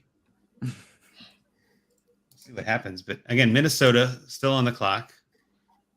I haven't seen a pick yet. Feel free, Chris, because this closes us out. This has been a good time. I've really enjoyed being here with you guys. This has been fun to watch this. Yes. No offense, Har, but to watch your breakdown was joyful. Oh man. I I was was taking taking Giving him the pleasure in death that, Har. stare. It's gonna be okay, buddy. We'll get you through this. But no, I I'm can't with wait you to though. I'm see, shocked. Can't wait to Go ahead. see what Chargers jersey he wears tomorrow. It's Lewis Sign from Georgia. Is that the pick? I think so. Brian, I appreciate you taking the hit for me. For once, I didn't have to be this guy at the end of the show. So Yeah, thanks for you're your time. welcome, Bobby. You're welcome, bud. Well, They are with that, stretching then, out. with Lewis They are Sign, stretching out these last few. These last few picks, aren't They're they? milking these. They're waiting for phone calls. Yeah. Honestly, might be. Listen to NFL offers. said we got a lot of sponsors to keep happy here. We Yep. need some commercials. Airtime. Yep, there it is. Yep, Vikings take Lewis Scene. Is it seen? Yeah, I think so.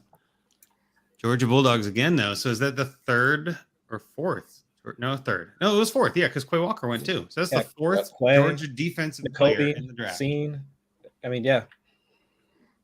All right. So real quick, as a recap, we've got it scrolling. I'm not going to go through everybody, but I do want to cover the fantasy relevant players. And maybe we can talk about that as we wrap up or see if there's anything that stands out. So from the top, we've got Drake London at 8 to the Falcons.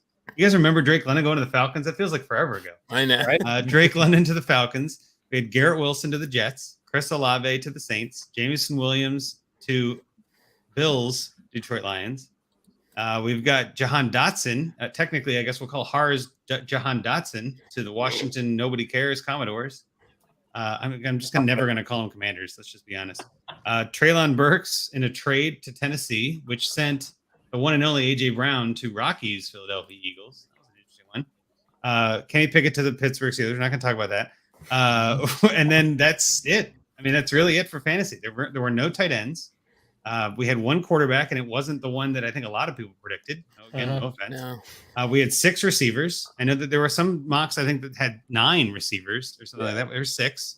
Again, so like picks 10, well, yeah, I'd say 10 to 20 were exciting, and the rest was kind of blah for fantasy. So maybe, John, let's start with you. I know you've been on here most of the night. Which one of those stands out? Which one of those is your, worth moving a player about? I mean, landing spots matter a lot. Draft capital matters a lot more. Is any of this changing your values?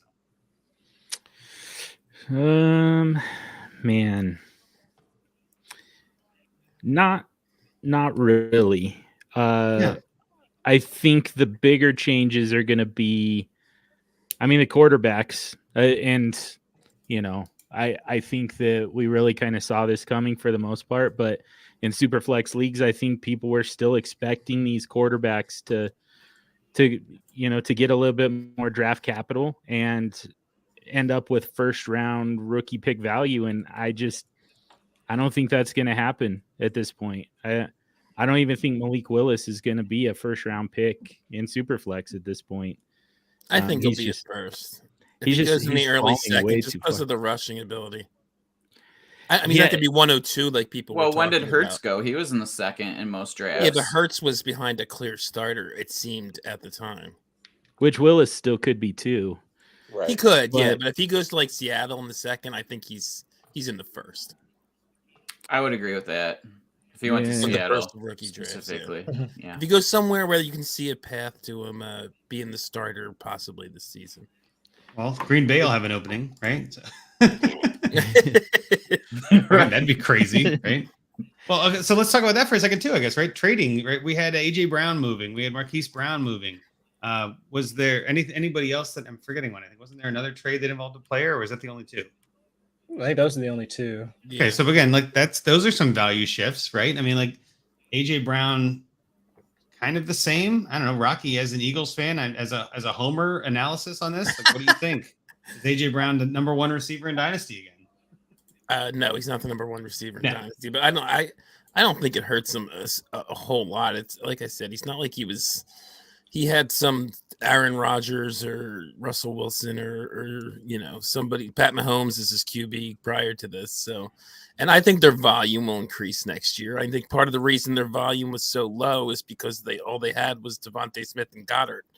And if he hurts, but maybe he improves from year 2 to year 3. So, well, does this hurt Goddard? Maybe that's an angle, right? Like, does this hurt? It definitely doesn't hurt Rager. He was already at the bottom. So does it hurt? Does it hurt Goddard? Does it hurt? What hurts Rager is when Smith? they cut him in the preseason.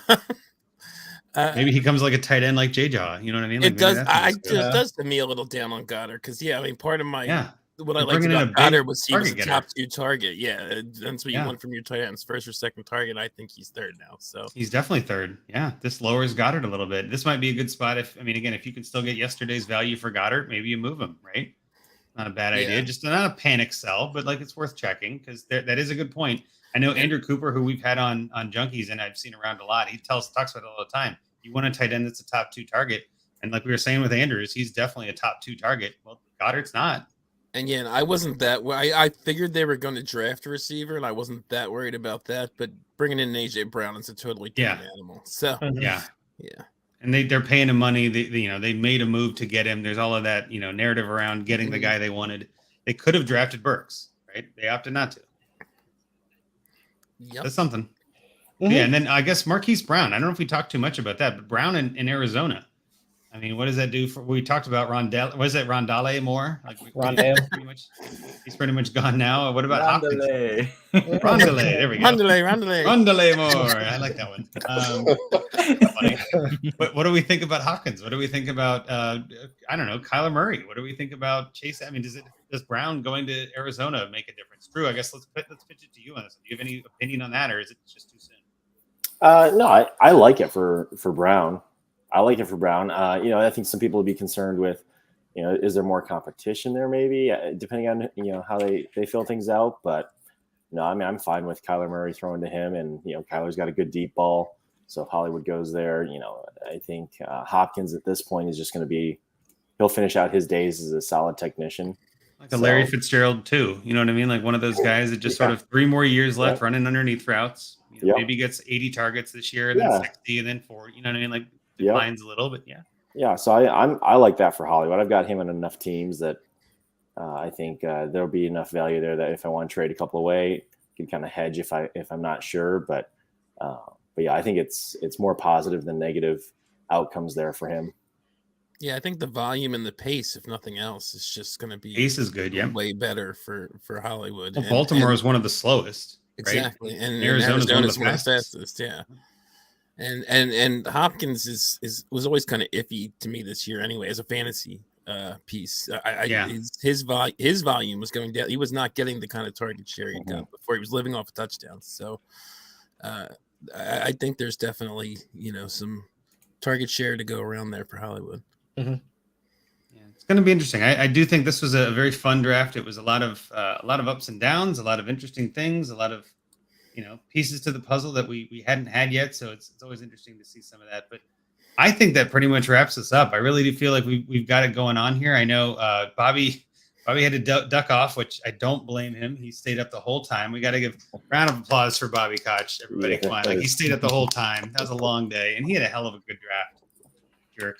Got rewarded. We'll see him next year, I guess. At this pace, we'll see him next year. And then Brian Harr, obviously, let's kick it around the horn a little bit here. Brian, are you doing okay? Yes, I'm fine. This was fun, despite the Steelers absolutely crapping the bed with their first round pick. It was good to be with all of y'all and to do this again. It's been a while for me, so hopping back on the mic and talking football and draft night with y'all was a lot of fun. So I appreciate the opportunity. Pleasure having you, and you're welcome anytime on the DAP Network. I know Rocky will probably have you on Trade Addicts to let you vent some more as the pain settles in. But no, appreciate you coming on tonight. It was a lot of fun. John, obviously glad to have you on as well. I mean, what are your thoughts on the draft? As again, outsider, it went well. Did you think it was crazy? What are your thoughts on the night? Yeah, it was just that stretch from what was like 10 to 20. Yeah, essentially that was fun. That was fun. That it kind of made up for the fact that it was bookended by a lot of boring, chalky. Chalky picks early and nothing fantasy relevant, and then late it was. I mean, there were a lot of guys that I haven't even. I don't. Strange. Yeah. Who the hell was that? Like Sean McVay said that he was scouting that guy. Like the Rams actually have a pick somewhere, and they thought they were going to get that guy. So yeah, it's like 40 chess. Bill Belichick's like, no, you're not. I'm going to get him. Belichick was driving back from Florida to New England and stopped through Chattanooga and saw something he liked. Yeah. Yeah, it was. I don't know. Yeah, it got a little boring there, but man, they made up for it in the middle of the draft there. Yeah, that was a good fun part there for sure. Now I'm glad you could hang out with us. I know you had to duck out and come back in. I appreciate you giving some insights for us here today. So, Chris, let's go to you next. What do you think about the evening? Any thoughts? I guess I know you were breaking some news tonight. That was a lot of fun, I'm sure. But any other ideas or issues or anything like that? No, I think it all. I mean, I think holistically the night went as expected, because I think we expected at least 5 to 6 wide receivers get drafted, and that's what happened. We expected, at most maybe 1 to 2 quarterbacks getting drafted, and that's what happened. Minus the veteran trades, that was really the big bombshell of the night. Yeah. But finding out the landing spots, that was really the big key to understanding and valuing all the wide receivers of this class anyway. We just didn't know where they were going to go. We knew it was going to be, 5, 6, even 7 of them possibly getting drafted to the first round, but it was just, where were they going to be at? Was it going to be the Falcons? Was it going to be the Seahawks? Was it going to be, Philly, the Saints, or whatever? So now that we know that, and I don't know about y'all, but it doesn't change a ton for me, because most of these guys all had first round draft grades anyway. Yeah. It's just now we get to play the game of nitpicking landing spots, nitpicking offensive situations. Like, who do you like better? The guy that's getting passes thrown to him from Zach Wilson, or the guy possibly getting deep bombs from Jameis Winston, or, insert quarterback here. So overall, yeah, I think it kind of met my expectations. The trades obviously were the bombshells of the night, but overall, I think it kind of, met what I thought. And obviously no first round running backs, which we all kind of expected also. Yep. So outside of that, and also the Bengals making a smart pick, I'm good with tonight. I'm happy with the way things turned out. I'm with you. I think something else that maybe we haven't said, but it kind of fits in that same thought. Nobody went to a bad landing spot, right? We didn't see Treylon Burks go to Tampa Bay, or we didn't see somebody go to Cincinnati. It's like they don't need a receiver. Yeah. Like, we didn't see any of that where like it kills there. Yeah, lesser spots. Well, one of them is catching passes of Zach Wilson, but fair. But you know what I mean, though. Like, that was always kind of expected that they were going to take. Right. But then was that air quotes for catching, because like he's not. It was air quotes for passes. Yeah. Yeah. But like we talked about earlier, that situation could immediately change in 23, because Justin wind up drafting a quarterback. So it's like, I'm not moving him down severely off of it. Yeah. No. So it's I don't think anybody really gets a bump up or down. It's like you said, Chris, it's all kind of what we expected. They all went to places that needed people. Like, in a way, it was really exciting from an NFL standpoint, but kind of boring from a fantasy one, where it's like, oh, okay, like no CEH this year, no crazy difference maker that moves up a tier. Like, no, we all learned our lesson on that anyway, I think now, but at the same time, it's nice to not be too confused. So appreciate you stopping by, Chris. That was awesome hanging out with you. Like I said, I've seen you a couple of weeks. Yeah. And we got to go to a Bengals game at least. Let's go. Let's figure it out. Absolutely. Yeah. But I'll see you in Columbus here in a few weeks. I'm into that. All right. Well, thanks so much for stopping by. Appreciate your time. Of course, man. Next up, we got the Dappers. It's all that's left after Chris here. We got the Timeline crew. Let's start with Drew. You were here the longest, so we'll start with you. What do you think of the night? How was your evening? Where do you lean on the fantasy aspects and implications of the season? Yeah, it was a great night. I put myself down for, I think, like an hour and a half of this, so it was a lot of fun to hang and watch some of this go down. NFL side, it was the draft to match the free agency, right? It was fouled that up and really gave us a lot of things to look at, which was fun. So I wish the Bills had taken a more interesting, more fun, exciting path rather than moving up. But I think it's overall pretty straightforward compared to where, like Chris said, what we were hoping to see or what we were expecting to see. So we'll see what tomorrow night holds, and we'll go from there, and we'll see how Twitter responds. So that'll be the next piece of entertainment here. Yep, I love it. And that's exactly what it is. You guys on the timeline love looking at that timeline, and that's exactly what you're going to see. Is there's going to be some chaos and some craziness. Tomorrow's going to have a lot of fun. No, I appreciate you joining us, and it was good to have you. Good to get some Bills reactions, even if it was boring. It was nice to have somebody, adding some flavor to the New York State that wasn't all happy and roses like Bobby. So nice to have a calm presence. So nice to have you on. Let's go to Josh next. Josh, thank you so much for joining us tonight. How was your evening? What did you think? How'd the Cowboys do? What thoughts do you have after what we've seen tonight? The Cowboys, they picked a player. Hey, there you go. They did pick a player. That's your bar. He definitely is someone who plays Hashtag analysis. Hashtag analysis. I don't like the player, but like I said earlier, I wasn't a huge fan of Parsons last year, and the guy got votes for Defensive Player of the Year. Yeah, so he's pretty good. Like, what do I know? Like, tell yourself what you need to sleep at night, Josh. Listen, if we would have had one of these last year, you would have heard me rail against Micah Parsons. So it's well, and let's not forget there was a bet made, right? You and Rocky made a bet: Pickens versus Trubisky. that could be an interesting one that we don't want to forget that. That could be a fun thing to revisit in a year or even less. I'm already looking for a charity. I'll pick one. Don't worry about it. That's fine. I will pick the charity since I will win. I like the trash talk. You won't be able to pick one because I'll win. But okay. We'll see. You're betting on a guy that has like 7.5-inch hands. So good luck with that.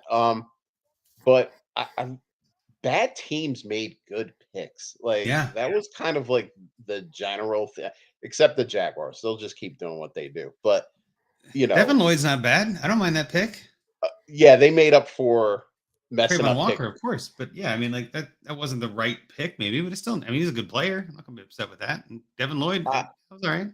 He's a player that has traits. I mean, obviously Georgia. Hashtag analysis yet again. Yeah, he has traits. Yeah, he has traits. Because he doesn't have production. I mean, if you look at what he's done, he doesn't have production. So you're saying like he has traits. He played at Georgia where they just rotated that front seven like crazy because I think they have like 3 guys that are going to get drafted first round next year.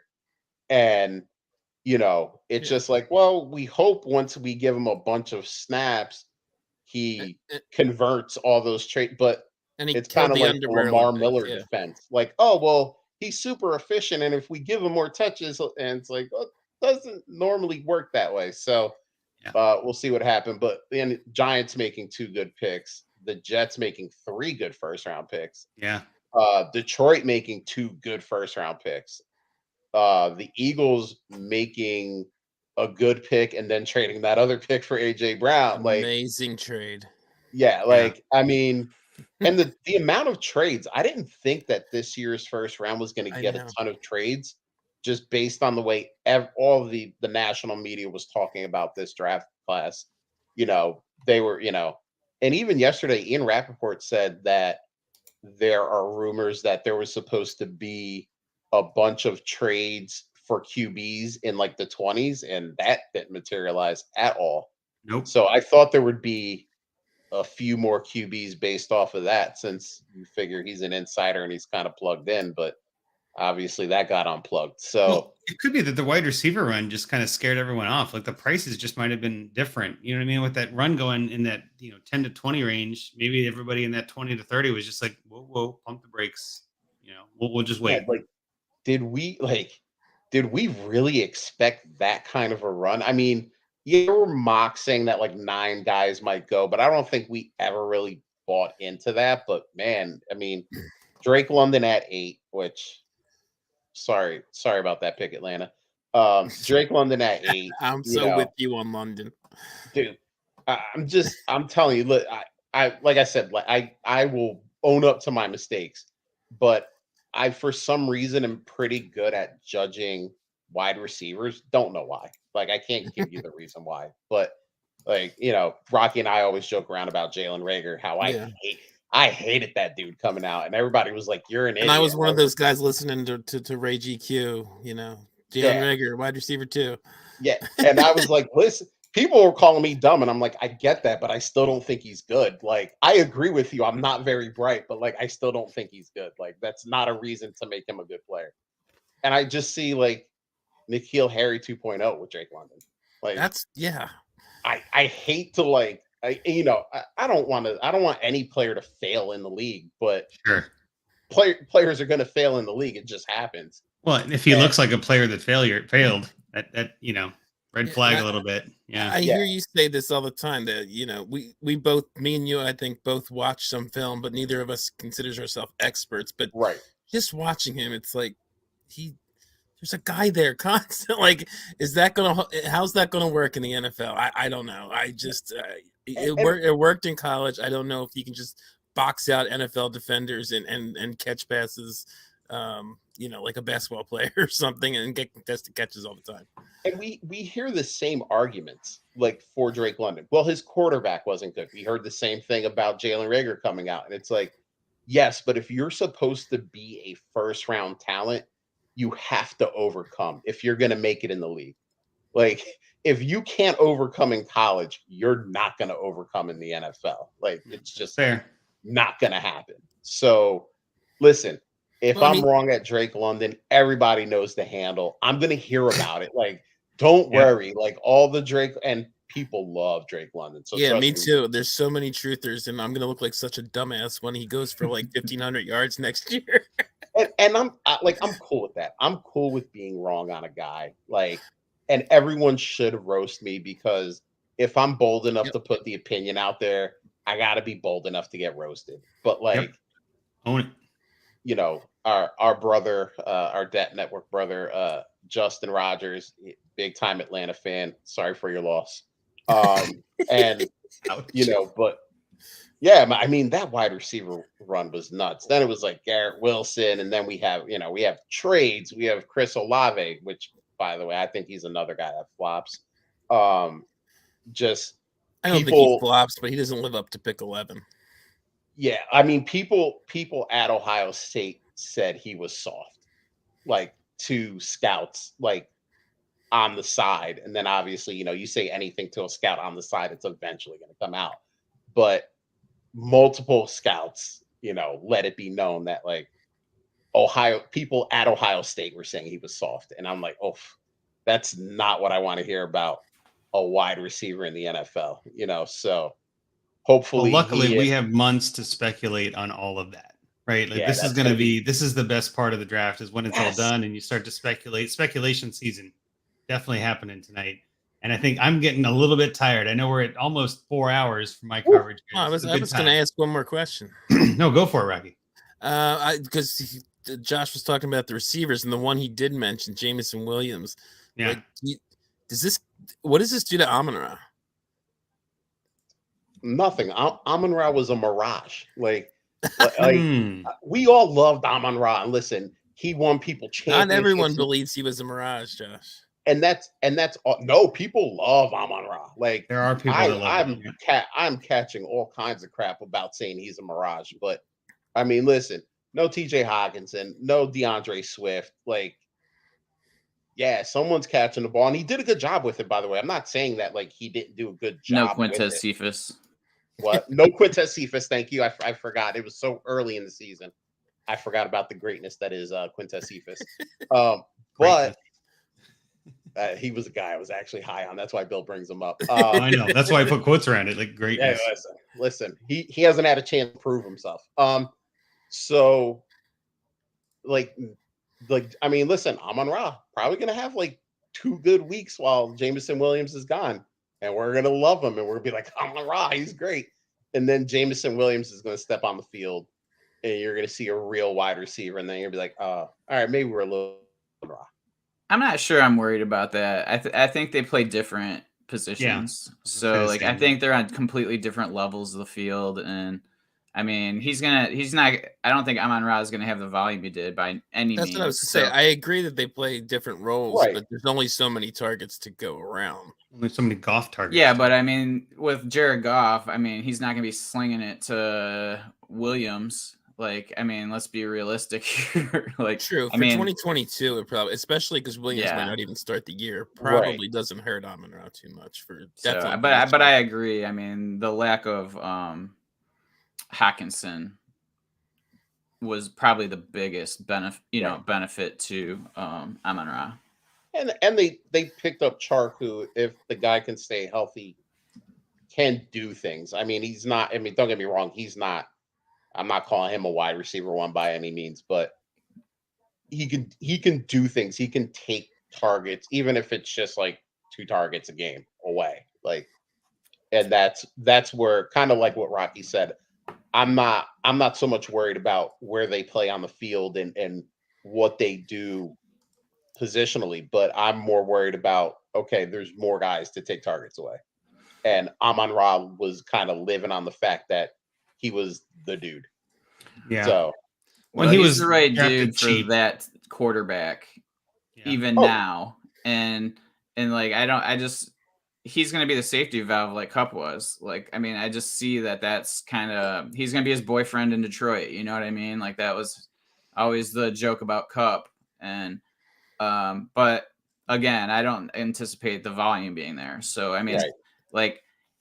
Does he become more efficient? Maybe, but not to the level that I don't think he's gonna put up the fantasy points per game he did at the second half of the season last year. It's funny now that you say this too. It's got me thinking, like, is this going to knock down Williams to the later half of the back half of the first round? Because you can't, like you said, I don't know that you can expect much production at all in 2022. If he goes on PUP, doesn't play for 6 weeks, and then he's got Goff throwing to him. I mean, not that he's just a deep guy, but yeah, I mean, no. So please let that happen. No, yeah, that's what I'm saying too. I would love it. Please let that happen. Yeah, I have plenty of late first. I don't have as many early first, but I kind of think that some of it's trading, Bill. I'm not just saying my teams were that good. It's harder to trade for early first. Anyway, that's exactly what he's saying. But yeah, so I mean, I just think like it's kind of hard to see a path to where he has a really good season though, because of the injury and because of Goff. Like again, part of the reason I love him, he's my wide receiver too, is that he's more than just Henry Ruggs. He's not like a guy who's just gonna fly down the field and that's all he can do.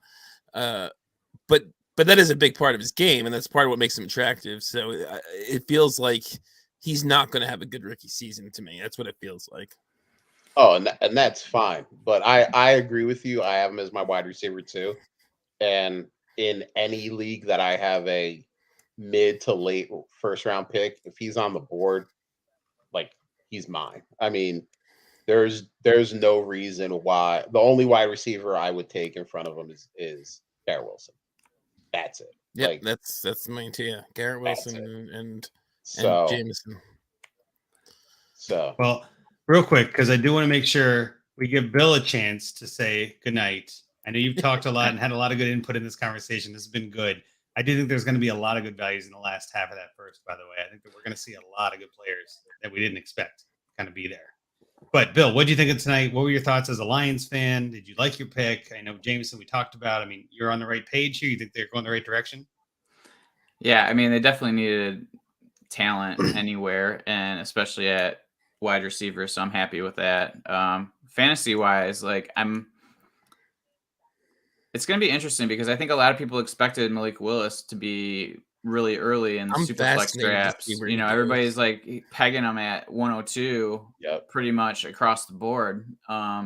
So it's people who are later in the first round are losing a pick. You know what I'm saying? So like rising up a little. Yeah. So because you have one less player to pick from. So it's going to be interesting.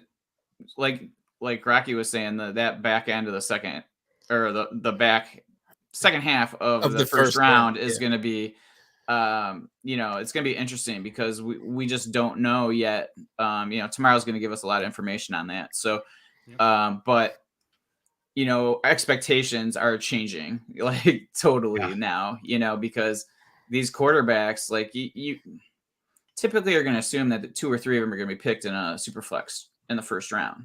And I was going to bring that up. Like, do you think, like, is there any, like, even Malik? Like I said, I think he's a first rounder. I don't know that any other guy is going in the first round. Well, Pickett's going to go in the first round. I mean, besides Pickett. Anyone who doesn't have first round draft. If Malik Willis gets picked in the next 10 picks, then he'll get picked, I believe. I think so too. As long as he's not behind like a stalwart quarterback.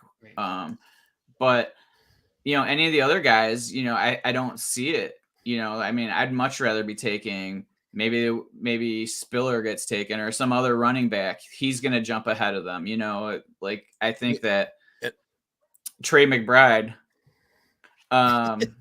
joking, but there's going to be other wide receivers. So, I mean, but we're going to see a lot of wide receivers in super flex first rounds, probably more than we've ever seen. You could see 9 of the 12 be receivers. That's what I was totally. thinking. You want, one quarterback, 2 running backs, and all receivers. So it's depending on where Spiller that's nutty, to think that's the case. So yeah, should be entertaining, and I'm looking forward to tomorrow night. I don't know if I'll be on the stream or not tomorrow night, but I know Bobby's going to be back. He might be hosting in a sense. We'll see if that works out. But great to have you on, though, Bill. I know it's been a minute since we talked. Yeah, it's a pleasure. I know it's kind of like riding a bike, right? You're like, oh yeah, I've done this before. Yeah, it's a good time. Well, especially with this group, like it's everybody's it's just about as having a loose good as it gets. time, and it's All right, definitely well, a pleasure. Last but not least, Rocky, let's kick it to you before we wrap it up. I mean, obviously, I'll do some of this and then I'll kick it to you. We could do remember to subscribe to all of us that were on this tonight. I'm not going to go through everybody's handles, but definitely follow the DAP Network, the Dynasty Addicts Podcast Network on YouTube. Follow us on Twitter at DAP_network. I know Russ would definitely want us to pimp that out a little bit. I love the arrows. You guys are doing great. But make sure you follow all of the hosts of the DAP Network. Anybody that you're interested in, we're all here to help. I have been at Andrew Hall FF. But let me kick it to Rocky in a Junkies fashion, I guess, to kind of get us out of here tonight. What were your thoughts? And then adios, sayonara. I agree with you. You left me for last. Everybody pretty much said everything. I agree that the landing spots didn't really change all that much. I'm really excited to see, though, what happens tomorrow. A lot of the guys that we've been talking about are going to go day 2 and day 3. All the running backs that that we haven't seen a single running back go. So hope maybe not a whole bunch in day 2 and in round 2 and 3, but the important ones, and then a whole bunch more receivers, all these quarterbacks. It's going to be so interesting. I'm fascinated to see where Willis ends up in rookie drafts now that he's not a first rounder. As a first rounder, it seemed a no-brainer at QB2 because he had that ceiling, but you don't even know for sure what's going to happen, what kind of opportunity. I'm curious to see where he lands in the real NFL and in a fantasy football. I just have to leave it with this, that just remember that the Eagles got AJ Brown for slightly more than the Cardinals paid for Marquise Brown. You're never going to let us forget that, man. That's such a steal. You guys, congrats, Rock. That was a great I am so thrilled about that. The Jordan Davis pick was whatever to me, but it didn't matter 5 picks later. Well, think of it this way: would you rather have Traylon Burks or AJ Brown? I would rather have AJ Brown. I think everybody or Traylon Burks and $25 million to spend, or AJ Brown. I'd still rather have AJ Brown. I would. The Eagles can't draft wide receivers, so if they drafted Traylon Burks, guaranteed bust. Well, and that's kind of where you can look at it that way too, right? They have Rager and JJ Arcega-Whiteside, and this was perfect. They can't draft or / develop receivers, so get one who's already really, really, really good and pay him some money and keep him on your team. It's true for Dynasty too, though, right? You don't always have to draft with your picks. I think that we can kind of close up shop on a Dynasty note here. I mean, this stuff can make your 103 pick more valuable now that there are landing spots, right? There are definitely people out there that are going to trade for a 104 that they wouldn't have traded for yesterday. So now might not be a terrible time to shop that pick, kind of like, I'm guessing anyway, kind of like the Ravens did with Marquise Brown or the Tennessee Titans did with AJ Brown. It's like, let's go find a player. You know what I mean? And I will gladly sell you the pick, whatever it is. So it kind of depends. There are teams out there looking to move veterans to get the rookies. And maybe this is the time to target that. But I kind of interrupted on you that, Rack, but I wanted to make sure I pivoted in there. But I am falling asleep, as you can imagine. I wanted to end on that AJ Brown note, so I'm good. You're doing great. We're after midnight now. We're doing great. We're actually still awake. Everybody's holding up. Appreciate you guys so much. This has been a lot of fun. But yeah, Rocky, take us out of here. Take us out of here. This isn't late. Junkies. What am I? I know. Late or Junkies out. Whatever you feel like. But it's not Junkies. I can't say Junkie. All right. Hold on. DAP Network. That's what I was gonna say, and you ruined it, Andrew. DAP Network late.